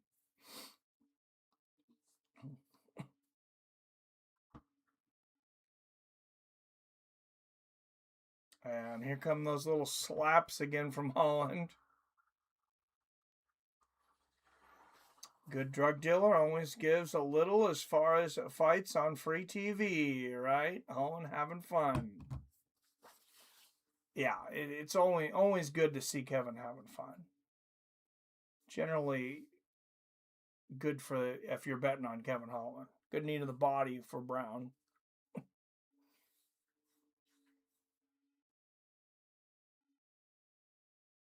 It is having Kevin Holland, though. He's got 2 minutes and 50 seconds to screw this up.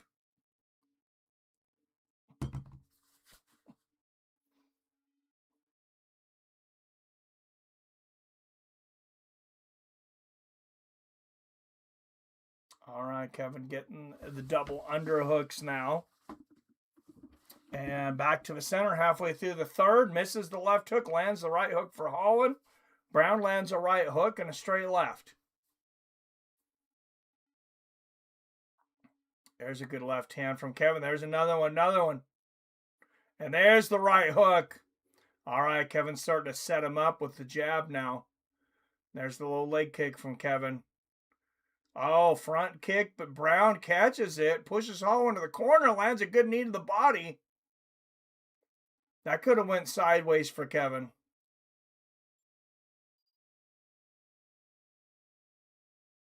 And here's that laughing, talking Kevin Holland again. Why don't you pay attention to fighting, Holland?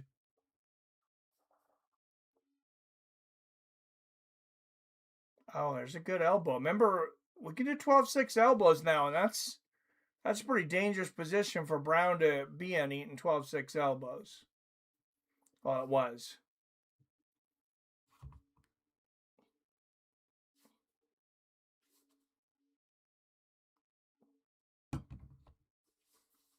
And Brown pushing Holland into the corner. There's some hammer fist from Holland on the leg. Shots up top and a good knee to the body. Oh, there's a knee upstairs from Brown. Seemingly, Holland just needs to hold on for a minute.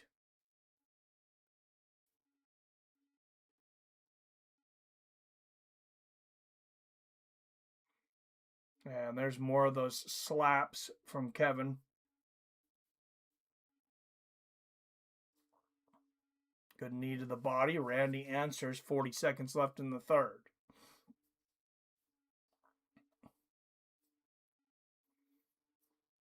And more short elbows, 5, 6, 7 there for Holland. Not a lot on those, but I mean, nobody wants to get elbowed in the head. They all hurt. 20 seconds left. Now the shoulder strikes, I think those are bullshit.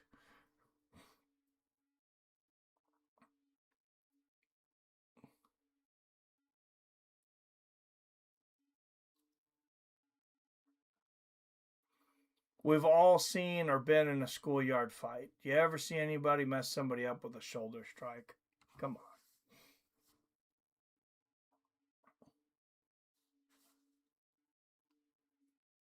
on. All right. I think we're 30-27, Kevin Holland.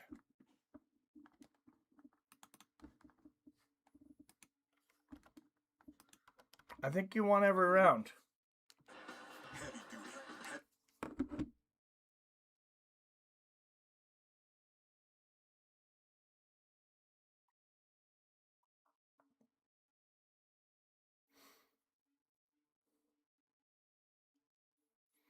Get me back to even, Kevin. Get me $1 ahead if I win here. $125. Crime Stars and Marshals, a new era of Yellowstone. New episode tomorrow on CBS. Check your local listings. All right, so Kevin Holland and Randy Brown.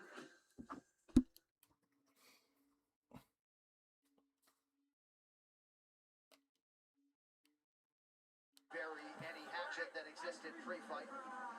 The Jamaican-American Randy Brown, the native Texan Kevin Holland. All right, the official decision is in. It resides with Bruce Buffer. Ladies and gentlemen, after 3 rounds, we go to the judges' scorecards for decision. All 3 judges score this contest 30-27 for the winner by unanimous decision, Kevin Trailblazer. Randy was hoping for a robbery there, raising his hand, but no. Ladies and gentlemen, I'm here with the winner, Kevin Holland. Kevin, the people love you. That was a lot of fun. Were you surprised that he was able to withstand that choke in the 2nd round? Heck yeah. I mean, I don't know if I'm doing something wrong or I don't know if these guys are doing something right, but I got to go back and work on some things. I was for sure trying to stay right behind Luke, but props to Luke. He got it done tonight and I did it. You look like you were having a great time in there tonight, as always. Yeah. 6 months off at home, doing nothing but hanging out with the kids and riding horses. I needed a freaking fist fight. And thanks to Randy Brown, he cut both eyes and he put me in a fist fight. Kevin.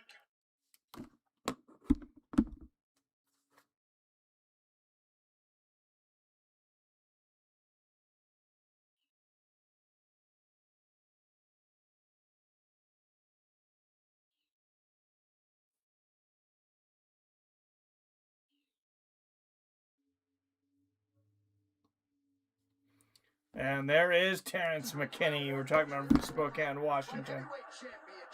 Jamal Hill in the crowd. Joe Pfeiffer coming off that big win against Izzy. Well, we are excited to announce at this time the recipient of the 2026 Forrest Griffin Community Award, 2 division. And Alex Pajeda gets the Forrest Griffin Community Award. Through his work visiting children's hospitals and leading initiatives in Brazil to... Very cool.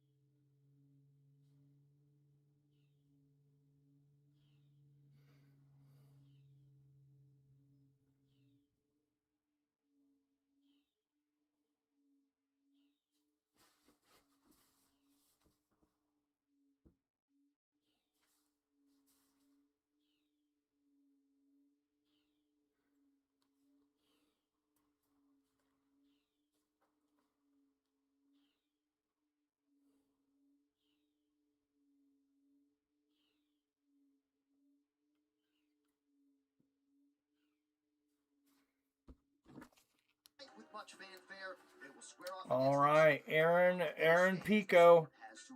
I've had Patricio in my. Aaron Pico, Patricio Pitbull. Aaron Pico's too unpredictable. I don't think I can bet this one. Holland is a good gatekeeper. Yes, he is. Freaking Huggy McRude boy. What? Next fight is for the undisputed Bellator Featherweight Championship of the world, more or less. Yup. Hey, and we're 2-3 on the fight picks.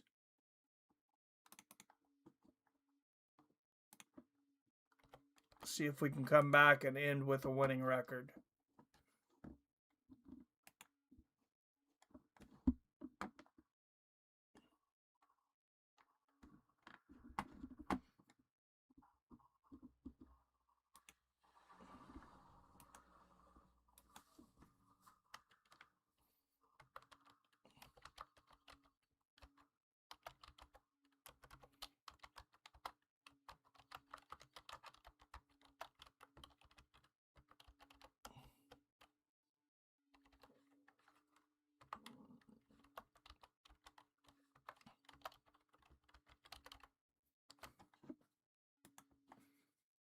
Don't believe these guys ever fought in Bellator.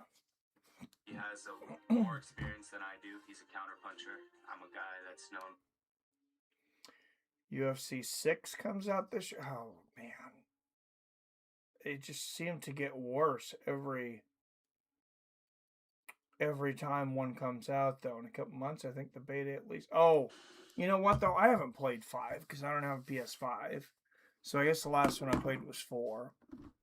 Which, there's some things I like about it. I like the arena things. There's a few new different rules and stuff, but the one-on-one MMA game was worse than 3. 3 was worse than 2.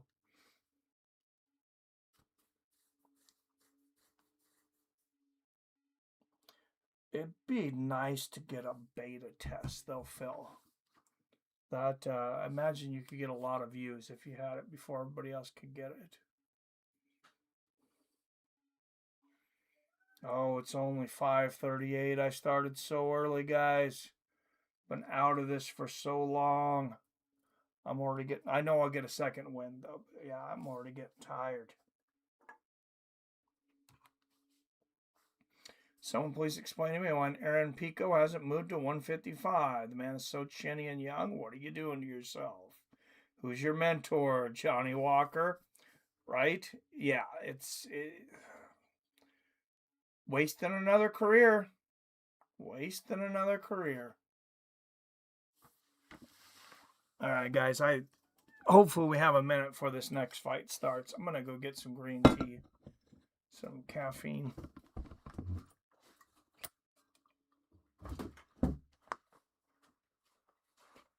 I'm tempted to bet on Pico.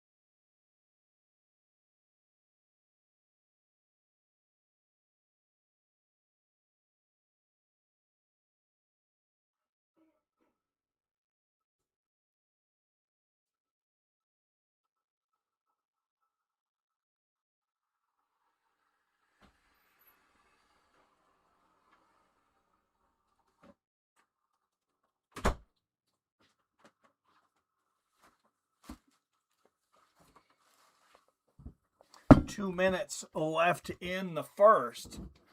Back to the center of the cage.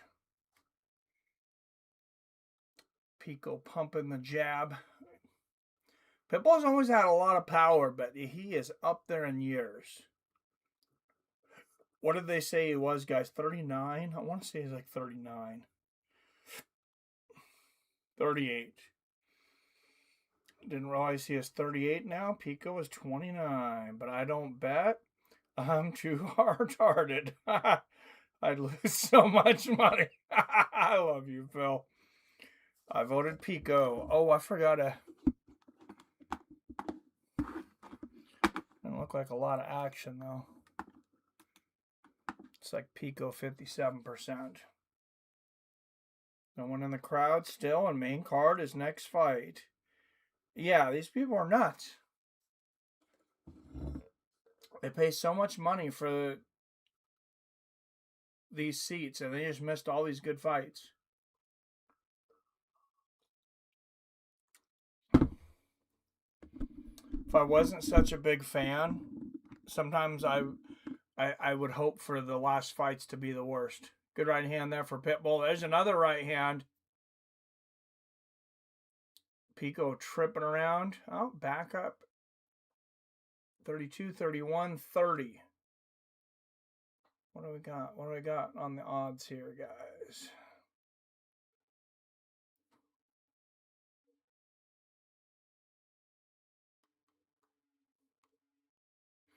Pico at 65 cents on the dollar. Pitbull at 35. Since I missed most of the first round, I'm not going to jump on that.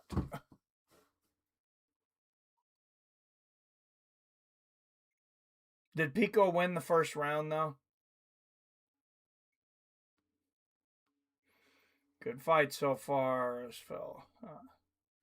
All right, 8 up in the chat. Don't forget to hit that like and share button if you haven't so far.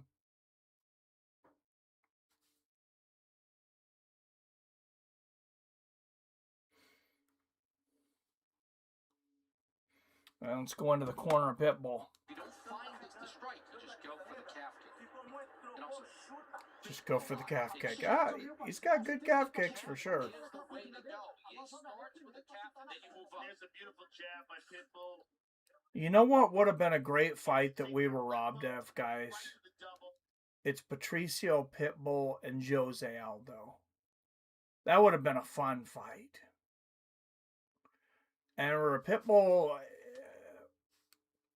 fought at 145 in Bellator.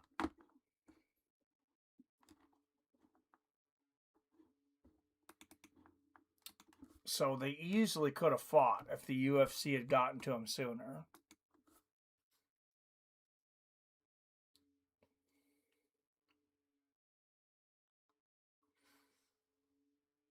Oh, good low leg kick there from Pitbull. There's those calf kicks. His corner told him to throw. Pico tries one of his own. Oh, great left hook and a right hand from Pico, and there's a left behind it. Pitbull ducks under that 1-2, lands a knee to the body. Oh, what's this featherweight? I don't know why I was thinking lightweight. Okay, so he's still fighting at 145. Oh, Wyatt, I thought you were saying he should move up to 170. Maybe he should move up to 170. Just wait to me. Why Aaron Pico hasn't moved to 150? Oh, hasn't moved to 155. I was wrong. Yeah, I have no idea why. He's way too small for featherweight.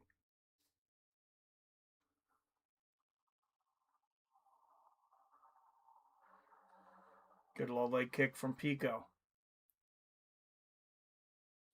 Oh, nice triple left hook and the right uppercut. Pitbull's got a hell of a chin, but he's getting old. There's a good left hook from Pitbull. Good inside leg kick there from Pitbull. But when is Pico going to lose concentration and do something stupid? That's the reason I haven't bet him yet. Gets the takedown. Pitbull pops right back up. I mean, Pitbull's always had great takedown defense, and he's always been really good at getting up if he does get taken down.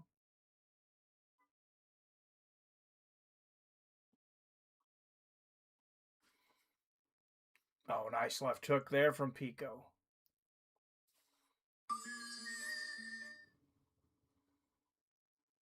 Oh, right hand, left hook from Aaron Pico. I mean, he's doing all the right things right now.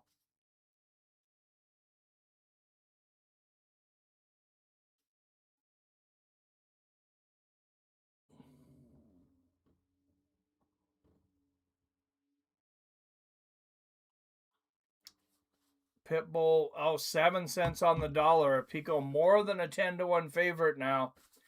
Good low leg kick for Pitbull. Great combination, body and head from Pico. Halfway through the second, and Pitbull seems to be slowing down. Pico did pace himself a little bit more now. He didn't come out like a rocket, but good left hand there from Pitbull. Oh, big 1-2 from Pico. He floors Patricio. That is not easy to hurt Pitbull. This is not an easy guy to finish, though. He should be careful coming in.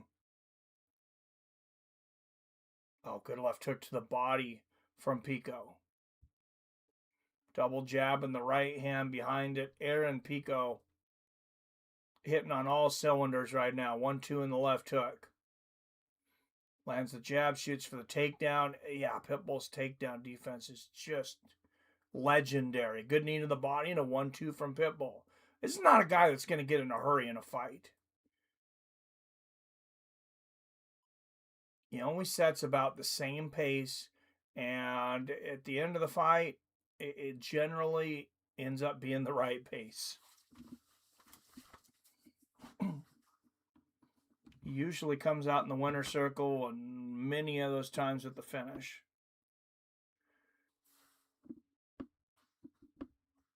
Wow, yeah, Pico just obliterating Pitbull in striking accuracy right now. Good left hand from Aaron, 38 seconds left in the second.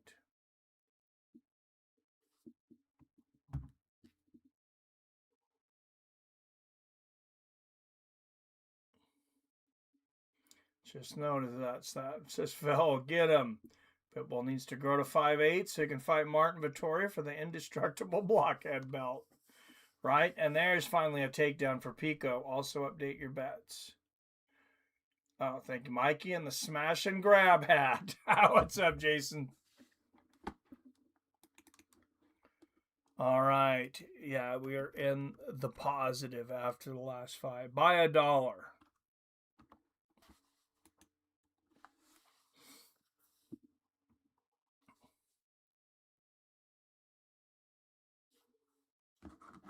The corner for Pico. They just need to tell him, do not burn yourself out. Don't do anything stupid. Right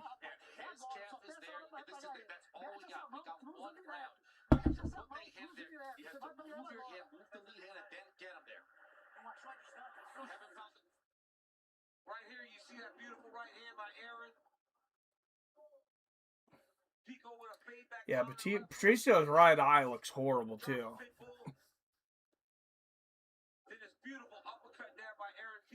All right, 13 up in the chat. Don't forget to hit that like and share button. As I was talking, watch time minutes are way, way down. So if you do leave the room, if you can keep it playing, I'd greatly appreciate it.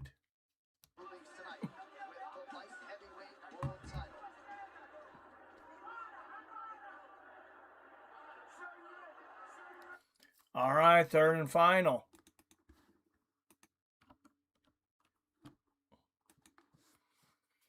Can Aaron Pico blow it?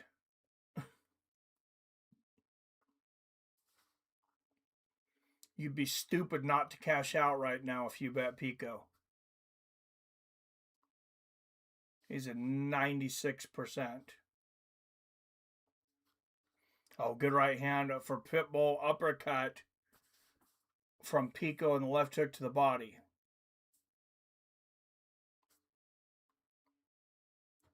Yeah, you could, with the fee, you could take 94% of your money right now and not risk anything more. Good left hook to the body from Pico and the push kick. Or, excuse me, left hook upstairs, push kick to the body. 4-10, 9, 8, 7, 6, 4:05 left in this fight. And Pico drops levels again. Pitbull doing a good job of avoiding the takedown, lands a good knee to the body.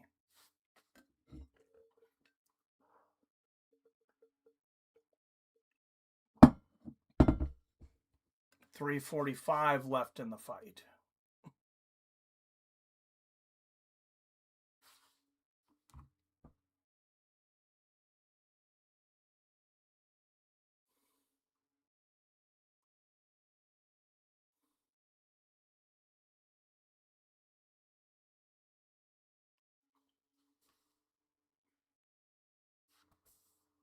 Good jabs here from Pico from the outside. Oh, he barely missed an overhand right from Pitbull there, though. Good right hand from Pico. Inside leg kick from Patricio. And there's the left hook from the outside. Push kick to the body from Aaron. Oh, what a left hook from Pico. Yeah, Pitbull's, yeah. Don't get much harder heads than him.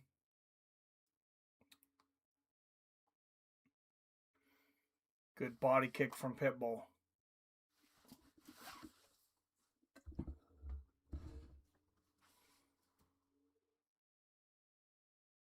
Oh, and they're going to be right on. This fight's going to end right at 6 when the main card starts. Good knee to the body from Pitbull halfway through the third.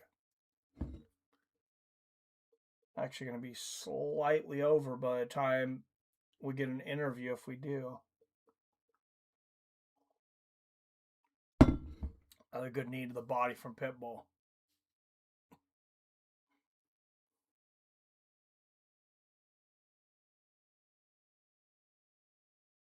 Oh, what an elbow from Pico.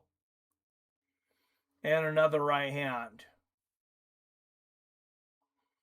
There's the right hook from Pitbull. Yeah, there is something not right with Patricio Pitbull's head and his jaw.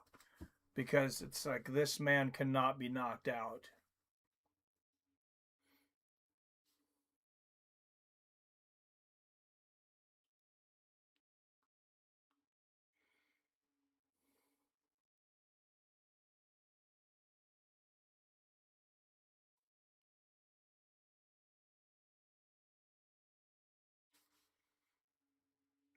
.120 left in the third. Cub Swanson, Nate Landwehr on deck.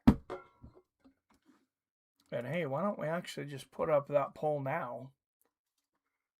So I'm not rushing. Make too much sense. Pico with another takedown.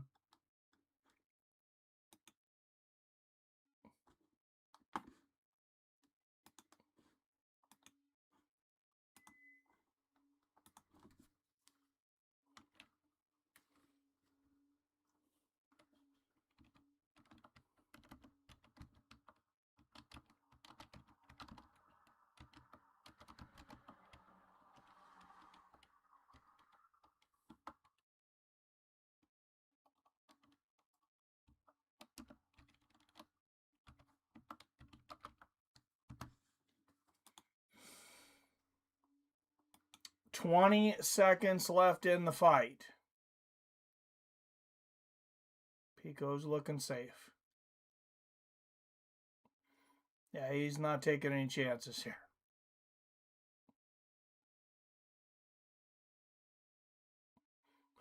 Pitbull says we're going to fight, and Pico points like this, and he gets money. Yeah, you could have shot for a takedown or did something. But he's like, yeah, I'm not dumb. I'm not giving up my money.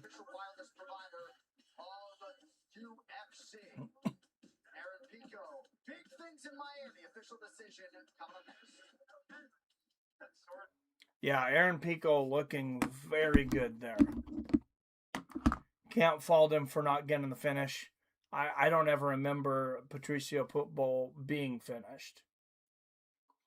So I guess the pay-per-view will be basically 7 fight main cards because the last 2 of prelim and first 2 of main are on CBS, so they flow right into each other.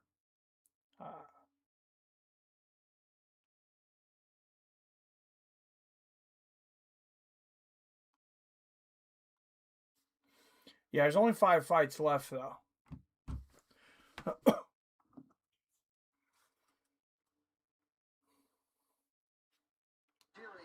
think they're going to get Swanson and Landwehr and Reyes versus Walker on CBS.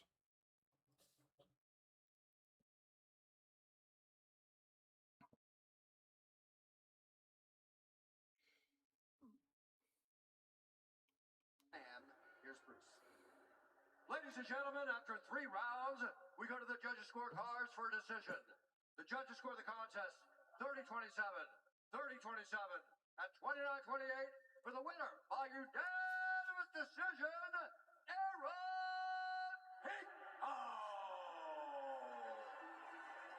What a moment for Aaron Pico. 14th career MMA win, but none bigger than this one. His first in the UFC. Great way to distance himself from the result against Lerone Murphy back at UFC 319 in Chicago last summer. A lot of mutual respect, of course, between combatants Aaron Pico and Patricio Pitbull. But given all the pressure on Aaron Pico. All right, Blades is now officially an underdog. 48, so I had to pick him up at that. I put $25 on Blades at even money.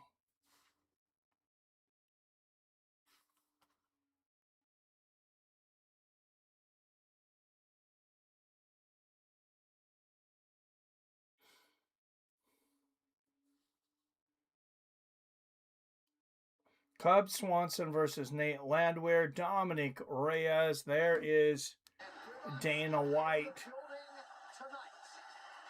The 45th and now 47th President of the United States of America, Donald J. Trump.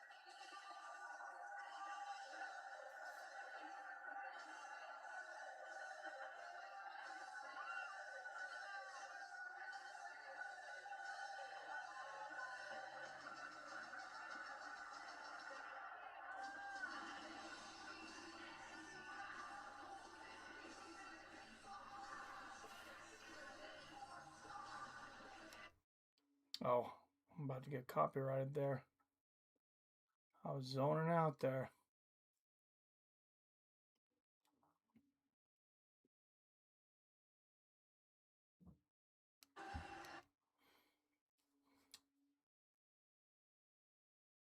All right, let's get to the fights.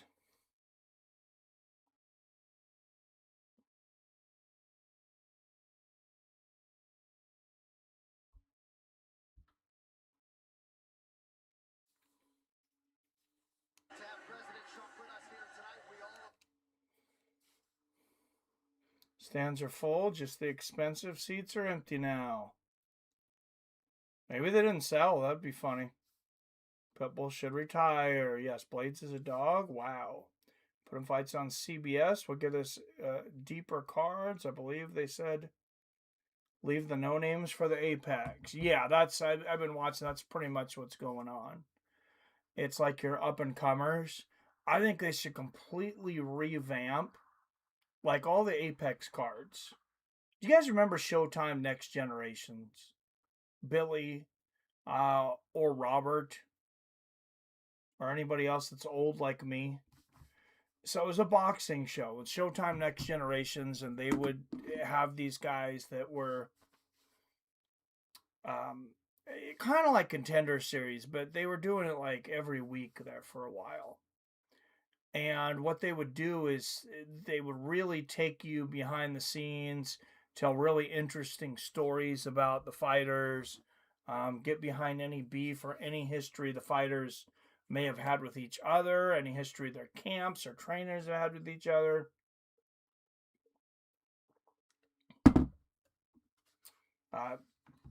It was a really fun show.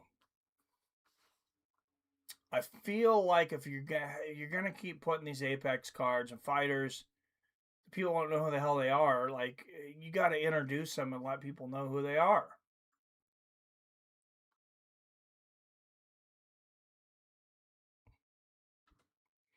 Phil says, America, yes.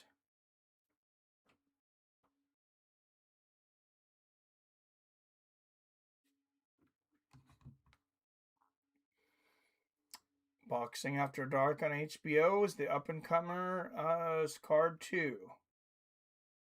Yeah, Boxing After Dark was awesome. But no, I thought that was everything except for the pay-per-views, though. I thought that was all Boxing After Dark.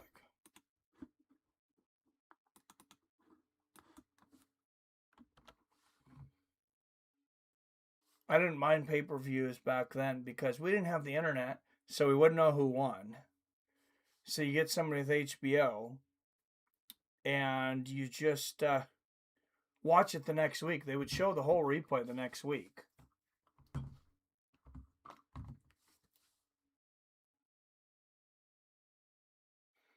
So if you didn't know who won, it was great.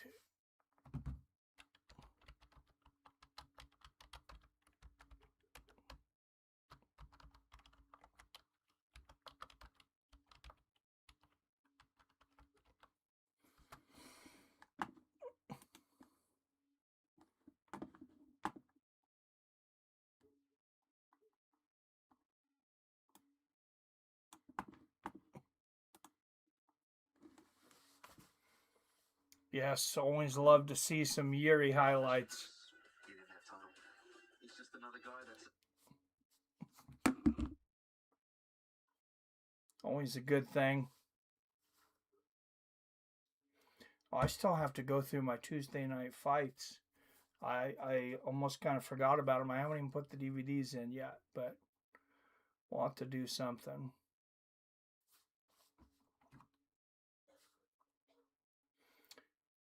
No HBO boxing was anything but the pay-per-view. After Dark was the young up-and-comers and real lightweight classes.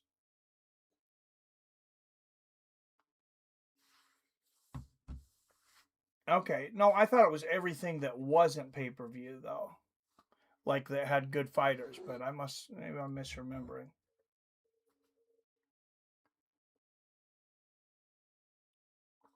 But anytime you had the best fighters, or a lot of times you had the best fighters back then, it was pay-per-view. And pay-per-views were usually between $40 and $50, though.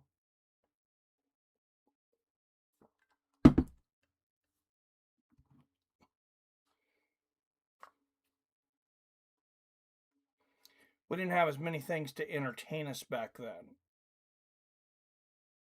So it's probably part of the reasons it had higher viewership. Of course, you couldn't pirate pay-per-views.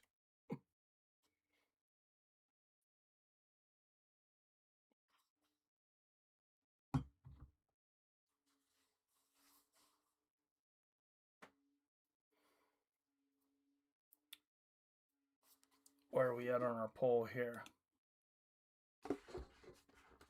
100% Cub. Really? I almost bet Landwehr, like I was saying, until I realized he was a little older than I thought he was. He's still 5 years younger than Cub, but Cub seems to be timeless so far.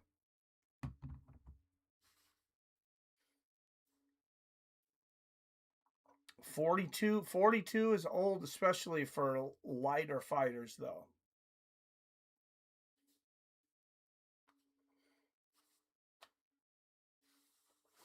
Got that one. I'm looking forward to Dominic Reyes and Johnny Walker. That should just be a crazy fight. Main big fights just on HBO were called HBO Championship. But that's right. Okay, thank you. Then they had After Dark, which was the lesser cards.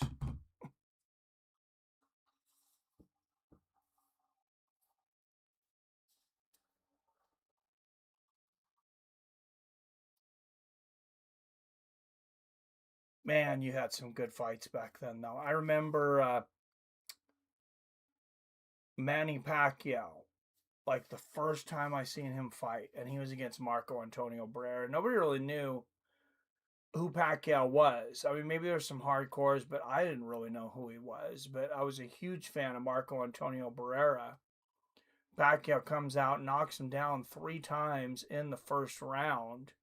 And then Barrera comes back and wins enough rounds to make it a draw. And I remember going back and watching the rounds, like, he did win enough rounds to make it a draw. Crazy fight.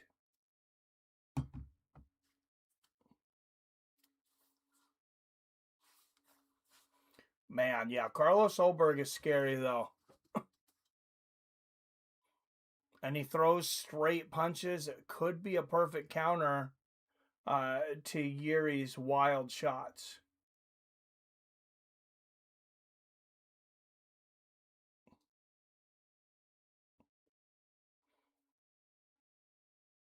Carlos Ulberg to win by submission, plus 2,200. I wouldn't take that one, but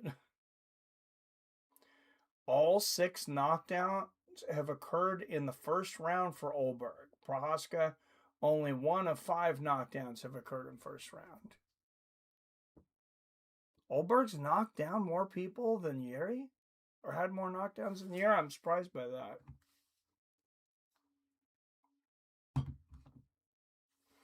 Since Jiri never goes to decision. It's like finish or be finished.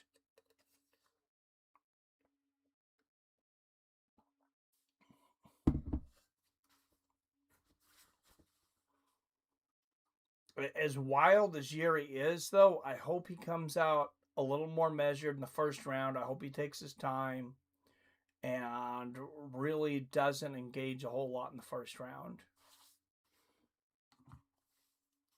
Not in crazy exchanges or anything.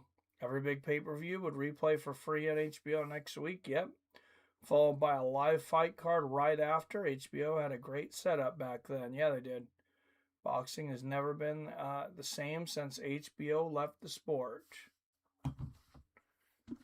And they probably won't come back now since it looks like Paramount is buying Warner Brothers, which means they'll own HBO, and you got Zuffa Boxing on Paramount. So I don't think they're going to bring back HBO Boxing to compete with it.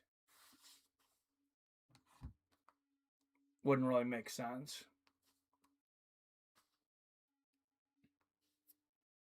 Have any of you guys watched the Zuffa Boxing yet, though?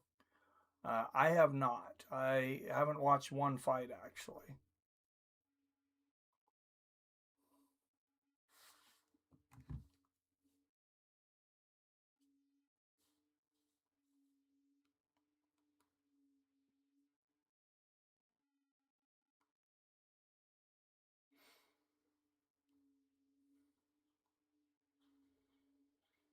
Don't know how my Mariners have been the favorite in every single game this year. They've been horrible. 5-9.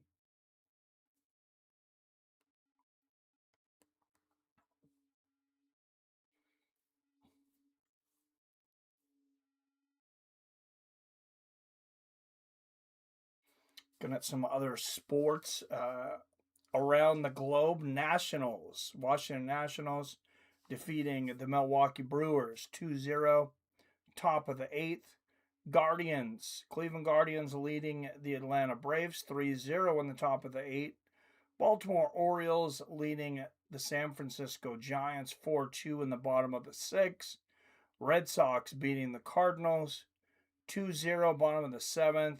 Your Rockies, Billy, Colorado Rockies, up on the San Diego Padres 2-0 in the bottom of the 2nd. Rangers up on the Dodgers 1-0. Top of the 1st, Rangers 2 outs, already have scored a run. Which that might be one to jump on. Dodgers are very good, so if I can get them at underdog money, I might have to take that. Jason! Mikey. What's up? Did I just hear you talking about baseball? Or a ball sport? Did I just hear you talking about a ball sport? Dude, I love baseball. You watch that much theater? That much what? Theater. Theater. Yeah, I like baseball. So you don't think baseball is as scripted as the NFL or the NBA? No, I don't see how it could be. It'd be kind of hard. The moves and stuff they do, 100-mile-an-hour fastballs, nah. I mean, unless every batter was Tony Gwynn, I think you're probably right. Yeah. But then there's the umps. Well, they are very scrutinized now. They have AI shit. Well, they actually could have voted to have auto strikes and balls. Luckily, every owner voted against it. But what they do have is they have challenges. They can challenge 2 balls or strikes per game, and if you win your challenge, you get another challenge. Oh, so it's like winner gets ball. Yeah. It's actually kind of fun, at least so far. I kind of like it. And then you can challenge 2 plays during the game, like if someone was safe or not, kind of thing. Well, I've learned something in the last 10 days that I need to applaud you boys for, because for the first time since my criminal career, and that is to say, the last real adult shit I had to do outside of parenting was fight criminal cases. While looking for a house, it has forced me to be an adult for about 2 weeks. And I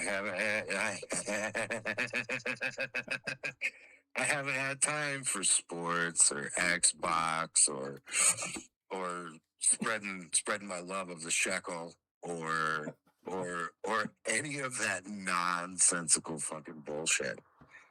And I don't know how you normal good white people and Theron fucking find time to have careers, wives, fucking crotch goblins, and pay attention to sports, but somehow you mad motherfuckers do it. And it makes me wonder if everybody in this group is on speed.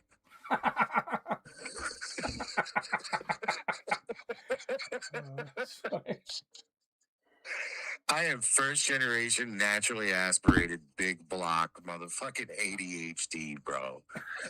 ADD, right? Yeah. Right? Like I'm so first gen ADD, it was just called I was retarded, okay, when I was a kid, right? And I don't have the will. I don't have the will. I just don't. I don't care. I found that I don't care anymore about shit that doesn't involve my roof, my wife, or 50% of my kids. I hear you. Hey, I'll to admit, I watch a lot more baseball since gambling, since I started gambling. Yeah. I mean, Which also maybe not a good habit. Definitely not for everyone.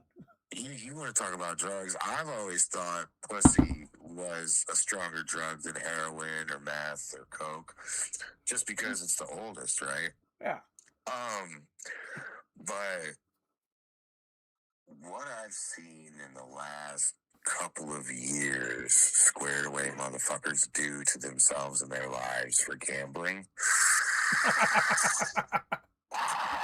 And I'm not talking about $1,800 on Israel Adesanya. I'm talking about a dude who was on his way to just basically being able to run this town without question. Yeah. He was on track to make to clear $1 million in profit last year. Oh shit. But what I didn't know was that he had a micro penis. And because he had a micro penis, he had a sex problem. And in that, it didn't matter what he was rubbing up against, as long as it would rub up against his fucking little dick. So, like, I mean, just use your fucking imagination. I'm not talking about looks either. And because of that, he would drink a lot. And then he would do coke. And then you couple all that shit together, and he discovered gambling. And then he discovered online gambling games. And that dude got a land clearing contract for the town down the road to clear like 100 acres for a cemetery in a city park. And he was getting checks it was either every 4 weeks for 50 or every 5 weeks for 40. And he would digitally cash the check on his phone, like into his bank account, and he wouldn't pay his suppliers, he wouldn't pay his materials, he wouldn't pay his guys. He would just start gambling. Yeah. Oh, and then he stopped paying his. Oh, what a piece of shit. Yeah, and then it just and he went from I'm on track to make $1 million profit this year, Jason, and I'm gonna be and I'm Chanel of the year. 6 months later, somebody please buy my house. Somebody please buy my house. This motherfucker has literally moved into a fucking trailer. I didn't know you were neighbors with Floyd Mayweather.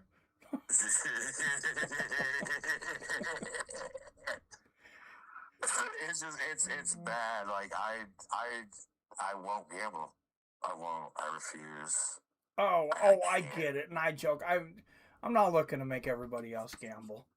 No, I don't. Peer pressure is something I never understood because I never succumbed to it. Yeah. You understand what I'm saying? Like, all you motherfuckers could be sitting on my couch right now, and outside of me pointing a gun at you for wanting to know what the fuck you're doing in my house, you can be gambling all fucking day long. It's not going to be bothering me. Yeah. Not at all. I wonder if that's an ADHD thing, because I never cared about peer pressure for anything either. No, it never. Peer pressure never, ever. Yeah. Don't you want to be like us? Yeah. Why would I want to be as dumb as you motherfuckers? Why would I ever want to be as dumb as you motherfuckers? But yeah, how's Cub doing? I'm not even watching the fights. Oh, he's coming down in the cage right now. It hasn't started yet. Well, then I should probably close my cocksucker and temporarily say goodbye. Never say goodbye. Anyways, Bon Jovi, ladies and gentlemen. I'm that high. I'm high enough. I'm looking at my wife's. My wife's got this, like, fucking, if you could equate it to a bucket, it'd be like a 10-gallon bucket-sized stained glass lampshade, and it's tulips and irises and butterflies. And in one of the formations, I'm looking at Foghorn Leghorn. I shit you the fuck not right now. That's how it's been a long fucking day. Mikey, I love you. I love Rob and Theron and all the motherfucking Phil motherfucking deroll these nuts. All right, Jason Kagan, everyone. All right, what do we got on the poll here? We got Cub with 86%. Wow. Netflix's only shot to get close to HBO boxing is if they do it right. Yeah, and I was going to say before, I don't think that's with MVP. Who was the promoter today? That wasn't MVP, right? All right, Cub Swanson, 5 years older at 42. Nate Landwehr, an inch taller at 5'9". He'll have a 2-inch reach advantage. Landwehr, a slight underdog at plus 110. Cub Swanson, a minus 130 favorite. And if you're like me, everybody in this chat, in this crowd, has been hard as a fucking rock since this fight was announced. I can't wait.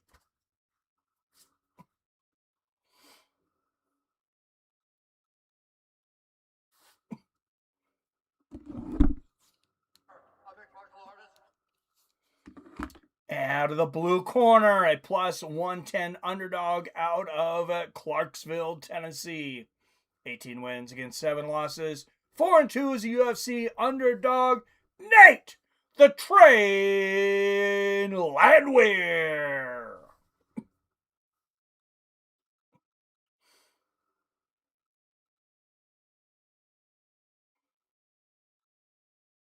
And out of the red corner, he is a minus 130 favorite out of Palm Springs, California. A legendary knockout artist with a record of 30 wins and 14 losses. Presenting a member of the Pioneer UFC Hall of Fame, Cub Swanson. Eddie Hearn was the promoter. Good, yes. Herb Dean is the referee. Remember, he was talking He was talking that since Dana got into boxing, he might get into promoting MMA. Him promoting MMA on Netflix, that makes things very interesting. And here we go. Two of the most entertaining guys at featherweight that we've ever seen.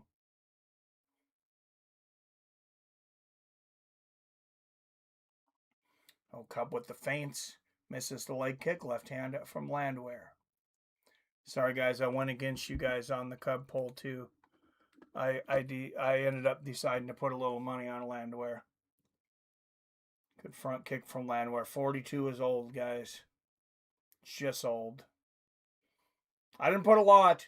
I put 12 bucks on him. 12 bucks to win 25. Well, to win 13. $25 payout.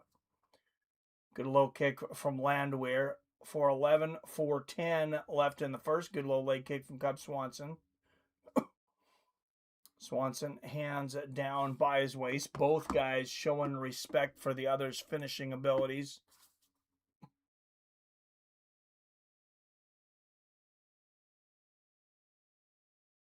Yeah, both guys very, very hesitant to get inside that knockout range.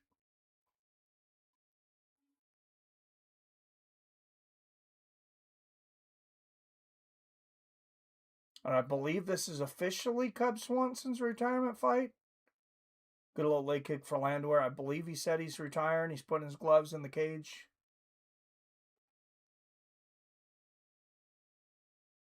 Good low leg kick from Nate. He's backing up on the fence, so it's making me nervous. There's a good one, too, from Cub. And the push kick to the body. That's a really bad strategy, Landwehr. Oh, Jesus! Big left hook from Cub and a right hand behind it. And now Cub measuring. Fingers open, looking for the eye poke. 3 minutes left in the first. Good right hand to the body for Cub. And there's a right hook to the body. Oh, what a left hook and a right hand for Cub Swanson. There's the low leg kick. 4-punch combination for Cub. And Nate is getting eaten up right now. The train is being derailed.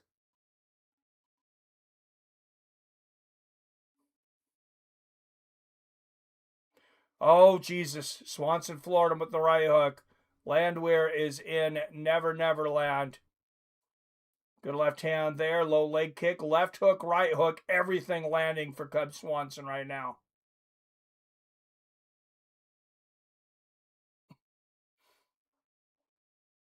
Landwehr checks that leg kick.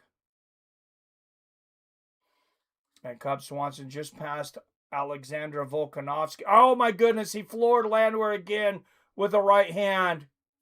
Oh, he is rumbling, fumbling, stumbling. He is drunker than a skunk. He is higher than the sky. And a right and left hook to the body from Cub Swanson. And finally, a shot lands for Landwehr. Dude, like, you need to fucking run right now or grab a hold of him or something.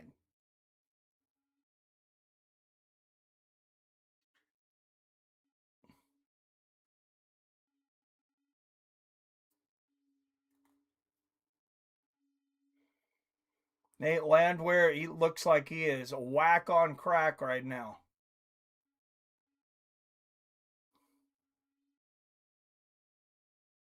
Good left hand there for Cub. Almost zero offense in this first round for Nate Landwehr. Good look. Oh my goodness! A huge right hook from Cub, and it is all over. Cub Swanson at 42 years old, putting on a precision, perfect, powerful punching performance.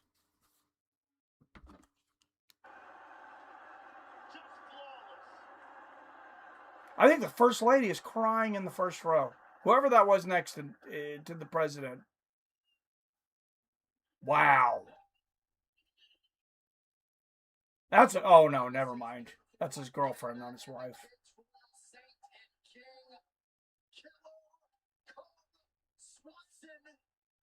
Why would I think an American president would bring his wife to something? That's his girlfriend. Jason, I picked the German too. Oh, damn, I picked Cub. Been watching that dude fight since WEC. Wanted to see him go out on a win. And there's the gloves in the center of the cage. You can't go out better than that. Get him, Phil. Cub going out looking good. Yep. Yeah, good shit. Yeah, it's so nice. We seen Michael Chiesa retire on an impressive win a couple weeks ago. Now we see Cub Swanson retire on an impressive win. Hopefully this becomes more of the norm instead of putting a guy that you know was on his retirement fight out there against, you know, some young killer and he's a 6-1 underdog. Nate isn't ready for the big time yet. He's 37 years old. He ain't never going to be ready. He got starched. And then he gets hit on the temple again. Herb Dean's like, leave the man alone.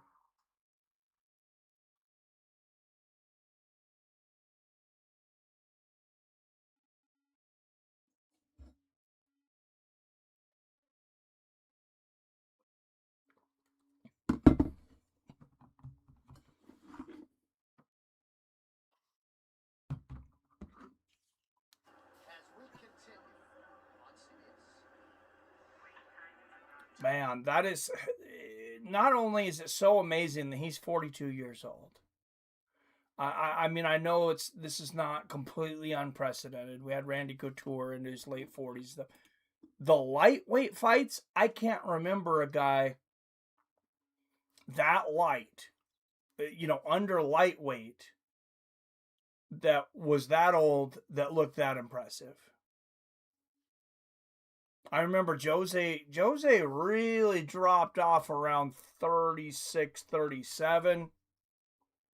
I mean, nobody does this at 42 in the lighter weights. Almost nobody. I cannot think of anyone. All right, it is time now for the official decision brought to you by Ram Trucks. Nothing stops Ram. Here is Bruce Bowen. Ladies and gentlemen, referee Herb Dean has called a stop to this contest at 4 minutes, 6 seconds of the very first round. Declaring the winner by TKO,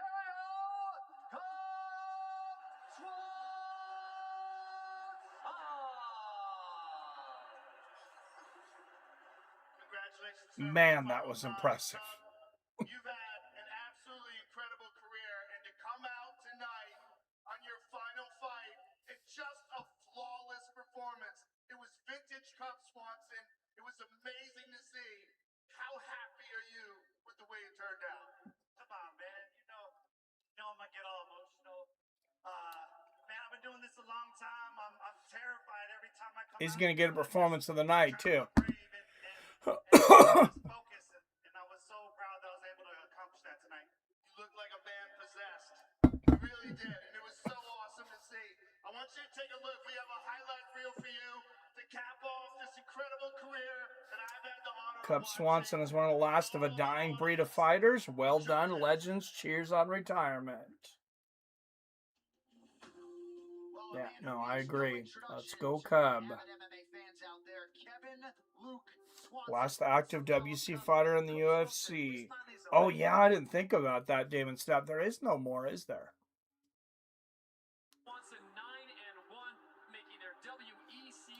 Is Dominic Cruz officially retired? Mike Brown's done, right? I don't know that he ever actually announced his retirement, but he's old now. Yeah. Yeah, I think you're right. I think Cub was the very last one.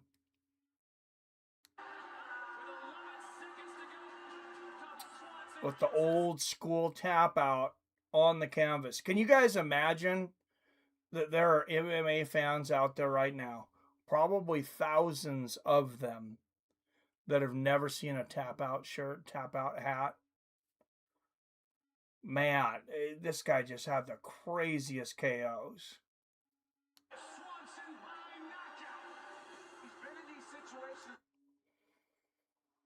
And like he said, I was terrified every time I came out. And I've think I've realized something.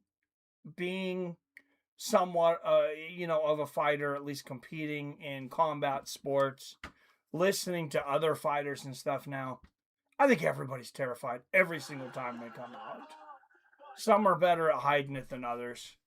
Maybe some of them are definitely better at performing under the pressure than others. Brown became a coach. We had Condit, who retired a couple years back. Okay, yeah, Max fought in WEC. No, Max never fought there. I think Max started after WEC was done. And Max was super young in the UFC, but yeah, I don't think he ever fought in WEC. Anthony Pettis is competing out there somewhere, just not in the UFC. I think he might still be in PFL. Maybe not. I can't remember. I don't think so.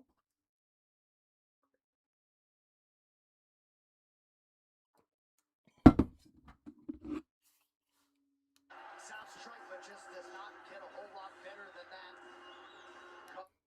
that. That'd be great to see too. Like a big thing on honoring all the fighters in the WEC. Like best fights, best finishes. State Marco Rubio with us here tonight at UFC 327, as is the Ecuadorian contender Marlon Chito Vera, Olympic gold medalist and former two-division UFC champ Henry Cejudo, and the UFC Hall of Famer, two-time, you could say, Joanna Jędrzejczyk. Well, my goodness, what a night it has been thus far at UFC 327 here in Miami. I'm honestly surprised that this administration, I won't get political for them, but I'm honestly surprised that they still get any cheers and not boos, because they're not very popular right now. Oh, new Mortal Kombat movies. It'd be fun if they do it right. They definitely have the ability to do it right now.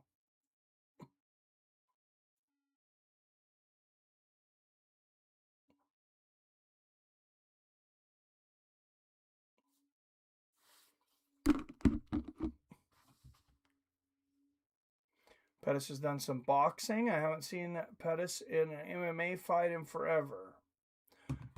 Yeah, was he doing bare knuckle? Jason. Mikey, what the fuck were you talking about? The Dow Jones is at 75 million. Okay, we've got the strongest fucking porters. Oh no, I speak for 30 seconds. I set you up. Oh, I don't know what you're talking about, fucking unpopular. It's not like our entire fucking government hasn't been co-opted by the fucking Uden for the past 85 fucking years. It's not like we didn't fight the wrong motherfuckers in World War II. Hey, I didn't get my opinion. I just see these at a 33% approval rating. That's all I'm going by. And it's really crazy that 6% runs 85% of the fucking world. I don't know how the fuck that happens. I don't get it. I don't know. I tell you what I do know.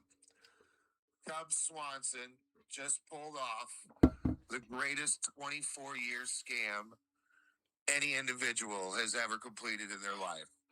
That motherfucker just used his whole fucking MMA career to get a back tat.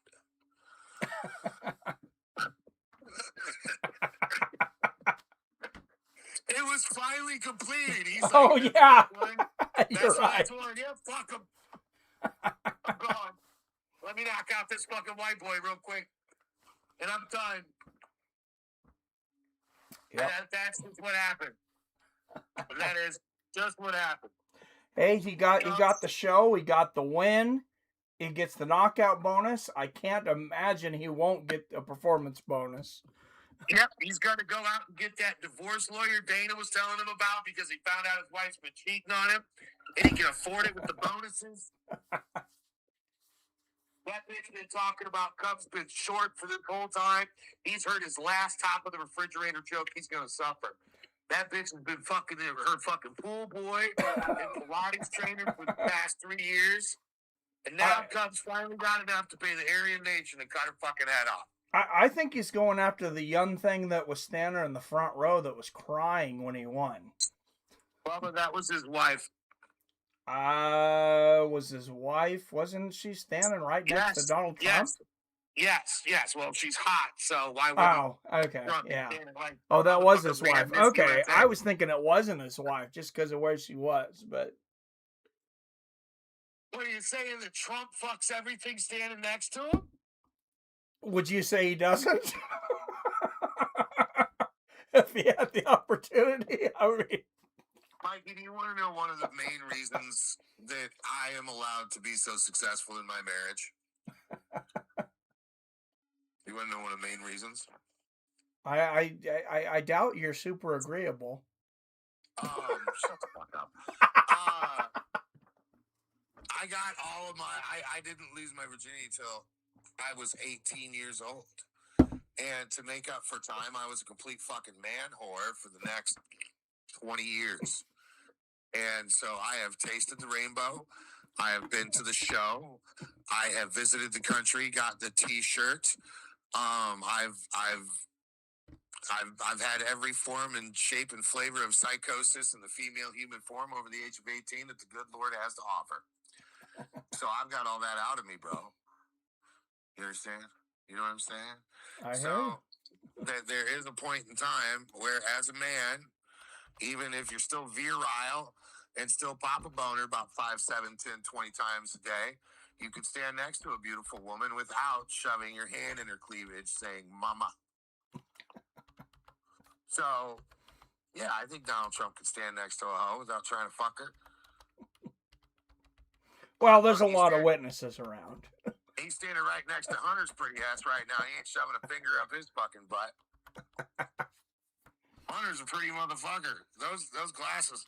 She's fucking Holly Holmes talking to. That's a fucking South American drug lord. See that motherfucker? Shit. I told you, I see Foghorn Leghorn and my wife's beautiful Iris and Tulip and fucking, what's the Japanese lotus flower lamp? I'm looking at Foghorn Leghorn right fucking now. I'm trying to tell you that. It's going down. There's Johnny Bravo. Holy shit. If I find Goku, I'm throwing a brick through this fucking woman's lampshade, bro. Oh my God, Dominic Reyes. Is he on the come up? Yeah. Oh, and he's fighting the softest chin in the division. Who? Johnny Walker. Yeah, but Johnny's got hammers though, man. He may not be good at being. He does. I that's why I think this is a really interesting fight. Yeah, This could be a really goofy fight. This could be a weird, goofy fight, but I think it's going to be fun no matter what happens. 90 seconds. 90 seconds. You think Walker? You think Walker starts him? Double knockout. Double knockout. 90 seconds. We've seen it before. We've seen it more than once in MMA. We have. Yeah. I don't think it's happening. Well, if it's ever going to happen in the last 10 years, this is the fight. Yes, it's 2026. It's the year of the tag, bro. Yeah. It is the year of the queer beer. Fucking 2026. It's just all the curves. 2026. That's all curve numbers, bro. Fucking fag ass year. This year's gay as fuck. Dude, we started out $1.89, Sam. $1.89. A man could fill up a Chevy Silverado and spend $60. Did you really have $1.89 gas there? I had $1.89 Holy gas. shit. I live in America. I don't live in the communist fucking JBLM neighborhood, bro. I don't understand how your guys' gas is so expensive. You have any fucking refineries and ports you got up there? Oh, we have a lot. You don't even want to know what our goddamn gas is right now. Tell me, Mikey. The place up the street for me, it is not the cheapest, but it is not way over everybody else, is $5.68. Preach it, motherfucker. If you go to Costco, which is the cheapest. You feel the power of Jesus coming through $5.66 gallon nozzle. Do you feel the Lord horsepower Christ? Do you know what would happen if in rural Illinois gas hit $5.66? See, here in rural Illinois, our state representatives are our neighbor.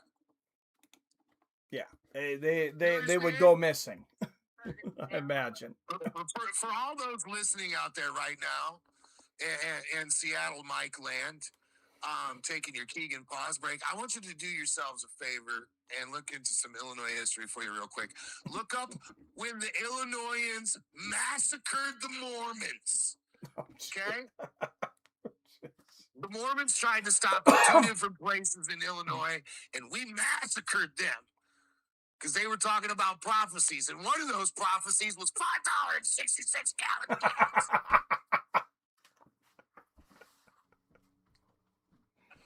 They tried coming to Illinois and telling these Irish, German, Finnish, Swedish, Norwegian motherfuckers that they had to listen to some scamming ass fucking 12-year-old talking about magic underwear and a golden fucking Bible that no one else has ever seen. Okay? And then they talked about $5.60 gallon gas, and that's when they started killing those motherfuckers. They were okay with the little kid saying he talked to the prophet, some prophet angel motherfucker with magical underwear and a seeing stone. They were cool with that shit because it's Illinois. You never know, right? But that motherfucker said at some point in time, we're going to have $5.66 gallon gas. They didn't know what he was talking about. It just sounded like shit. And they started cutting them motherfucking Mormons up. You know, I remember a time, but I was a kid. In Washington here, though, the gas was 95 cents a gallon. I remember it being 96 cents a gallon. And yeah, it is now almost $6 a fucking gallon.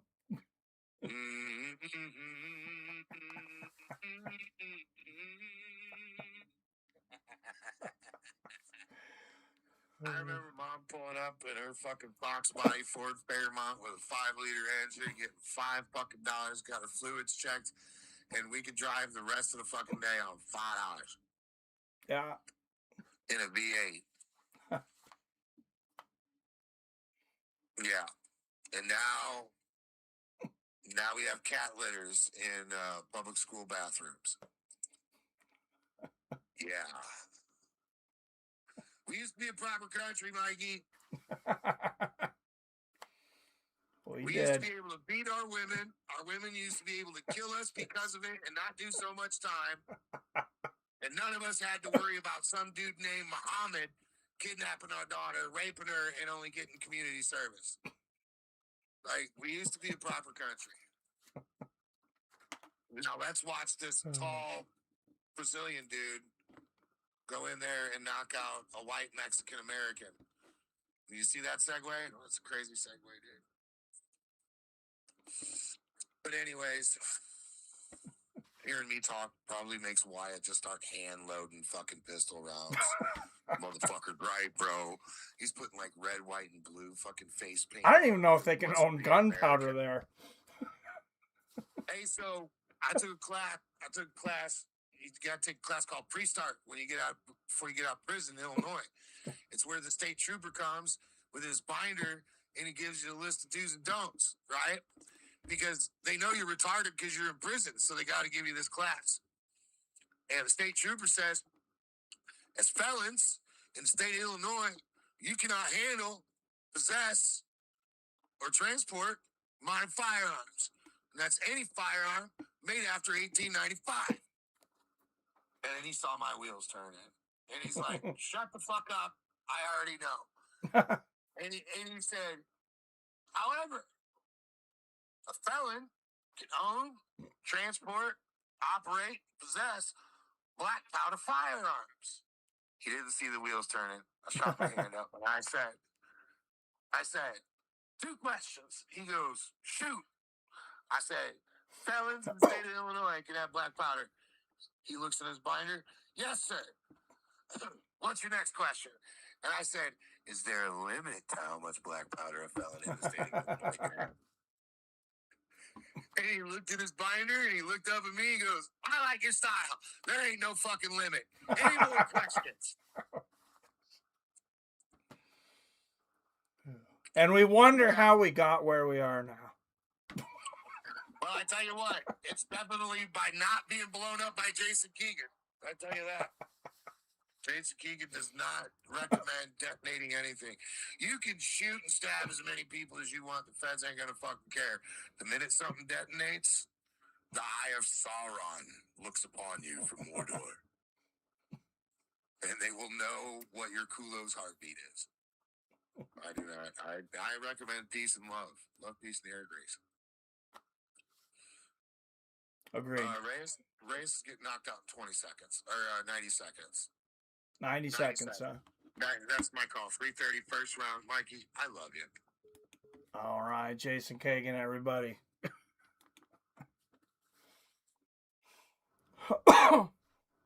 Billy says Ronnie Yaya is the only active WEC fighter still active in MMA now that Cub retired. I didn't realize he was in WEC. All right, Dominic Reyes, 2 years older at 36. Johnny Walker, 2 inches taller and 4 inches too tall for this weight class at 6'6". He'll have a 4-inch reach advantage at 82 inches. I got Reyes. Our gas was $232 at its lowest. It's now $384. We're almost $4 in upstate New York.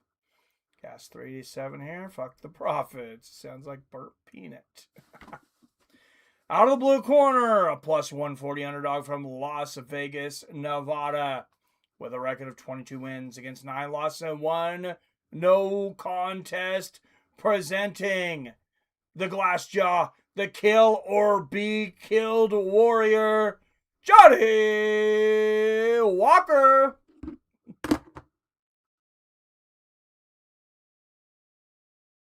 Remember it being maybe 185, like 1992. And out of the red corner, a minus 170 favorite of Victorville, California, 15 wins against 5 losses, presenting the number 10th ranked UFC light heavyweight and the former UFC light heavyweight title challenger, Dominic the Destroyer Reyes. And the only man to beat John Jones? Does anybody else give anybody a nod over John Jones? I have yet to meet someone that has watched all 5 rounds of that fight and can tell me that Dominic Reyes didn't win the first 3. Oh, my best moment, my 7-year-old self just had to go and piss right in the middle of the class. Hey, at least you weren't in high school or something. Oh, good inside low leg kick there from Walker. Straight right lands for Reyes. Oh, there's the head kick. Reyes is getting the knockout, guys. Come on. Come on. All right, pull in 71% for Reyes.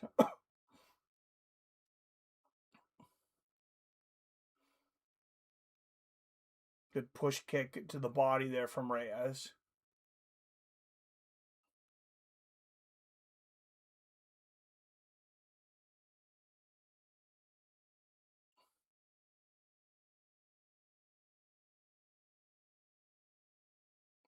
Reyes was like, what, a minus 120? And he was a plus 100 to win by knockout.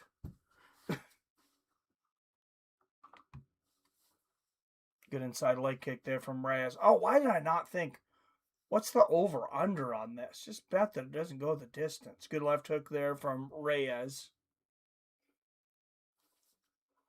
Low leg kick from Walker.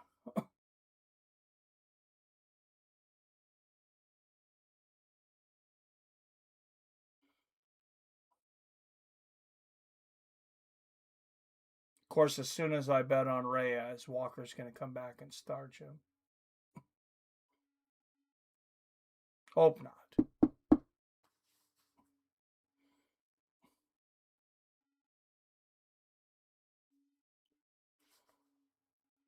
Inside leg kick from Reyes. Side kick to the knee there from Walker. Matt Hamill for the win, Mike. I guess it was a win, but he didn't defeat him. But yes, technically a win. Good little leg kick there from Walker.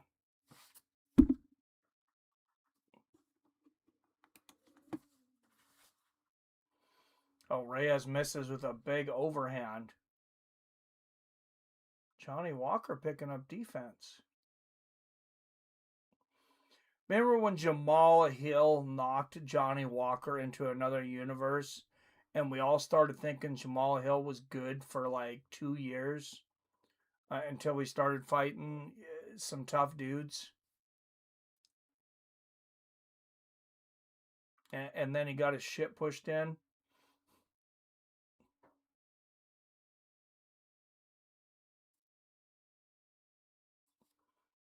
.202, 201, 2 minutes left in the first. A lot of feints from both guys here.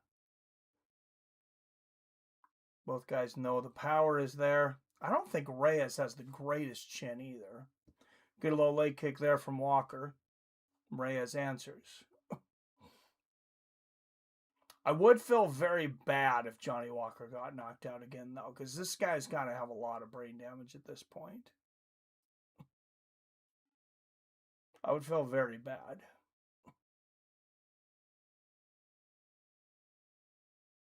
I'd feel better when I cashed in my win slip, but I would feel bad for a moment. Good little leg kick there from Walker. Oh, left hook over the top from Reyes.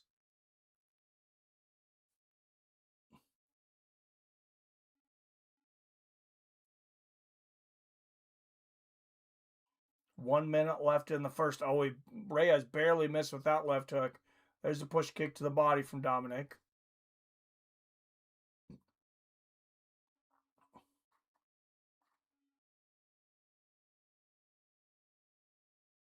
But me and Wyatt have talked about this over and over and over again.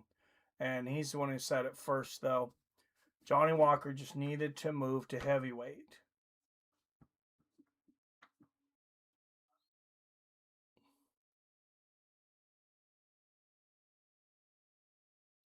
Oh, according to the punch stats, Johnny Walker won that round.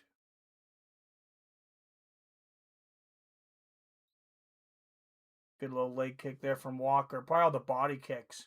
Oh, there's a good right hook from Johnny.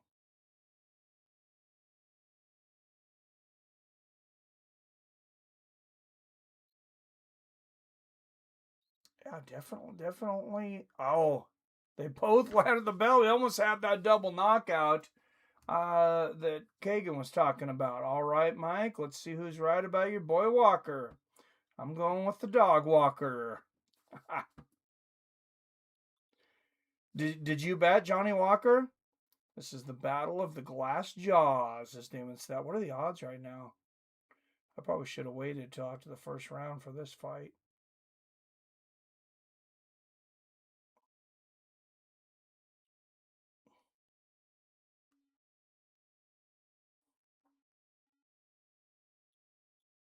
Still pretty much even.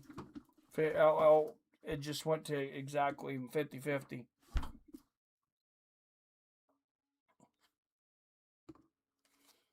Fitty.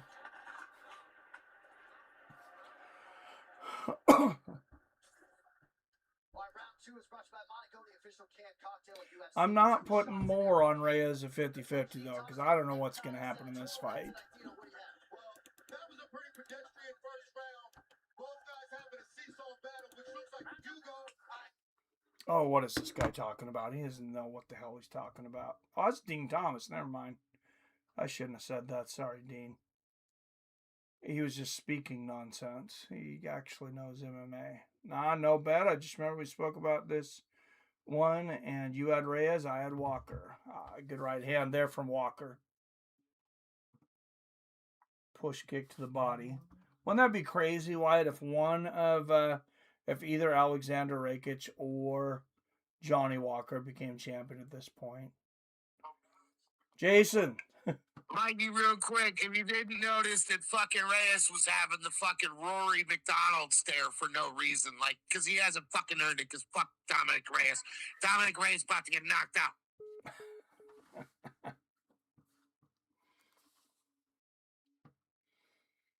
All right. I didn't realize that you hated Dominic Reyes so much,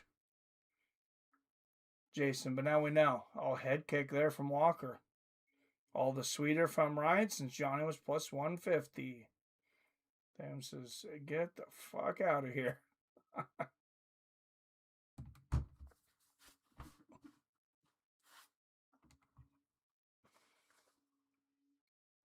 Deleted by Brimstone.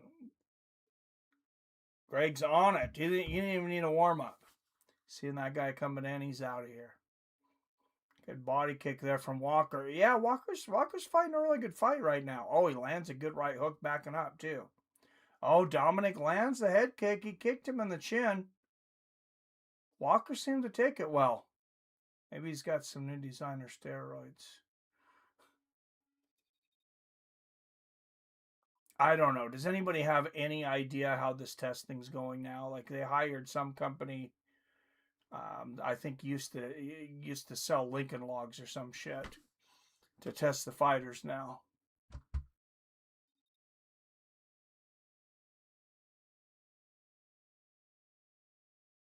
Used to make Lincoln Logs and card games for children. Now they test UFC fighters for drug levels.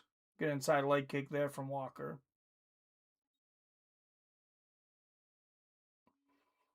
No, you rarely hear about anybody popping now, though. Oh, Walker going up for the head kick.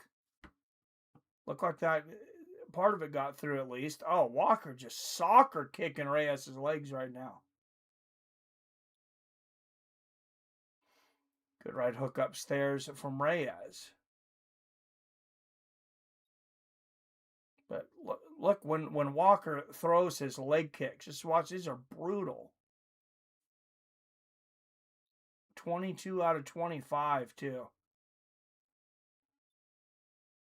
Good right hand. Oh, there's a body kick from Reyes. Walker with another leg kick.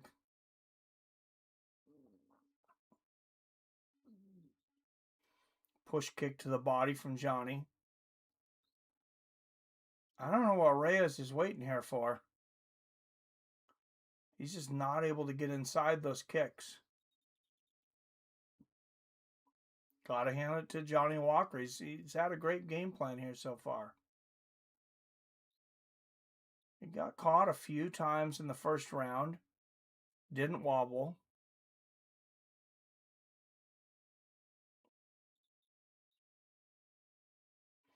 Oh, there's a good left hand from Reyes. Walker took it. Reyes never got his confidence back after getting robbed. That John Jones fight, though. I mean, he's won some fights, but he never had that level of confidence again.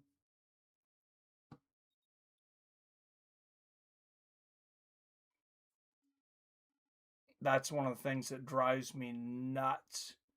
People talk about John Jones testing positive for cocaine. Oh, it's not a performance-enhancing drug. Not only does it help your endurance for training, it makes you extremely confident. Oh, good takedown defense here from Reyes.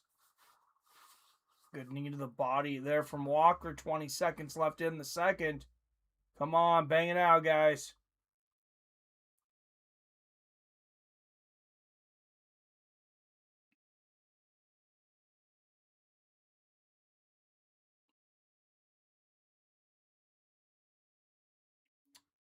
Walker, I mean, that looked impressive, a spinning wheel kick, but not even close to landing. I don't hate Reyes, I love him, but he ain't the Dominator no more, so he can quit with the Manson lamps. I heard they just take all the samples and use them for Paige Van fetish videos, right? Crowd chanting, this is bullshit. They are? Oh, Jesus.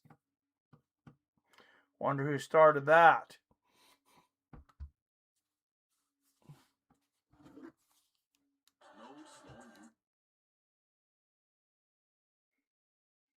Or his initials DW.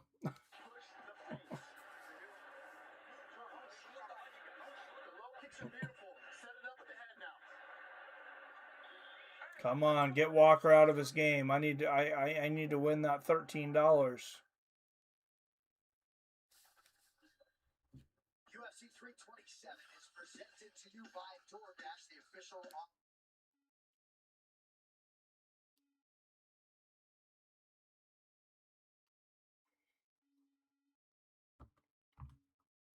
Wow, they still got this as a 50-50 fight. Now I'm very surprised because Johnny Walker, I obviously give Johnny Walker the first 2 rounds. A couple of big leg kicks there. Wyatt. Yo, you there? Yeah, I can hear you. So, don't you think Dominic Reyes is like a good size light heavyweight? Yeah.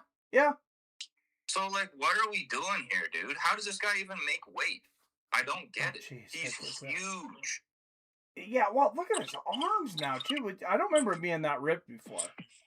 I feel like he's always looked the same, and he's always looked like he's about 250 pounds. I thought he looked a little skinnier before, but maybe I'm wrong. Dude, he's so fucking big. I just don't understand it. And don't you, like, what do you think would happen? Because what was it, 6-7 years ago? We said, no, it was more than that. 8-9 years ago now? Jesus. When we picked Walker and Reyes, right, as our guys that we thought were going to, like, Rakic, yeah. Yeah, sorry, and Rakic. How do you think those two would have done at heavyweight? Because both of those guys, I think those are the 2 biggest light heavyweights of all time, honestly. Yeah, probably. Well, how much did Cormier cut? I mean, I know he was only like 5'9". But the thing is, you can cut so much more weight when you have more muscle mass, right? And Cormier had a lot of fat on him, so I don't think he was as big. Yeah, maybe not. I don't get it, man. I don't get it, because certainly Walker, we know, because of the chin issues, Walker would have had way more success at heavyweight. I honestly think he could have, at least at some point in his career, been a top 5 heavyweight. He might have been way more confident at heavyweight and done even better than that, and I think the same is true with Rakic. Because Rakic's problem has always been on the feet, he leaves himself vulnerable at times. But I think the power at heavyweight and the lower skill level, he would still be able to compete, and you take everybody down. It's just sad because their careers are both over now. This was like 8 years ago. And I think Walker would immediately be 250 if he went up to heavyweight. And not a fat 250. No. He'd be like the same as Cyril Gahn. He'd be a similar size and build to Cyril Gahn. Yeah, probably. And probably not much difference for Rakic. Yeah. We'll never know. Yeah. They'll just suck forever. It is what it is. We could put it in and ask AI. Yeah, well, what do they know? Not enough about this, I don't think. No, it doesn't know anything about anything. So how are you scoring this so far? I gave Walker the first 2 rounds. Yeah. I don't know. I wasn't paying enough attention in the second, but I definitely gave him the first round. Yeah. You thought he was going to knock him out, huh? I thought Reyes was going to knock him out, yeah. Nah, he's too damn small, bro. Too small. Yeah, he's like a giant. That could be, yeah. Anyway, I'll let you go. All right, Wyatt Matheson, everyone. 130, 29, 28, 27, 26, 125 left in this fight. Good body kick for Reyes. There's another one. Oh, and there's a nice, outside, inside leg kick. There's the body kick for Reyes. Reyes might be coming on here. Last minute and a half. Oh, and then he does something stupid like that. Right hook and the spinning back fist. 1 minute left. I don't care what the crowd says. This was still a fun fight for me. All those freaking soccer leg kicks for Johnny Walker. 30 leg kicks landed. And I mean, 30 brutal leg kicks landed. Oh, what's up? King James in the house. What's going on, my man? Walker has always been the biggest waste of potential. Wyatt says, I agree. Hopefully Pico doesn't become the second coming of Walker. He looked great today. Pico did. Johnny Walker could be like when Overeem went to heavyweight. He should do it. That's a good point. 15 seconds left. Jason. You and I and the boys are present for Fights with Friends history. Johnny Walker made a decision. Well, yes, actually. What was your pick? Somebody was going to get knocked out. What was my pick? Somebody was going to get knocked out, right? Yeah. Everybody was saying somebody's getting knocked out. Do you know what my wife said before the fight started? He's going to the decision. That's exactly what the fuck she said. Nice call. I said, there's no way. And she just got it right. Good pick. I do think Wyatt had a point. But here's my point. Yeah. 2010, Shane Carwin runs through the entire light heavyweight and heavyweight division of the UFC today. He do very well. Who beats Shane Carwin in the heavyweight division right now? Jones maybe a year or two ago. I don't know that he does now. That's a good question. There's definitely a big lack of skill in both those divisions. Against Alex Pereira. Test for I don't think he beats Alex Pereira. What? Against TRT, HRT, gorilla fucking adrenal gland fucking Shane Carwin? Well, yeah, he was. He was not natty back then. I'm sure. But neither was Lesnar. Fuck Lesnar. Lesnar can't take a punch. Shane can take a fucking punch. He knew how to be the hammer and the fucking nail. I think Wyatt's right though. Let's see if they box this decision here. When did Communist China buy the UFC? What was that? 2016. Split decision. 29-28, Walker. And Junichiro Kabuto scores the contest. 29-28 for the winner by split decision. Dominic. Give me my money. Better to be lucky than good. and even Bruce Buffer back there smiling. That's not how I scored it, but I'll take it. I'll take the win. They rob him of the title, but they give him this. What's up, Chris Allen in the house? Says Jason, the Odin of the CIA. I know who that is. He found you. I know you know who it is. This motherfucker. He follows me everywhere. Well, I sent him I was sending messages out. I sent him a message for this one too. I sent him the link earlier. He knows. He knows when you've been sleeping. He knows when you're awake. He knows when you've been bad or good. You're so fucking high. So when you're shooting, make sure your hands don't shake. You're so high, your voice is so much lower. The first time you called in, I thought you sounded like the guy on Scream when he calls the woman with the popcorn going. Do you like scary movies? Like, fucking get the fuck out of here, bro. I'm so happy for Cub Swanson, man. Oh, that was awesome. That was awesome. It was even funnier when you were like, I don't know who that fine-ass woman was crying about him, but, man, she was fine. I was like, that's his wife, Chief. Well, I thought it should be his wife. I just didn't expect her to be standing next to the president.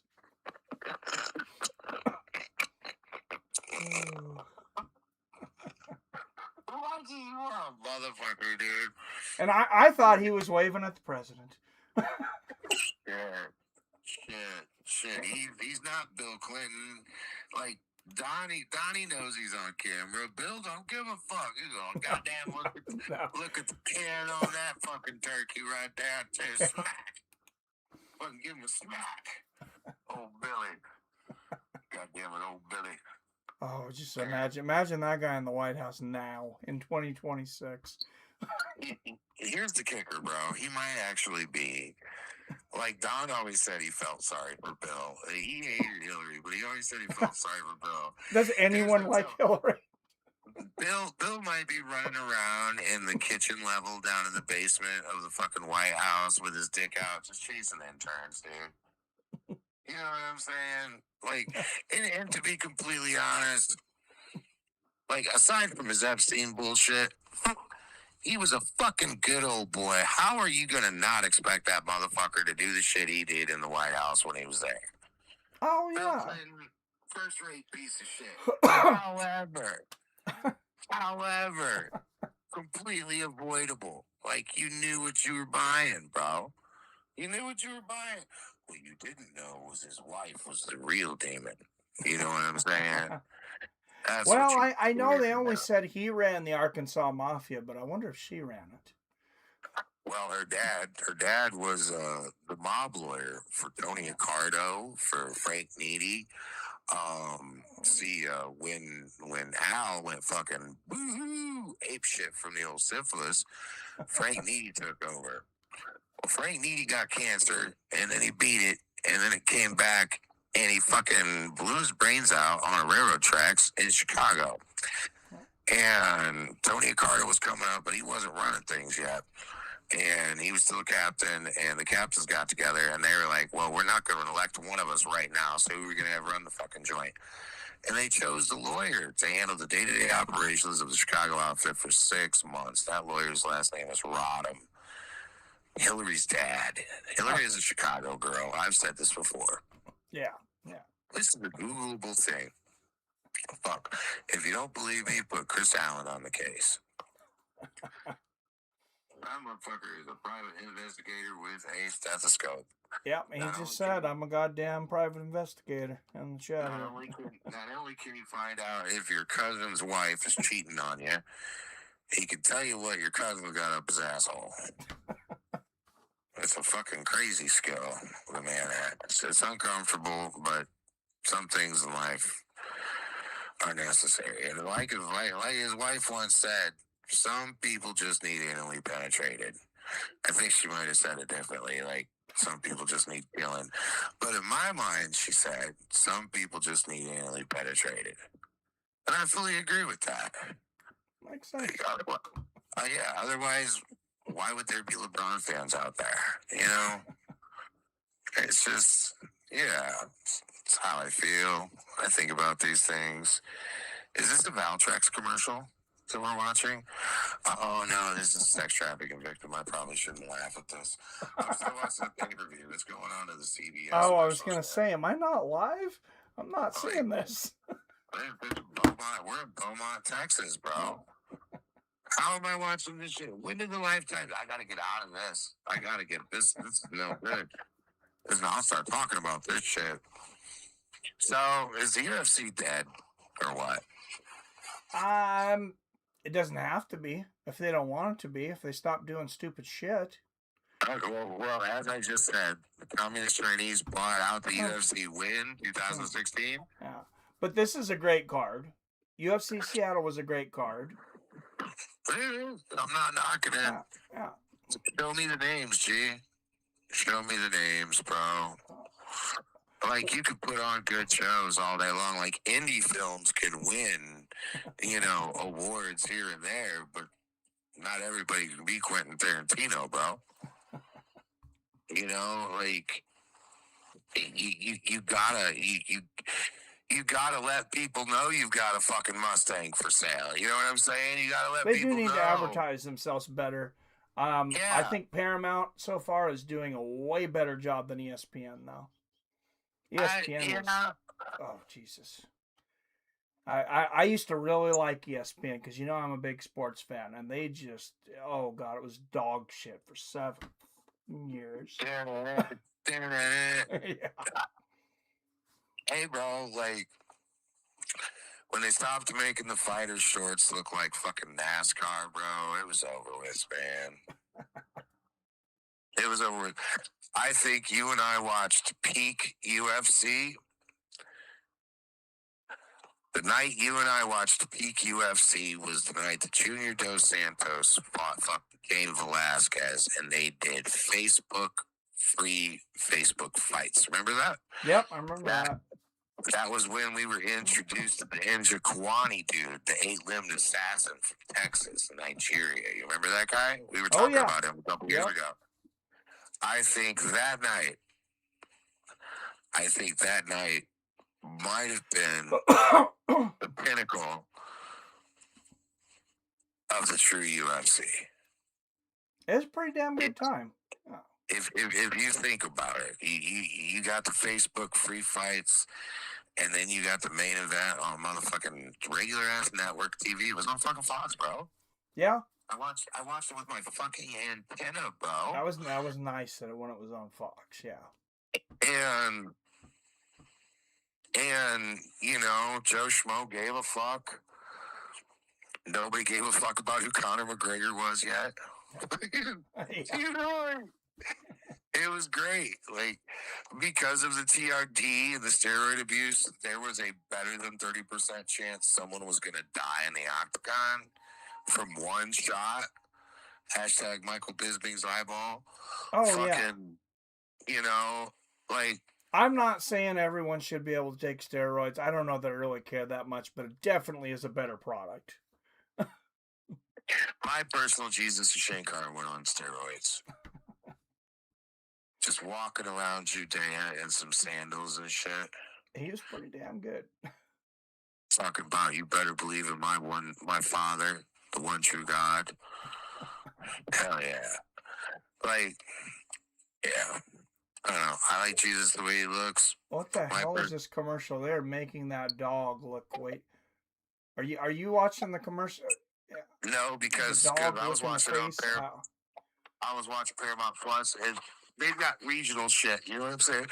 Oh. So they put mine on some bitch crying about some shit that went on in her fucking life, and I'm like, I'm not even trying to deal with your shit on TV. Like, you're fucking crying and you're on TV, bitch. Like, why are you crying and on TV? Like, why would you do that on TV? Like, there's no like button on CBS, bro. You know, you're not going to get any reactions. Tell that to Josh Hokett. Yeah. Who's the fuck is Josh Hokett? He's the guy that had the weird meltdown at the weigh-in, and he has the crazy post-fight interviews. He's fighting right now against Curtis Blades. This dude. Again, are you on Netflix? No, I'm Paramount Plus. Where are you? Oh, shit. Does Samantha need you to help you find the UFC on there? Are you that high? No. I went back to my home screen on my fucking Google TV, man. No, shit. Fuck no. No, shit, there it is. It's on your YouTube. I'm looking over at my laptop right now. There you are, laughing at my fucking 7 generations of Alzheimer ass. What the fuck? Okay, see, this is too much. See, I've been adulting for 10 days, and this is a fucking result, Michael Benedict. It's not very much fun, is it? It's ground me into the fucking dirt.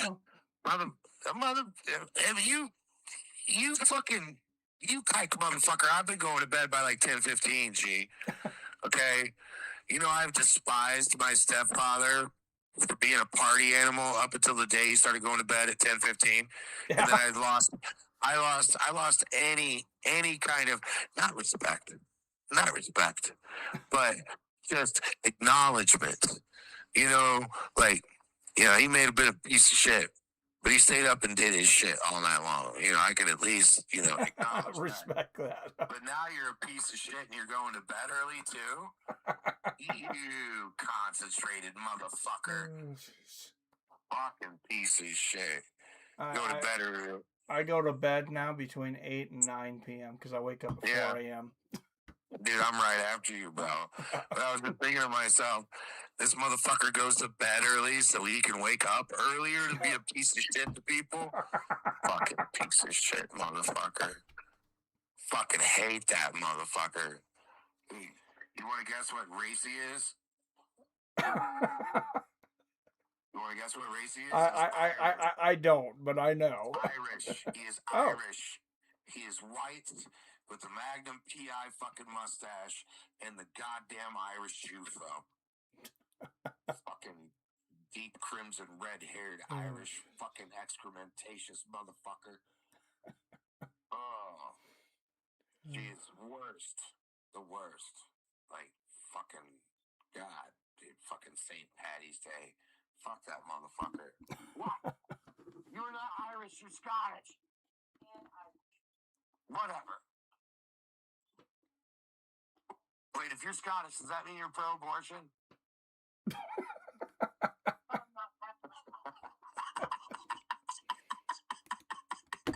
Oh, I gotta put a poll up. Did we win? We lost the last fight, didn't we? Yeah, everybody picked Reyes. Almost everyone. I picked Walker. All right. Oh, why did I just forget that Reyes won? I fucking bet on the fight. Snooze fest, man. Yeah, it was not the fight I was expecting. Like, they gave the decision to Reyes, but I think Reyes' calf muscles might disagree, bro. Oh, he was soccer kicking, just goal. Oh, shit. He was kicking Reyes' fucking calf muscles away from the way Joe Jackson used to kick the shit out of the boys. Oh, my God.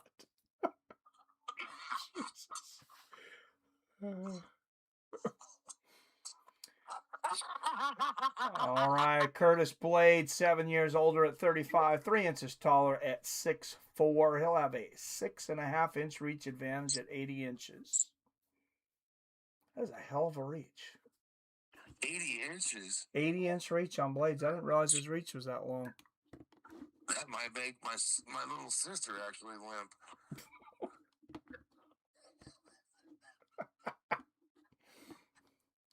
Well, you know they're gifted, Jason.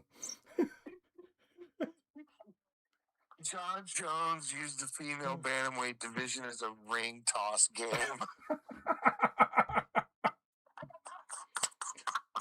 Well, if I could get some Poly Market odds on him sleeping with Holly Holm, like it got to be like 95. Oh, dude, he's like 195. What the fuck are you talking about? He hit her with that fucking, I have a gigantic penis, Joe Rogan.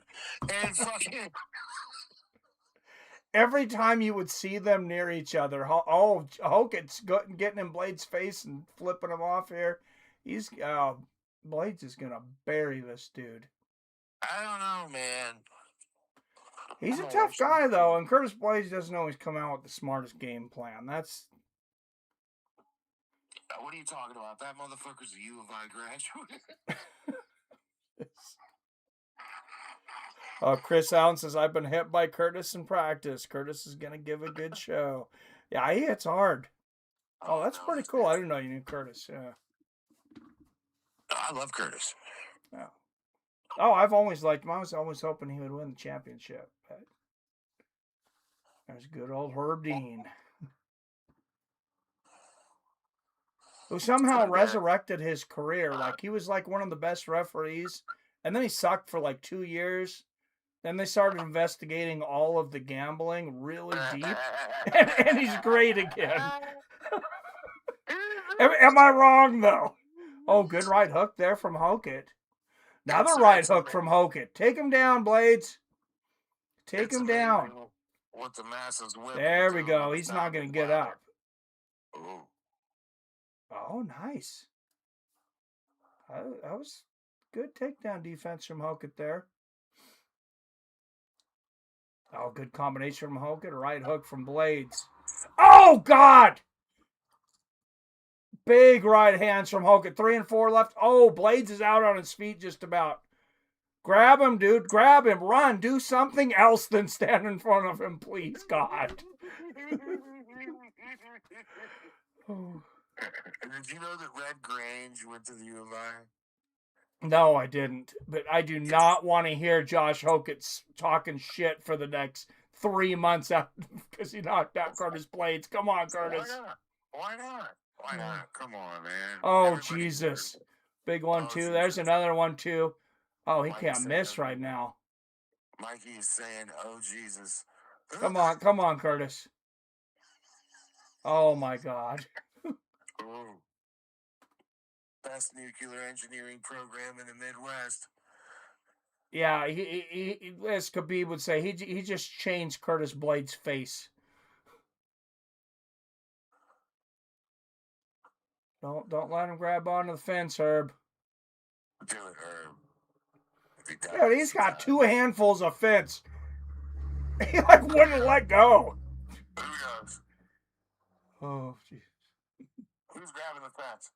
Hawkett. This Hawkett guy. Take a point away. Fuck it. Dude's going to start getting job offers from Home Depot. He grabs any more fence. Let the boy watch. Oh, he's gassed. He's gassed. Look at him. He's gassed. Uh-oh. He's completely gassed. Oh, it's not looking good. Here we go. Oh, God. You broke my wife with the fucking Home Depot joke.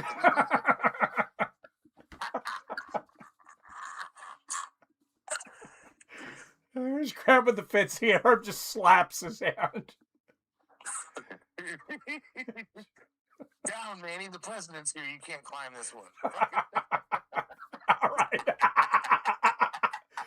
Who makes these fucking fences? Goddamn.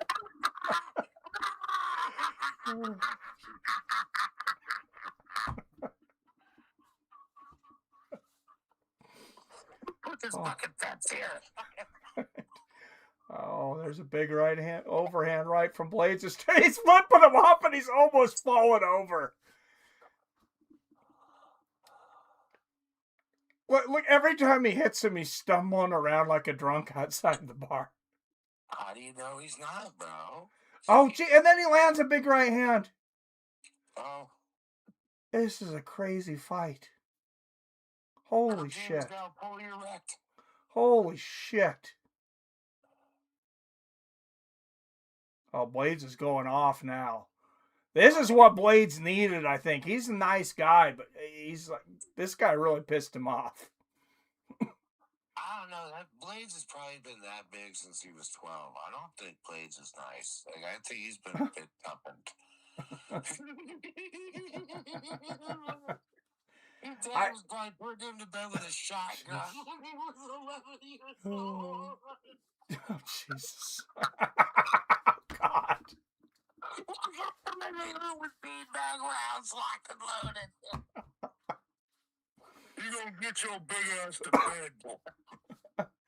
I can't believe Hawkett's still standing, though. I gotta say, that is one fucking hell of a chin. Well, if you run your mouth that much, you better have a fucking chin. Yeah, that's true.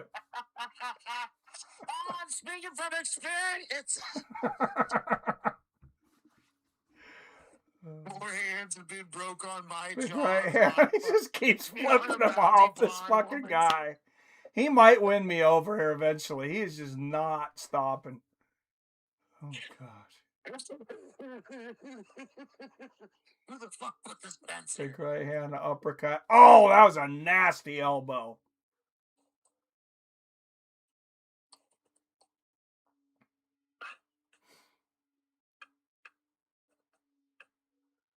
Mikey, I haven't laughed as much in years. Damn. Dude, that is one of the best rounds I've seen in a long fucking time. That was almost like Pat Barry Czech Congo round.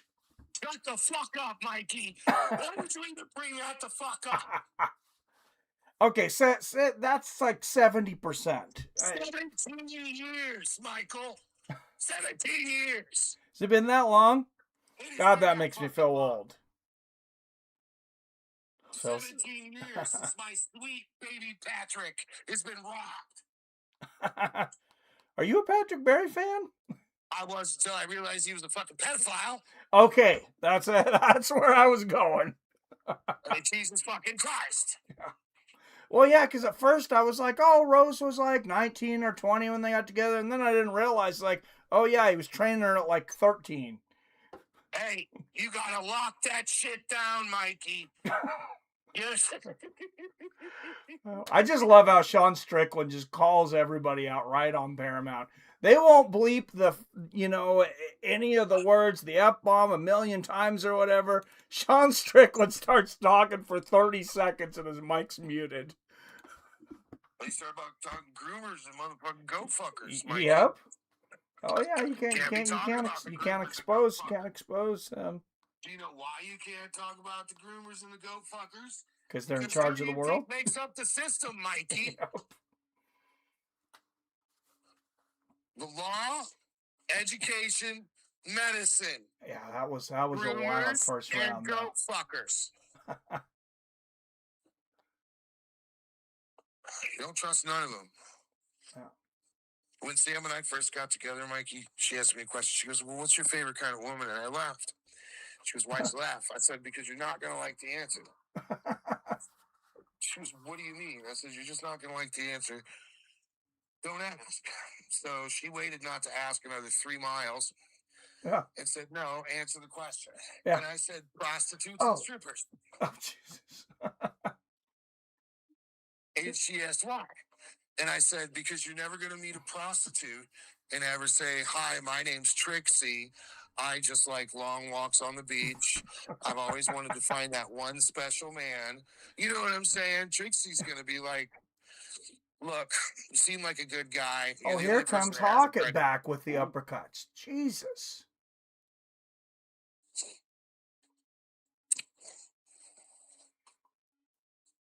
I'm regretting not watching this fight. I might have to watch this fight 4 times this week.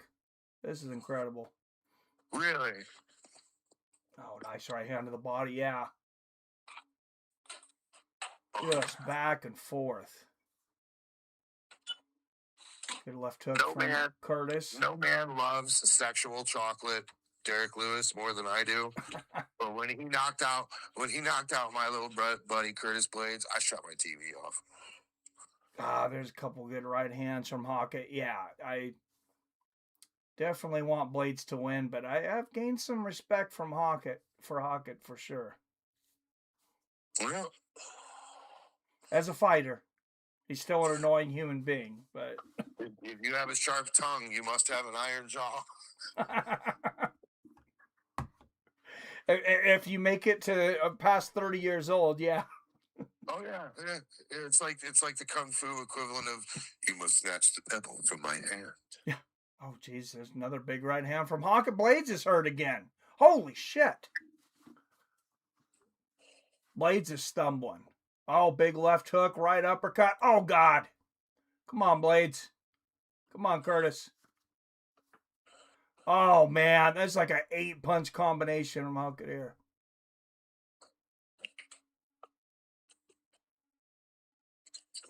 And Blade's showing a hell of a chin here. That's because Derek Lewis tempered the motherfucker. Look at Chris here. Trixie is looking for me right now, Mr. Right. Now and a few more Mr. Sometimes. Oh, that's good. Another big right hand from Hockett. Yes, leg kicks. There you go, Curtis. Apparently his head is made of fucking concrete or something. You ever seen that motherfucker's head? He looks like the dude from Maniac Cop, man. Just with the thief gene, that's all. Oh, nice elbow on the chin. There's body shots from Blades.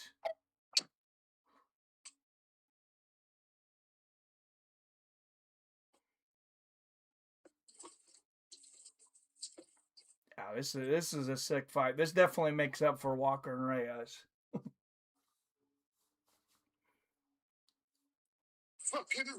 That's a great technique. Blades just hanging on him from the outside and landing the uppercuts. 4 in a row there. Oh, shit. That was a nasty knee, though.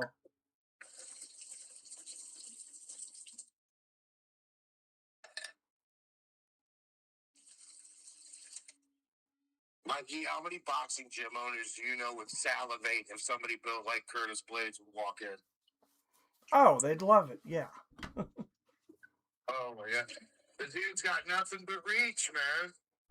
Oh, good right hook to the body. Yeah, and he was the best heavyweight wrestler on the planet there for a minute. Oh, big right hand from Hockett.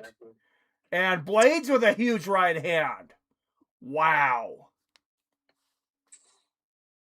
Phil says, holy fuck, let's go round 3. Yeah, the heavyweight division lives. Blades' beard saved him. Yeah, Blades has got a hell of a beard too. Jesus.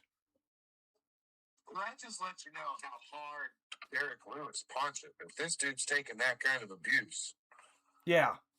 That's like... Fight of the night, unless something better happens, says Phil. No, this is the best fight I've seen in a while.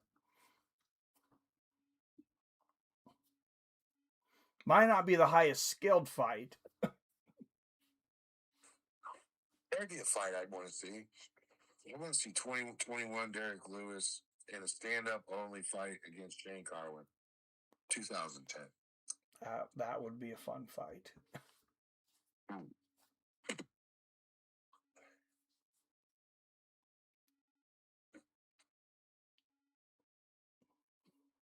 The 2 main reasons man would build a time machine so they can put their favorite fighters in their fight against each other and 1971 Dolly Parton. Praise Jesus. Praise Jesus, Lord. Praise Jesus, Lord Almighty. Yeah, she was hot 50 years ago. Hey, she's a goddamn national treasure, Michael. Her and her twin sisters. Oh, what an exchange. 4-punch combination from each. Damn. Oh, Curtis. Oh, great takedown defense from Hockett.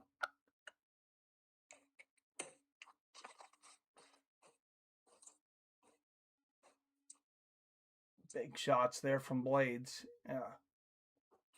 I think maybe he should go back to the leg kicks because, yeah, he's not going to knock this guy out to the head. Doesn't seem like it. Until it does. Yeah, good knee to the body from Hockett. Yeah. But, yeah, work the body, work the legs, and then come back up.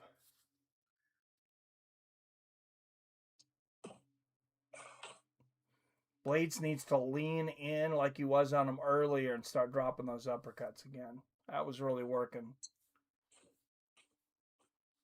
Good exchange there. Yeah, this guy's Hockett. He's like the drunken warrior. Like I said, it looks like he can barely fucking walk, and then he just starts landing bombs.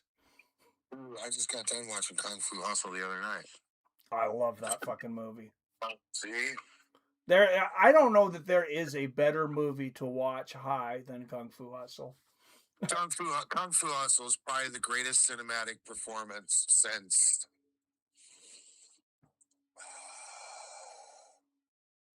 Oh, good Ocasio-Cortez at the parking lot fence crying. Like, the cinema. Oh, a couple of big left hooks there from Curtis. Yeah.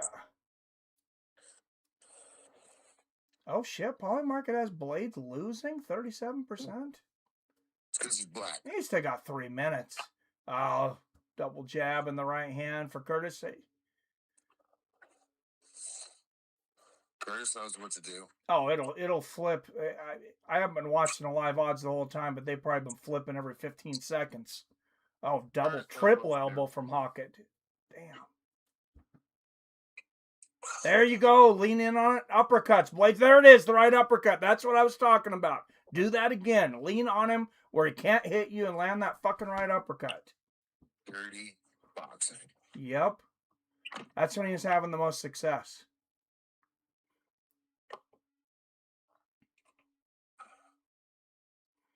Oh, big combination from Hockett. Yeah.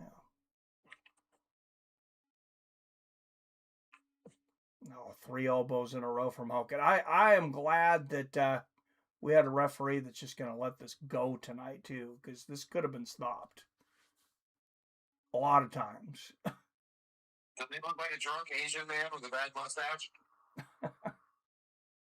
No, it's Herb Dean in there. Holy shit. Great right hook from Hawkeye. Yeah, he couldn't bet knockout, so they're watching him now. Look at fucking Polymarket saying Blade's 37%. He's landed 184 strikes to 115. I thought something was up. They exchanged right uppercuts. It's a degree from view of eye that gives him the edge, bro. Yeah, I should have jumped on that. I'm tempted to bet more money on Curtis. I don't know. Who knows what's going to happen with the decision? What are you talking about, homeboy? What are you talking about? Gonna bet more money on Curtis. What's the fucking... Hey, look, my buddy Adesanya's fighting. Float me $1,800, dude. Come on, man. Come on, buddy. Hey, I only bet $200 on him on the Seattle card. Oh, jab and an overhand right, Curtis. Yeah. Like, Izzy's done, right? He's definitely, I don't think he's going to be what he was again. Oh, big right hand from Hulk. Yeah, he should be. I think he should retire.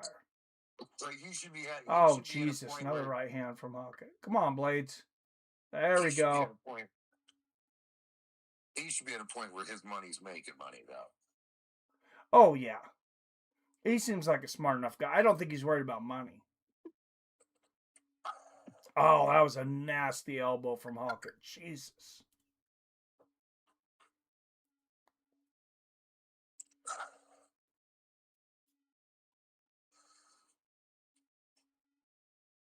Well, is he a Kiwi or is he an Aussie? I think he's New Zealand, homeboy. I think he was. Yeah, he's a Kiwi. Yeah. So, funny story about New Zealand. That's where all the billionaires, more billionaires, have bunkers and whatchamacallits down there than any place in the world.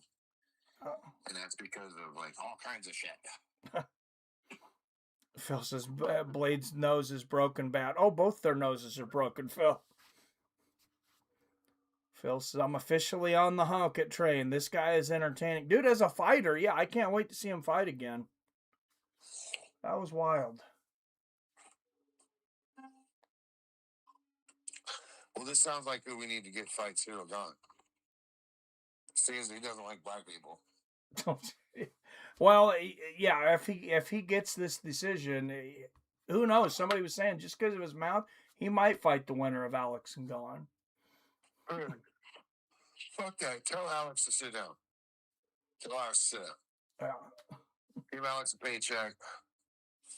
And then Dana walks in and tells Hokett, I'll give you $1.5 million if you poke this motherfucker into retirement. Like, as far as I know, Tom, he ain't, right? Like, he ain't said he could see out of his eye yet. No, doctors still aren't clearing him for training. I didn't see a decision for this. WTF craziness, says Phil. Wyatt, 30-27. How could I can see that. I mean, rounds 2 and 3 were super close. Hokett's the GOAT. I'd say 29-28, but yeah, I think Hokett might get this, which pisses me off, but... Can Tom Aspinall sue in any kind of way? I don't know. I mean, Mark Hunt tried to sue because they allowed Brock Lesnar to use steroids and let him fight anyways and didn't tell him, and I don't think he got a dime out of it. No, because he took it too far. Like, they offered him a couple of settlements, and he was like, you know what? I'm going to make these fuckers pay more. I think that's what happened. Oh, Mark Hunt is a different motherfucker. Yeah. Yeah. Because when he got into the UFC, you probably noticed, they told him, we will buy your contract out. You can just leave. We'll give you all the money. He's like, fuck you, I want to fight. Yeah. All right, here's our decision here. Unanimous or split, I wonder. We go to the judges' scorecards for decision. All 3 judges score this contest 29-28 for the winner. Yeah, that's going to Hawkett. And still undefeated. Oh, here comes the crazy interview. Josh, that was one of the most insane fights I've ever seen in my life. You just came out, threw caution to the wind. Was that the game plan coming in here tonight? To the Miami Mamacita! That bathwater tastes like a sweet margarita. So what is there not to like? When I pick up the mic, a puppy comes back to life. And when it's time to get litty, you know I can get jiggy. My electric slide can power this whole damn city. I'm the ouch that runs his mouth and wears dirty shoes in your house just to say, fuck your couch. And last night, I'll leave you with this. I toot my own horn and beat my own drum. But if you think you can beat me in a fist fight, boy, is you dumb. And P.S. Alex Pereira, shoveling these nuts. Suck on these nuts, nigga. Josh Hogan. Josh Hogan 9-0. Yeah, already looking for that title shot. Well, heavyweight division, like we've been saying, wide open. I don't even know what color Hulk it is. I don't know what he is or where he's from. But he's got my vote. I don't even know what he looks like, dude, but he's got my vote. Dude, that was a hell of a fight. Chris has told you it was going to be a good show. Hook showing how trash heavyweight is. Yeah. Oh, God. Oh, yeah. What was our poll?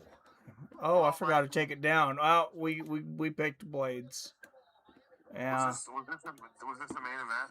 That's a loss. No, there's still 2 more fights. I gotta go to bed. I gotta be an hour away to look at this house by like fucking 9:30. Oh shit! All right, we'll get your adult ass to bed.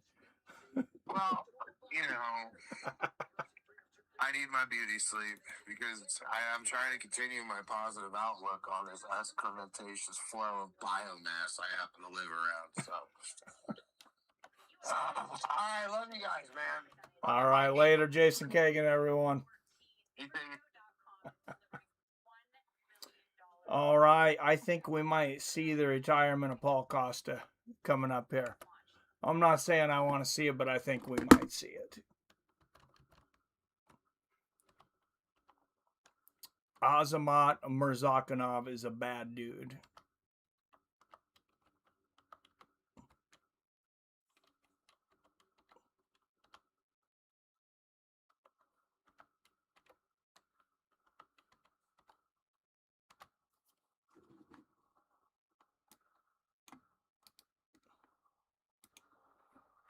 All right, let's get the poll up.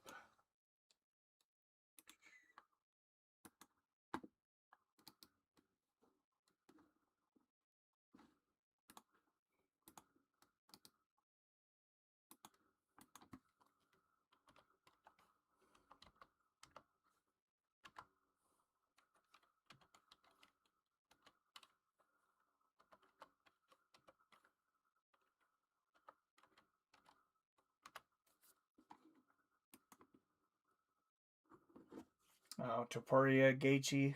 It's coming up June 14th, 2 months away. Little CTE helps with the not giving a fuck. Yeah, for sure.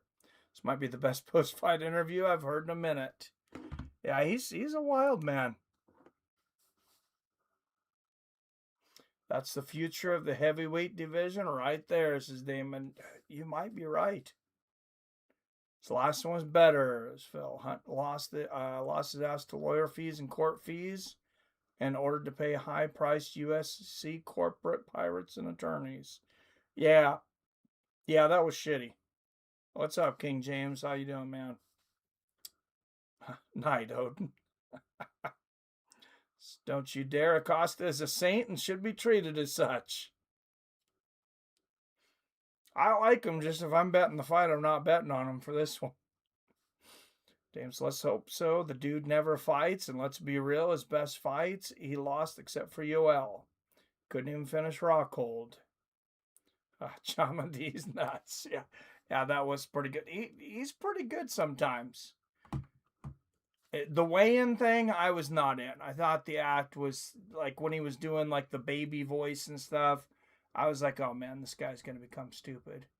And then he comes out tonight and kills it. So, all right, I got to use the restroom real quick. Co-main event up next.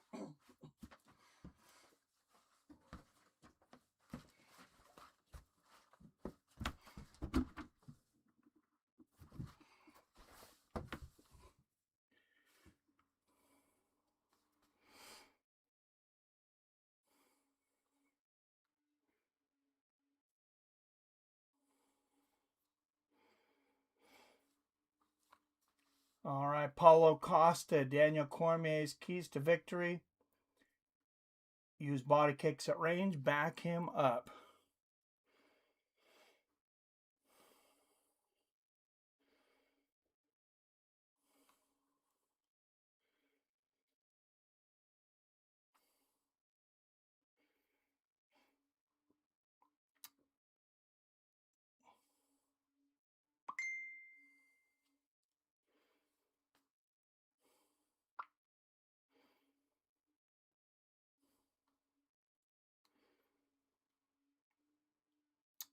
What if our boy Gaethje shocks the universe and sleeps Topuria? I would be so happy.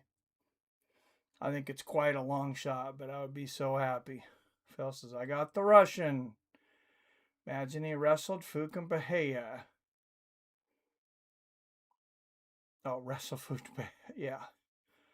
Yeah. I don't know about that. Yeah, that'd be crazy. That was a banger. Bruno. Yeah, it was. That's the greatest brawl in MMA heavyweight history, period. This is at PR.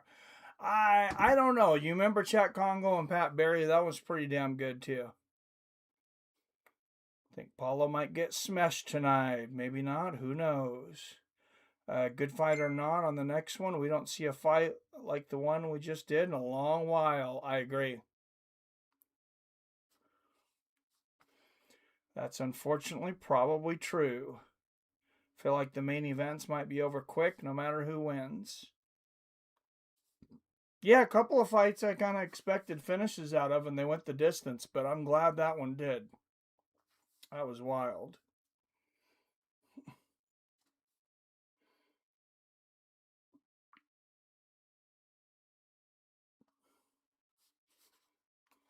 All right, Azamat Murzakanov.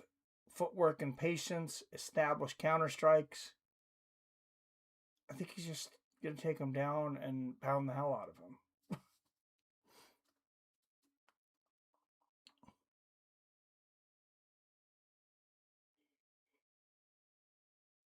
Like the main event, I might be over quickly. So good, someone should have had their style labeled as Street Fighter. Yeah, that's what it kind of reminded me of, Chris. The whole Hawkett guy reminded me of a throwback to like the early days. Yeah, like the first like 3-4 UFCs.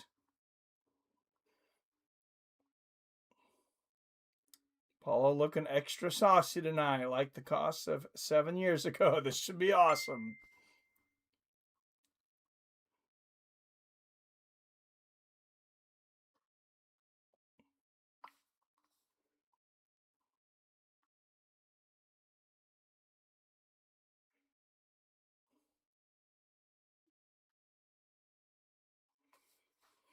All right, Azamat, 2 years older at 36. I can't believe Costa's only 34. Costa 3 inches taller at 6'1", and he'll have a half-inch reach advantage.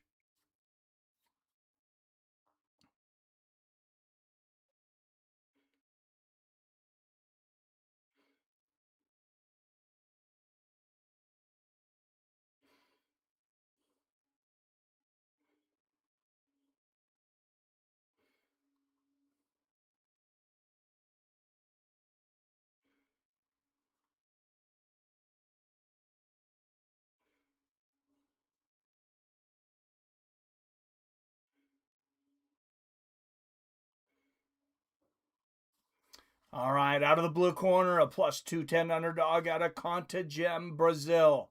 15 wins against 4 losses. 2-4 as a UFC underdog, Paulo Costa.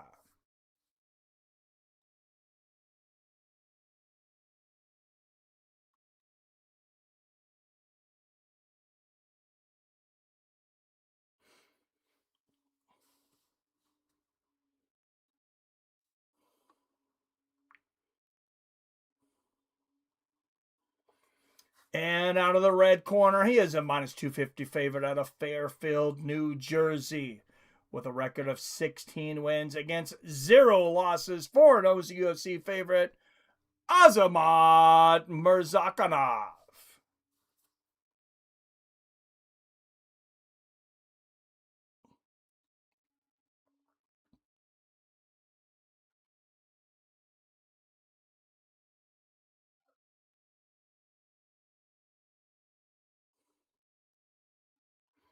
Keith Peterson will be the third man in the cage.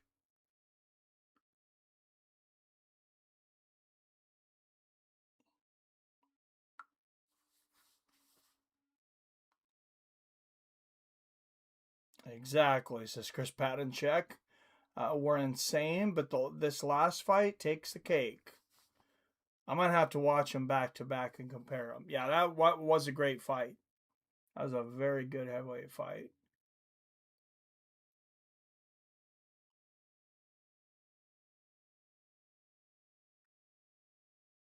Both men bouncing back and forth. Inside leg kick, Costa.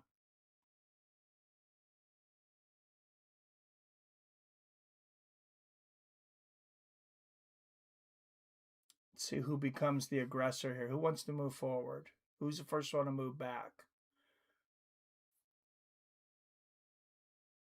Oh, nice like knee stomp there from Costa.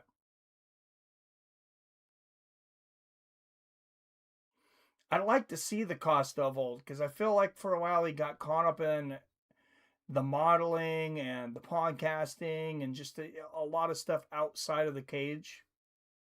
I'd like to see a real focused Costa.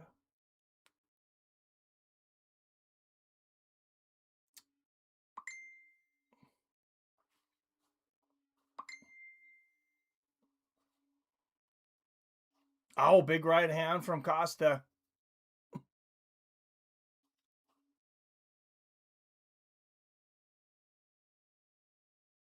Oh, nice left hook to the body there from Murzerkinov.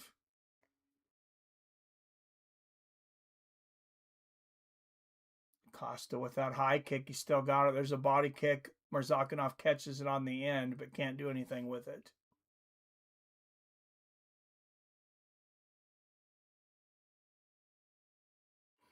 Good left hand to the body there from Murzerkinov. Costa's got to stay off the fence, though. He's been a little too close to the fence for my comfort.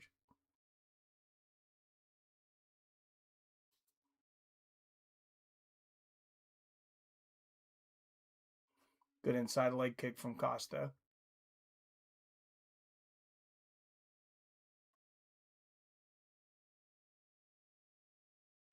Yeah, Paulo really looks focused tonight. We didn't see the smiles. We didn't see the, suave posing and things that we've seen in some of the last few fights.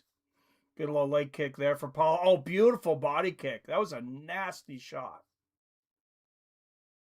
225, 24, 23, 22, 21, 220 left in the first. Oh, big left hand from Murzerkinov, and Costa just smiles. There's the smile. Oh, yeah, he got him with a good poke.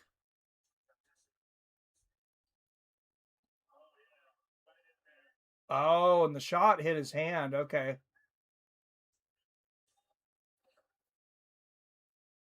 The big left hook hit Costa's hand. It didn't connect.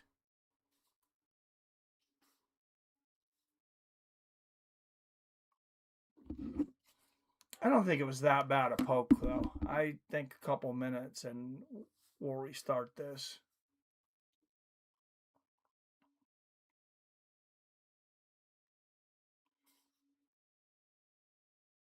I hope so.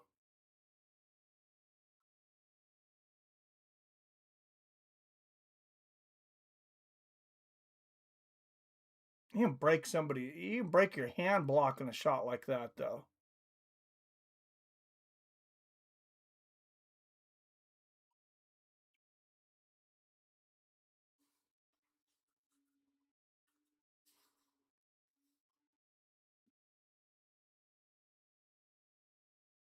All right, back on 216, 15, 14, 13, 12, 11, 210 left in the first. Good body kick there from Costa. Oh, a lot of fast movement all of a sudden from these two. It looks like Street Fighter hyper fighting or something.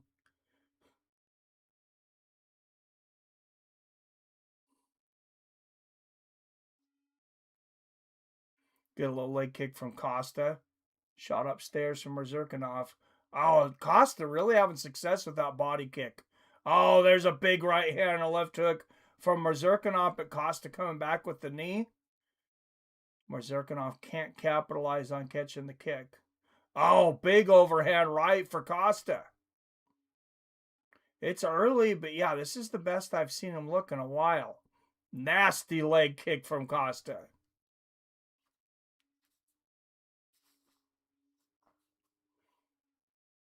This is the Paulo Costa we expect.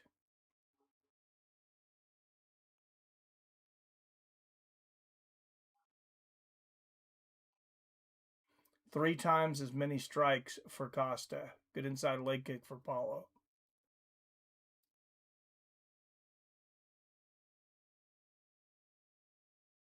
Oh, that was sloppy. Costa lands a left hand. Mrzirkanov just fell over. 40 seconds left in the first. Watch Costa body kick him to the win. His kicks fucking deadly. Yeah, they are. Ref is sponsored by Marlboro.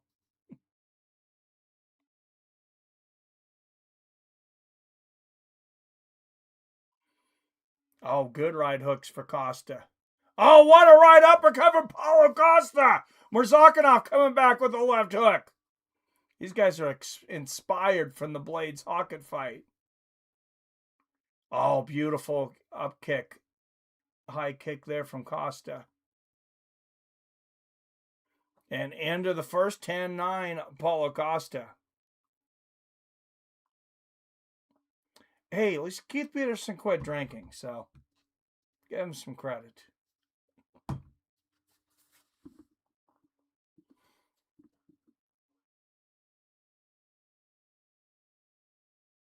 least he won't have to use the bathroom with the fans here.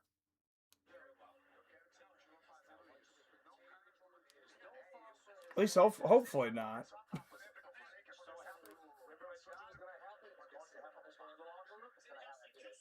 Yeah, it was a great round, Phil. Definitely Costa's round.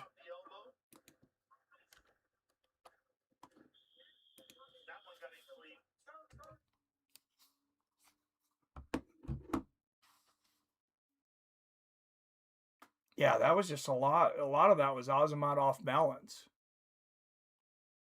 But Costa, he's just locked in so far, at least for that first round.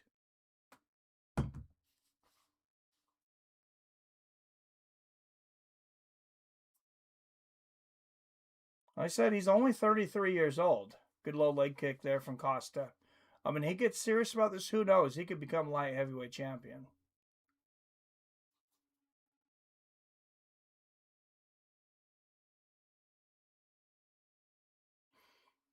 Oh, blasts him with another kick.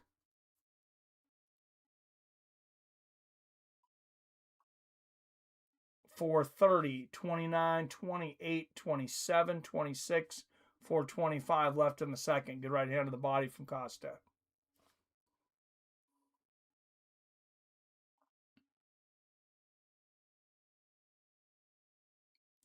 Man, Costa's kicks are just devastating. Like he hurt his leg with one kick there.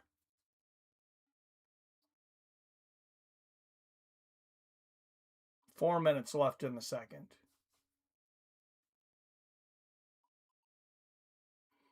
Oh, good defense at Costa blocking that spinning back fist. Because Mrzirkanov, he was right in line right there. Perfect line. Good body kick from Costa. It would have been easy to miss that spinning back fist. Good straight right from Mrzirkanov.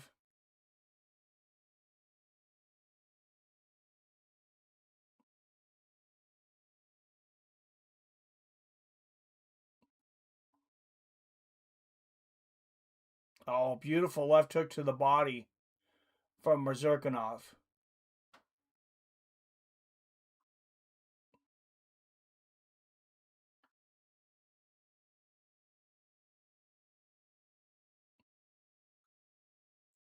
Those head kick attempts from Costa, it's got to hurt Mrzirkanov's arms. Like, you guys remember the Rich Franklin Chuck Liddell fight that only lasted one round, but Chuck Liddell kicked so hard he broke Rich Franklin's arm for when he was blocking the kick. Yeah, those body kicks are devastating. Oh, nice left hook upstairs from Mazurkanov. Like to see Costa go down to some more leg kicks. Maybe take some of the starch off of Mazurkanov's punches. Halfway through the second. Costa's doing it, guys.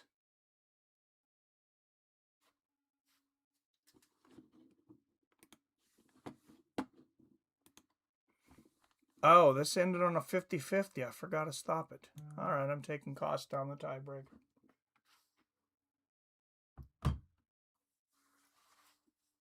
Oh, there's that body kick again from Costa. Good left hook to the body from Mazurkanov.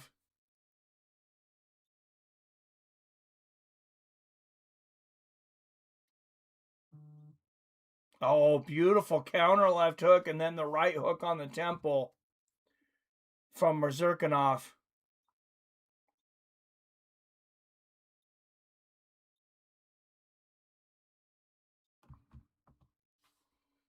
Good push kick to the body from Costa.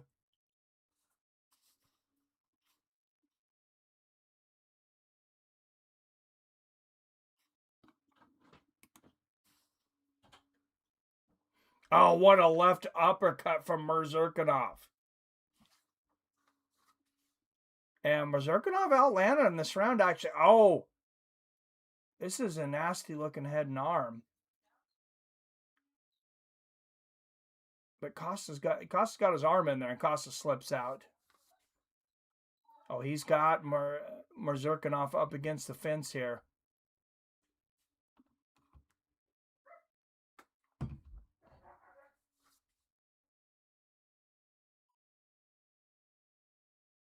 .40 seconds left in the second.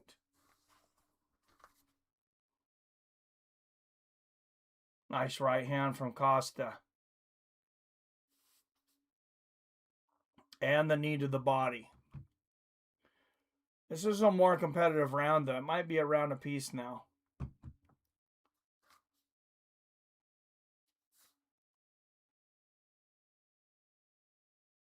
Costa just hanging on Mazurkanov, making him carry that weight.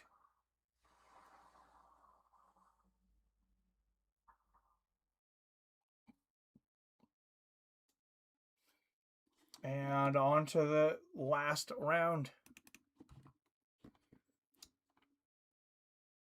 Costa's on the back foot, spoiled tonight with good fights. Yeah, there might be a few weeks in a row where like, oh, these fights suck because we're spoiled, like you said. Jiri and Ulberg, it can go one of two ways. It all depends on Jiri. If we get the Jiri that fought Hill and used his head movement to avoid punches, he will win. If we get the Jiri that uses his head movement to take punches like he did against Roundtree, then he will lose. Round 3. Fuck yes, Phil.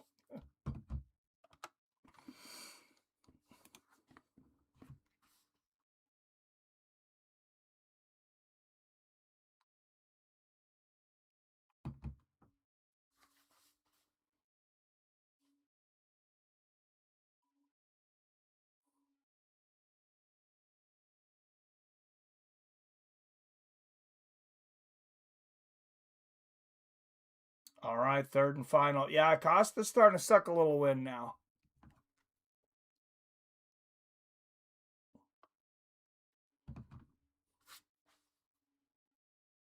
Man, that nasty leg kick again. There's the head kick. And a right hand, a left hook from Costa. There's another head kick. Beautiful overhand.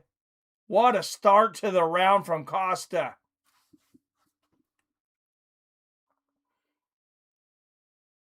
Another big overhand right. There's the push kick to the stomach. Costa landing just about everything right now. Another head kick. Mazurkanov, he just can't get out of the way from it. He's too explosive right now. 4:20 left in the third. Oh, another massive kick from Costa. Yeah, I think you're right, Wyatt. I think we're going back to the steroid era with this new testing company.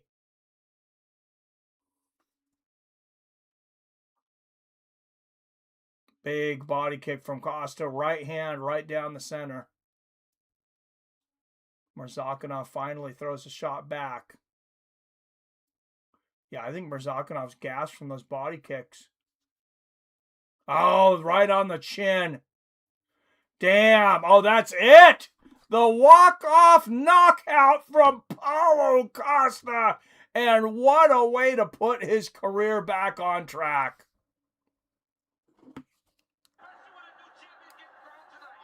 Man.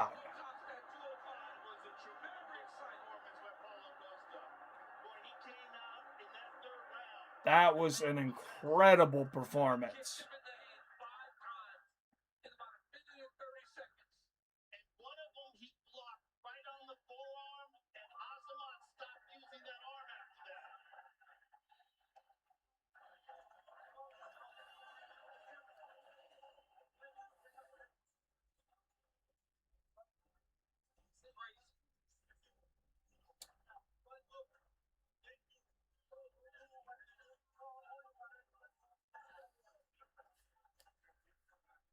And Paulo Costa having a long conversation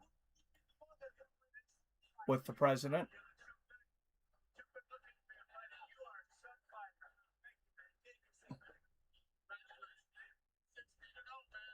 Hey, Trump ain't wrong on that. He says, you're too good looking for a fighter. Crazy shit wrong again. Costa still has it.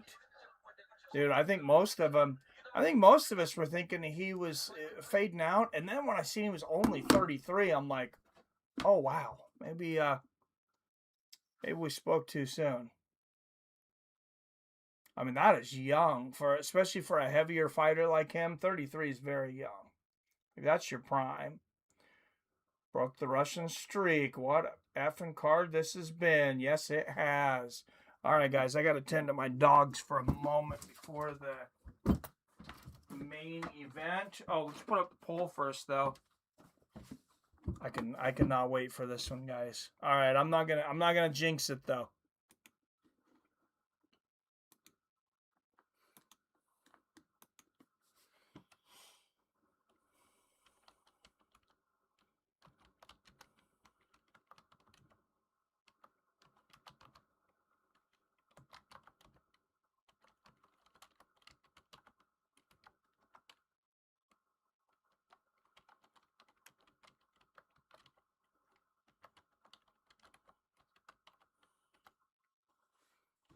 I have a good idea of how this poll is going to go if I know you guys as well as I think I do.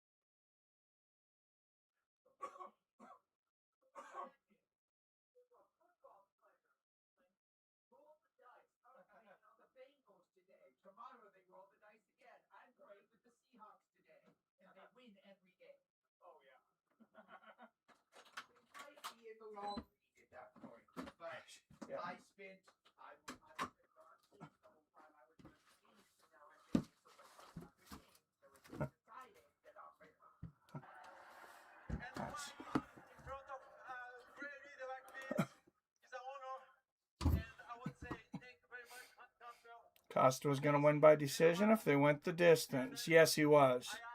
Yeah, I think Dos Anjos was 33 when he became champion. Something like that. Trump hitting on Costa. Oh, that's hilarious.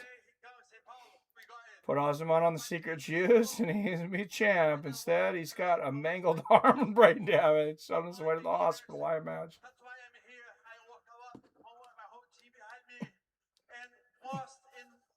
Most important. Thank you, my Lord Jesus Christ. Thank you, God. Yes, I am a man of faith. I think the more steroids you do, the more religious you become. Steroids and cocaine, for some reason, just make people love Jesus so much. It was always so difficult for you to make 185 pounds. Now that you're up here at 205, how much better was training? Oh, yeah, it's wild that he was at 185 now, though.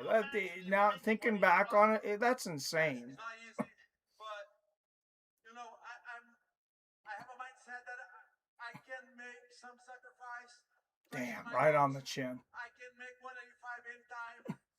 Well, anytime not, like 12 weeks.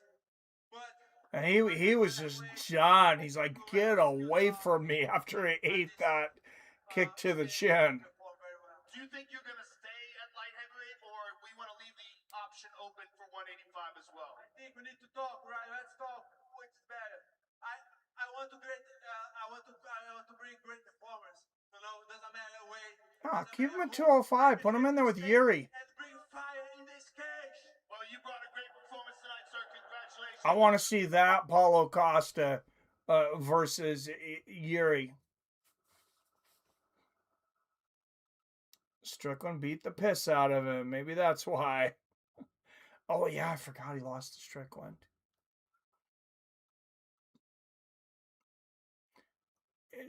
Size-wise, though, that is crazy that Paulo Costa and Sean Strickland were in the same weight class.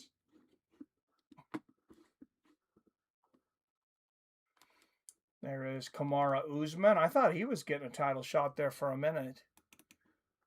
They were really talking like he was going to be fighting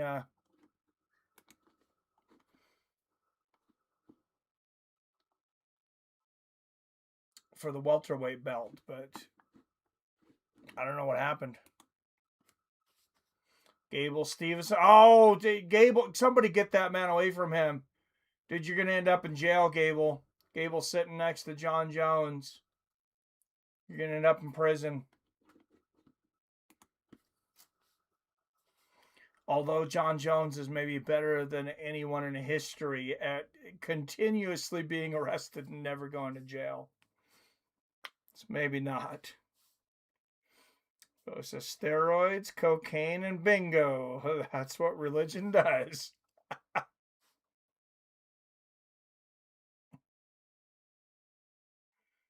No, I like I was talking about earlier, I think such a big part of the advantage is confidence. Because like I said, Cub Swanson talked about it tonight. 50 fights or whatever he had. So I was terrified every time I came out. I mean, and I mentioned when I was in combat sports, there was never a fight that before the fight started, right up until at least the fight started or a few seconds before, that I was not terrified. And sometimes it's not till you take that first strike or they go after, the first throw at you. And Jiri 32-5-1, fifth highest significant strike accuracy among active UFC fighters.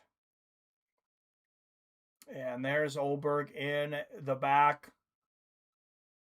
They're going to tell you keys to victory when they come out here. I'm going to tell you keys to victory. Calls Ulberg, throw straight punches.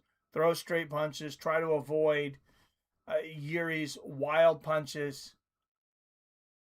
Circle, keep your eyes on those wild punches and look to throw straight counters. For Jiri, I say stay away from Ulberg for the first round. Stay away from him in the first round. You're going to have a much better chance of winning this fight.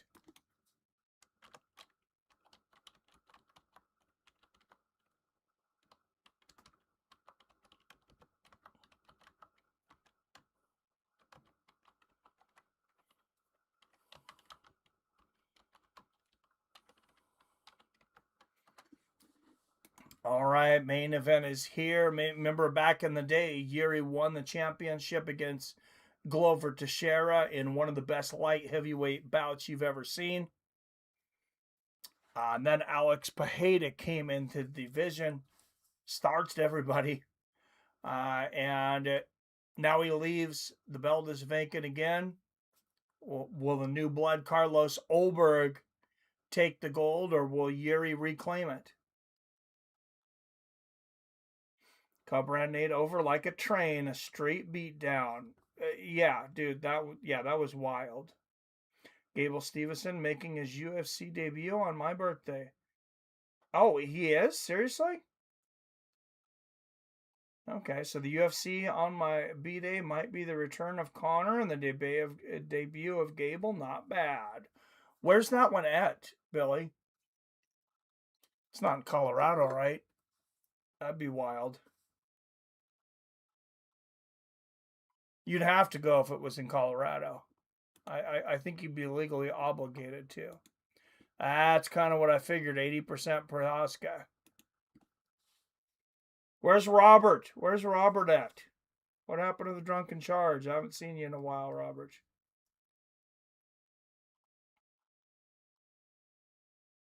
He might have passed out. It is like 11:30 on the East Coast.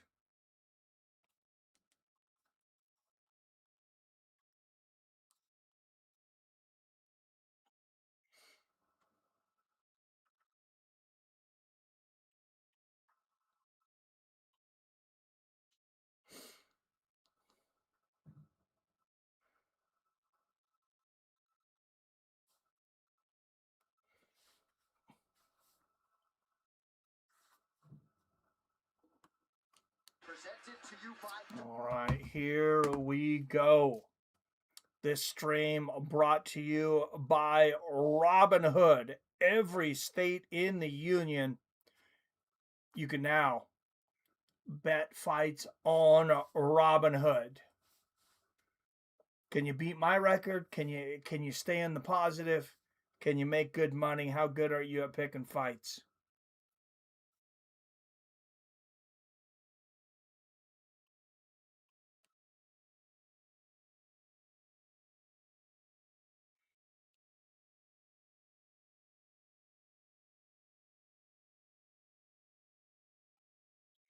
All right, use my link. You're going to get a free stock valued in between $500 and $200, and you're going to get a free bet on the prediction markets for $10. You're going to help support the channel. I'm going to get a $10 free bet. I will also get a stock value between $500 and $200.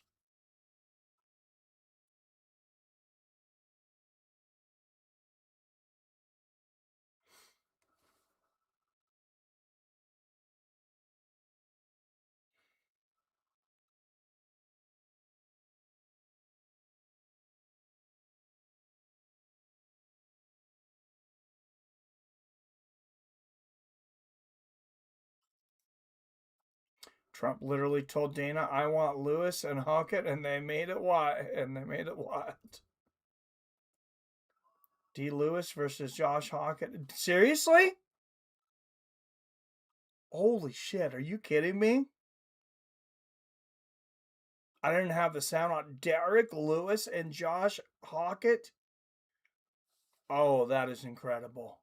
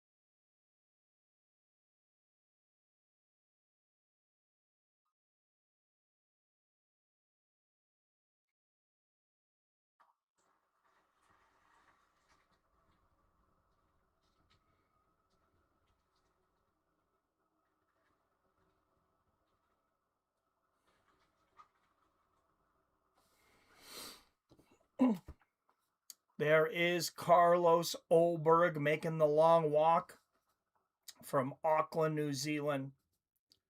Number 3 ranked light heavyweight in the world.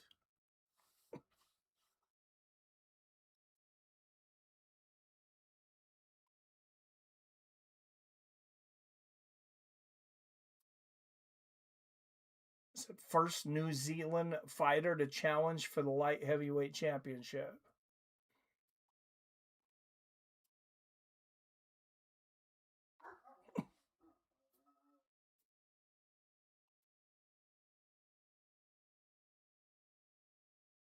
I think Ulberg knew he'd be making this walk for a long time. We've watched his journey. Man of few words. He's not going to be trash talking in the back with Josh Hokett.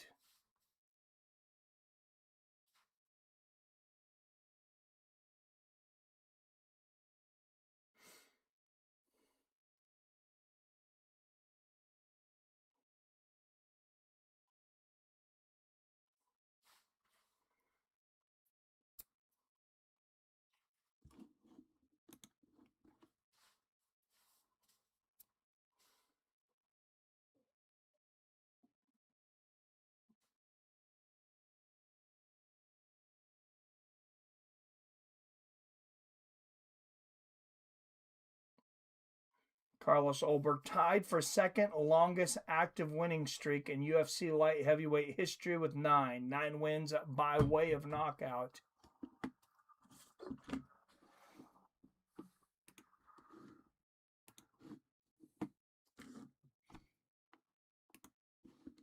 All right, and this stream also sponsored.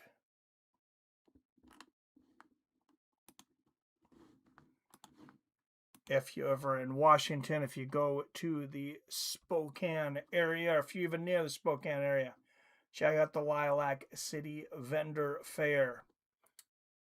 My daughter, 22-year-old daughter, she's only 22 years old. She's running this whole thing by herself. Friday, Saturday, and Sunday from May to August, 11 a.m. to 4 p.m. outdoors at the North Town Mall. And that was her idea, to ask them if she could go outside so everybody can see her from the street. I think it's a great idea. This is the first year she's doing it. I hope it's successful. But if you're there, 40-plus vendors, lots of good food, live music, play places for the kids, all kinds of stuff for the kids to do. Games, activities. Like I said, I think it's going to be one of the best things to do in Spokane. Not a lot to do there, but I think it'll be one of the best things to do this summer. Lilac City Vendor Fair.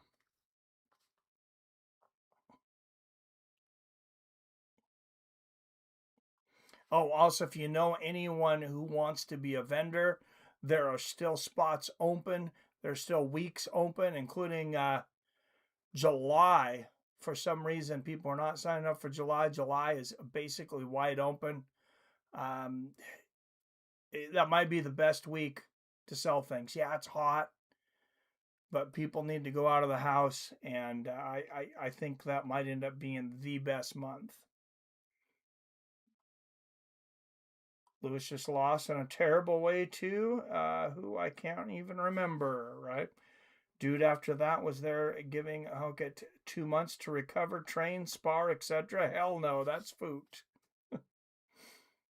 Would they do Blades dirty and make him Gable Stevenson debut fight in July? Maybe New Zealand-born fighter, but Izzy fought out of New Zealand when he fought for the belt. Yes, he did. Come on, Jiri, do it for the human race. We can't have this weak mofo as champ. We all know Jan beat this fool anyways. UFC just loves to screw Jan. Yes, they do. Phil says, that's awesome. Yeah, and I do not know why. It's not like the guy just wrestles. I mean, he hits hard. He's an entertaining fighter.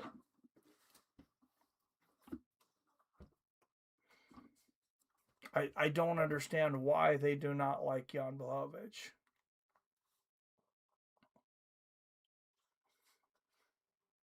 there's probably a lot of behind the scenes stuff that people rub Dana the wrong way, or rub Hunter, or some rich people at a dinner or something. I mean, they're fighters, they're savages.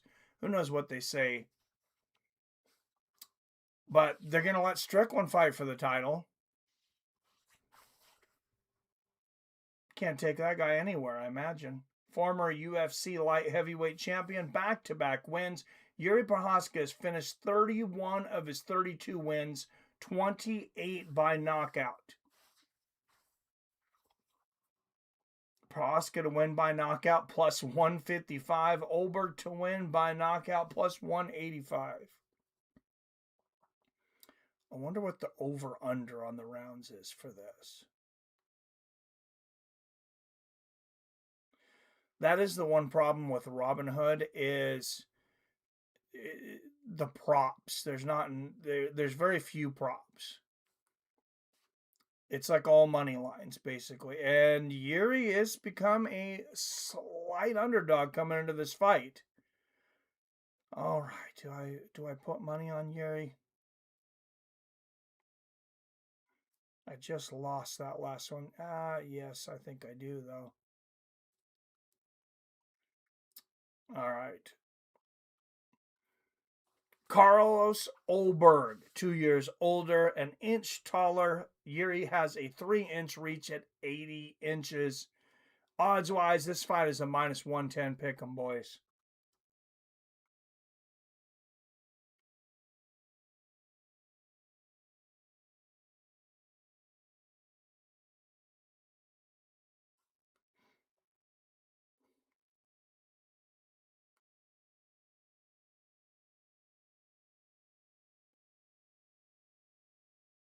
All right. Betting $38 to win 75. Judges Derek Cleary, Sal D'Amato, and Chris, what's his name? Mark Goddard is the referee. I'm freaking excited, says Phil. Cheers. Cheers, everyone. What's everybody drinking, smoking, eating tonight?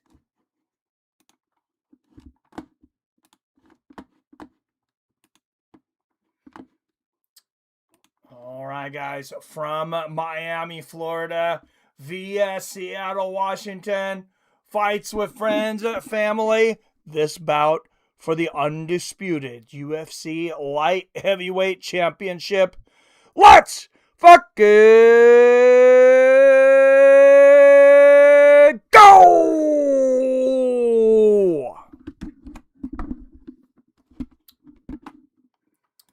Brought to you by our sponsors, Robinhood, DraftKings, and the Spokane Lilac City Vendor Fair.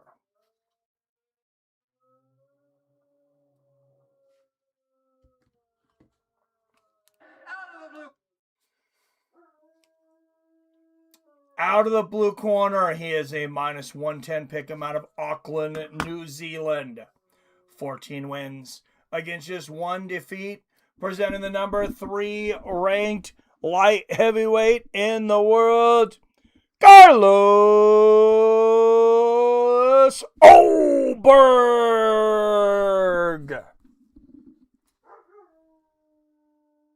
Fighting for his first UFC championship. And out of the red corner, a minus 110 pick'em out of Brno, Czech Republic. 32 wins against 5 losses, with 30 wins coming by way of knockout. Presenting the number 2 ranked light heavyweight in the world, and the former Rising Light Heavyweight Champion, and the former UFC Light Heavyweight Champion of the world, Jiri Prochazka.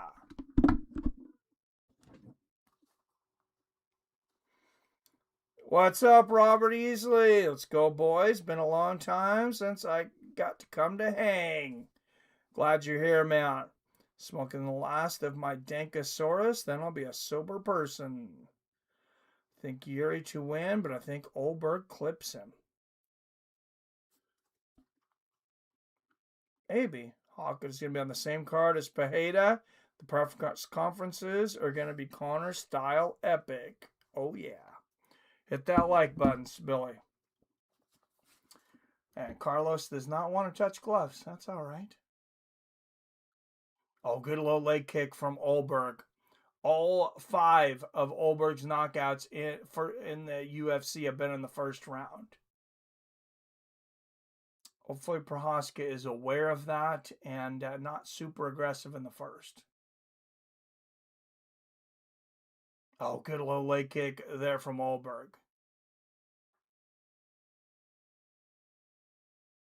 Oh, beautiful right hand from Jiri.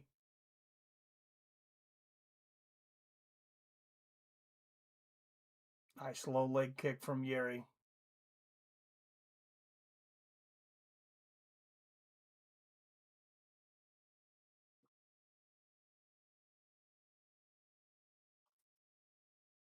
Nobody knows how Ulberg is going to handle the pressure of fighting for a world championship. Good little leg kick for Ulberg. Jiri's been here. How much is that going to affect him? How much are his nerves affecting him right now?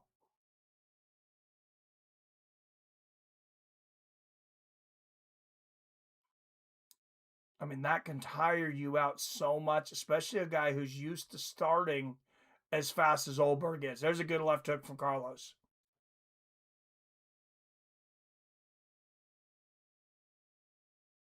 Jiri, his defense is going to need to be on. We've seen fights where he's used great defense. We've seen fights where he's just thrown caution to the wind. Been an absolute wild man. He's trying to grab Ulberg's hands or wrist. Probably so he can hit him with the other hand. Oh, and he almost did there.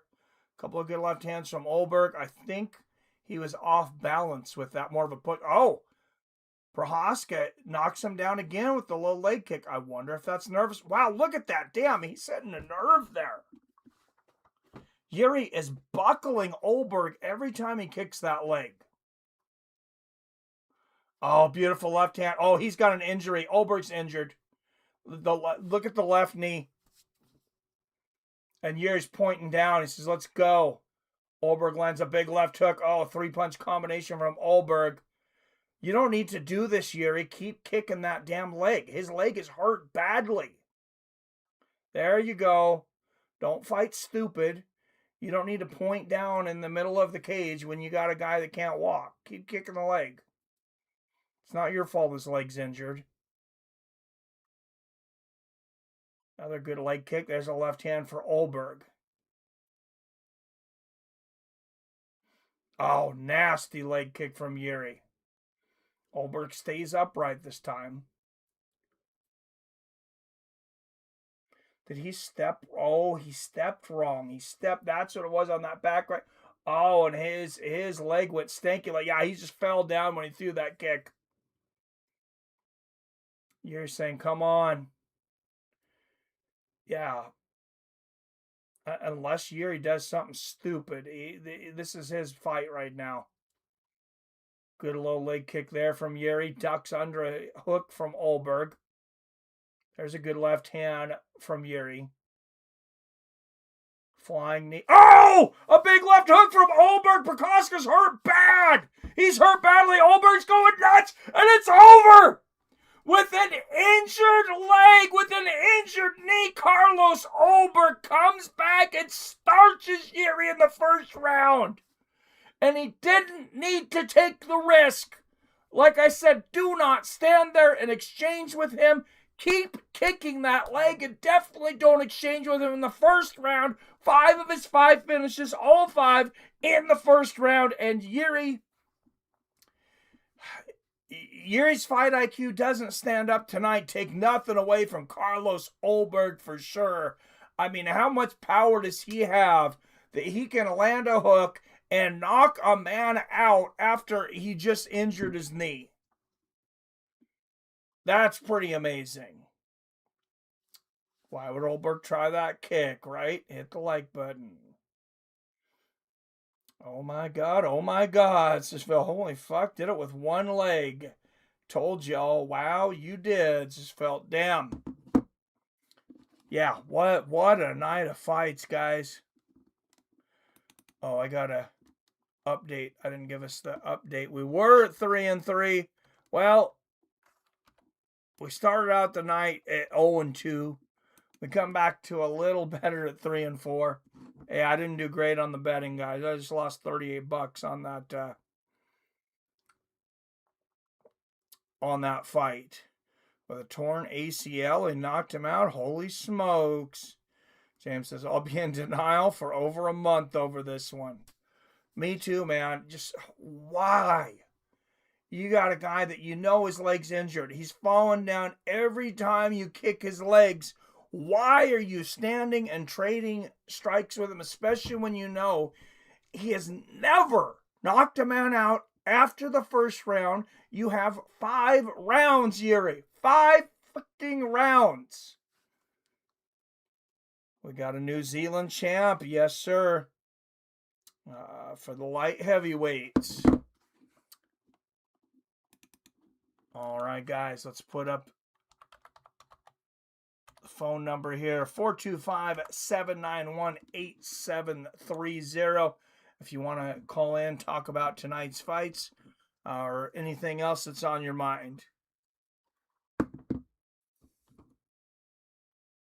I mean, it ended the fights a little earlier. Yuri's autism took over, costing the belt. Yeah, I agree. This was an all-timer card we'll talk about tonight for a long time. My jaw hit the floor when I saw that. Yeah, that was wild, especially with the injured leg. Jiri could have beat him if he didn't let his whatever the hell that pointing at the ground stuff was. Yep. Jiri, you had it. Oh, you seen Aaron Pico's answer to that when he was winning a fight. Patricio Pitbull points down, and he just points at his brain. He's like, dude, I'm not dumb. 3 minutes, 45 seconds in the very first round. Declare the winner by Congratulations to Carlos Ulberg, though. Dude that never talks smack. He's never disrespectful to anyone. Doesn't talk a whole lot at all.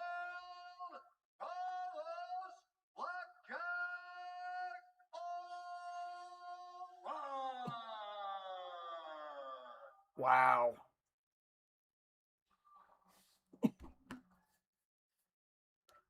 Just caught him. All right, ladies and gentlemen, I'm here with the winner and new light heavyweight. You already had it. That's pride. He let it get to him. Yep. First of all, absolutely. what a crazy moment. Something blew out in your leg. What exactly was it? It was my knee. I blew out my knee, but I mean, I never ever counted myself out. I knew that all I needed was that one shot, and I ended up getting it. So I knew that Jiri was hesitant to go forward, and as soon as I land my left hand, he's going. But I gotta sort this knee out. So, but we're champion. You got champion with one knee. I mean, it was such an incredible moment because we were calling, like, we were seeing that you were having a hard time planting on it. You threw that kick and fell down, but then you found the perfect left hook. That's what it's about. It's about getting 19th undisputed UFC light heavyweight champion. And he said you can hunt me, but you can't hunt what you can't kill. Take a look at it, Carlos. Damn. Look at the big screen. I mean, it was. I mean, he's fallen over after throwing the shot. His leg hurts so bad, but what a shot. I mean, what an incredible moment for you. Boom. Disappointed with this injury, having to deal with this. That's what power does. And then find the perfect punch. That's it. It's just the hard preparation I put in by my training partners and my coaches. So all the determination that I put myself through, everything that all the training that Great fights tonight, but damn, I wanted Jiri to win. Ah, well, a great performance by Ulberg. Yep. Jiri was asleep before he hit the ground. You're the king now. King Carlos, baby! What's up, my baby? I told you everything was going to change, and now I'm the king of the division. Let's go! Ladies and gentlemen, the new light heavyweight champion of the world. Now he talks. He wanted to accomplish something before he talks. Gotta respect that. Gotta respect that.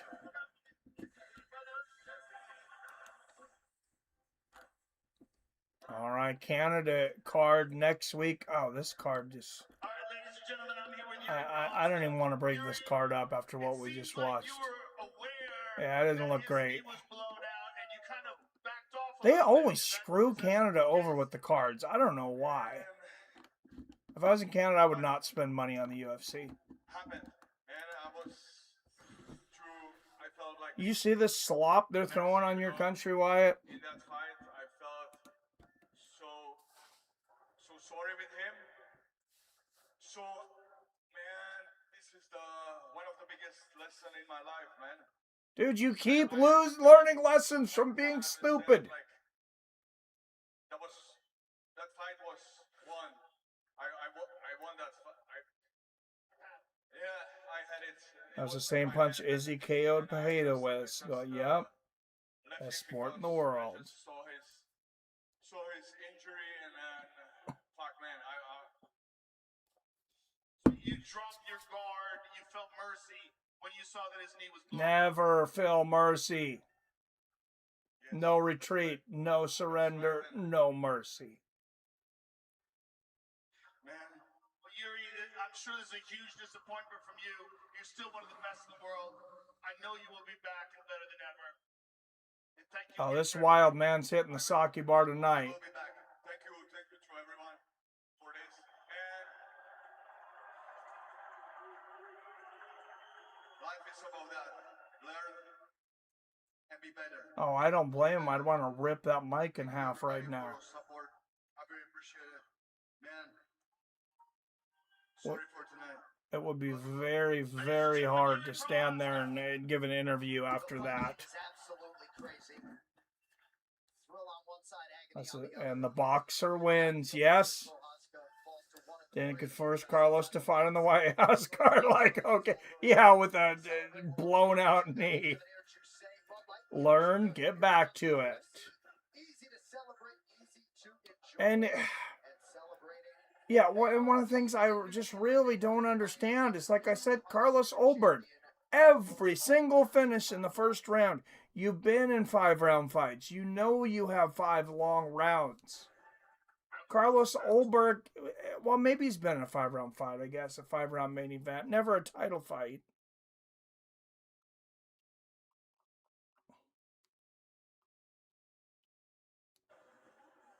But hard to complain about that card. Like I said, I would have loved to see Jiri win, but what a night of finishes. Let's go through this card, top to bottom, because we covered every single fight. After the Tyson Fury fight, we caught the end of the first fight on prelims. That's the first time I've done that in a very long time.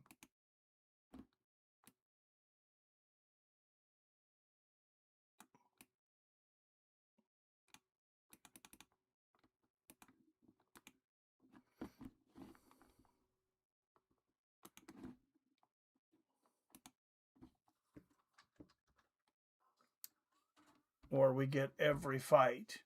All right, started out Chris Padilla, Markel Maderos. I thought Padilla was going to come in and get this one done. It was a good fight. Ended up being a majority decision, Markel Maderos. Then Tatiana Suarez, remember Lupe Godinez, comes out just on fire, takes Suarez down. She's landed big shots. I don't think anybody expected her to take Suarez down. She's always a dog, but Suarez comes back and gets a beautiful submission in that second round after some dominant wrestling. Matus Gomrot makes Esteban Robovic look like he does not belong in fighting. It's absolute domination. Kevin Holland, Randy Brown, fun fight like we expected it to be. A lot of back and forth. Holland did go for the finish at the end. Brown held on strong. But there's no doubt that Holland won the fight, unanimous decision. Aaron Pico, dominant, absolutely dominant. Showed that he matured tonight. Didn't gas out in the first round. Didn't expend too much energy. Didn't take too many chances. Fought a great game plan. And still just absolutely dominant. What more can I say about Cub Swanson, though? Holy jeez. Cub Swanson, from the WEC to the Pioneer Hall of Fame to coming back 42 years old, fighting his retirement fight, starches a man 5 years younger. Not only starches him, it just fights a damn near perfect fight. Nate Landwehr was never in this fight. He never knew what hit him. Then Johnny Walker, Dominic Reyes, the one we all felt, except for Jason's wife, Samantha, felt that no way this one's going the distance. Well, Johnny Walker's chin held up. A lot of close rounds, went to a split decision. Dominic Reyes gets it. Fight of what? The night, the year, the decade. Curtis Blades, Josh Hokett. Oh my goodness. Like people were saying, maybe the best heavyweight fight ever. If not, in the top two. For me, it's this one, and it's Pat Barry and Chet Congo, and nothing else even comes close. And I'd have to, maybe I'll watch them back to back and decide which one I think is better. But this is, like I said, one of the two best heavyweight fights of all time. And I don't think a lot of people are going to argue with that. Co-main event, what about Paulo Costa? Everyone counting him out. Undefeated monster. Azamat Murzakanov. And Paulo was dominating from the first round on. The kicks never looked better. The whipping leg kicks were, I mean, they were almost knocking Azamat down with every kick. The body kicks were incredible. The head kicks were devastating. Of course, it was a head kick that finally ended it for him. Let's go to a few of the comments before we get to the main event. Why, it says Dana should force Carlos to fight. Oh, yeah, we already read that. Learn, get back to it. Wild night, boys. But I wish Jason knew. Lewis versus Honkett at the White House. Oh, he's going to be so excited. Night, Dean. Jack versus Paredes. That might be good. That could be good. I'm going to say it. That was my favorite UFC in the last 6 years. Probably mine too, dude. I cannot remember a better UFC in the last 6 years at least. Well, it says it was pure fire, Billy. I think it's the best since before the lockdown, I'd say. Josh Hogan is my spirit animal. Yeah, he won over a lot of fans tonight. Good stuff. I was entertained, rightfully so. This was supposed to have Van versus Tiara too, so it would have been even better. Hey, I'm glad they saved Van versus Tiara 2 for the next pay-per-view, which is Sean Strickland and Khamzat Chimaev. How crazy are the promos going to be for that one? You're going to have to pry these guys off each other with a crowbar.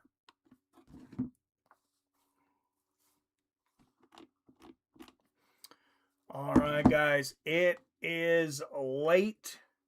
I know it's midnight on the East Coast. Let's give everybody another chance. Anybody, sometimes after going through the fights, give somebody an idea to call in. So if anybody wants to call in, 425-791-8730, even if you've already called in today. Best card since Conor versus Khabib. Remember, Reyes flatlined OSP with 1 second left on that card. Yeah, I can't argue. God, that was UFC 229. Almost exactly 100 UFCs ago. Reyes is so far from that guy now. Yikes. Yeah, for sure. Good call, Wyatt. Phil says Godspeed. UFC scooped up Gable from the Netflix card. Yeah, they can open their purse strings when they have to. When they're going to get embarrassed, they're going to lose, when they need to give $15 million to Conor Benn, who just left Zuffa Boxing and went right on to the Netflix event today. I mean, he played him. That was Conor Benn that the UFC paid $15 million to fight, right? Am I right on that? Because I didn't watch the fight. I haven't watched any of the Zuffa Boxing yet. But all right. Hey, thank you for everybody. The likes, the shares, the watch time, the donations. Arcade Chaos, Phil D. Roll, Chef Johnson, all the regulars that are always in here, the call-ins, the call-outs. As always, I love you, I respect you, and I'll see your fine asses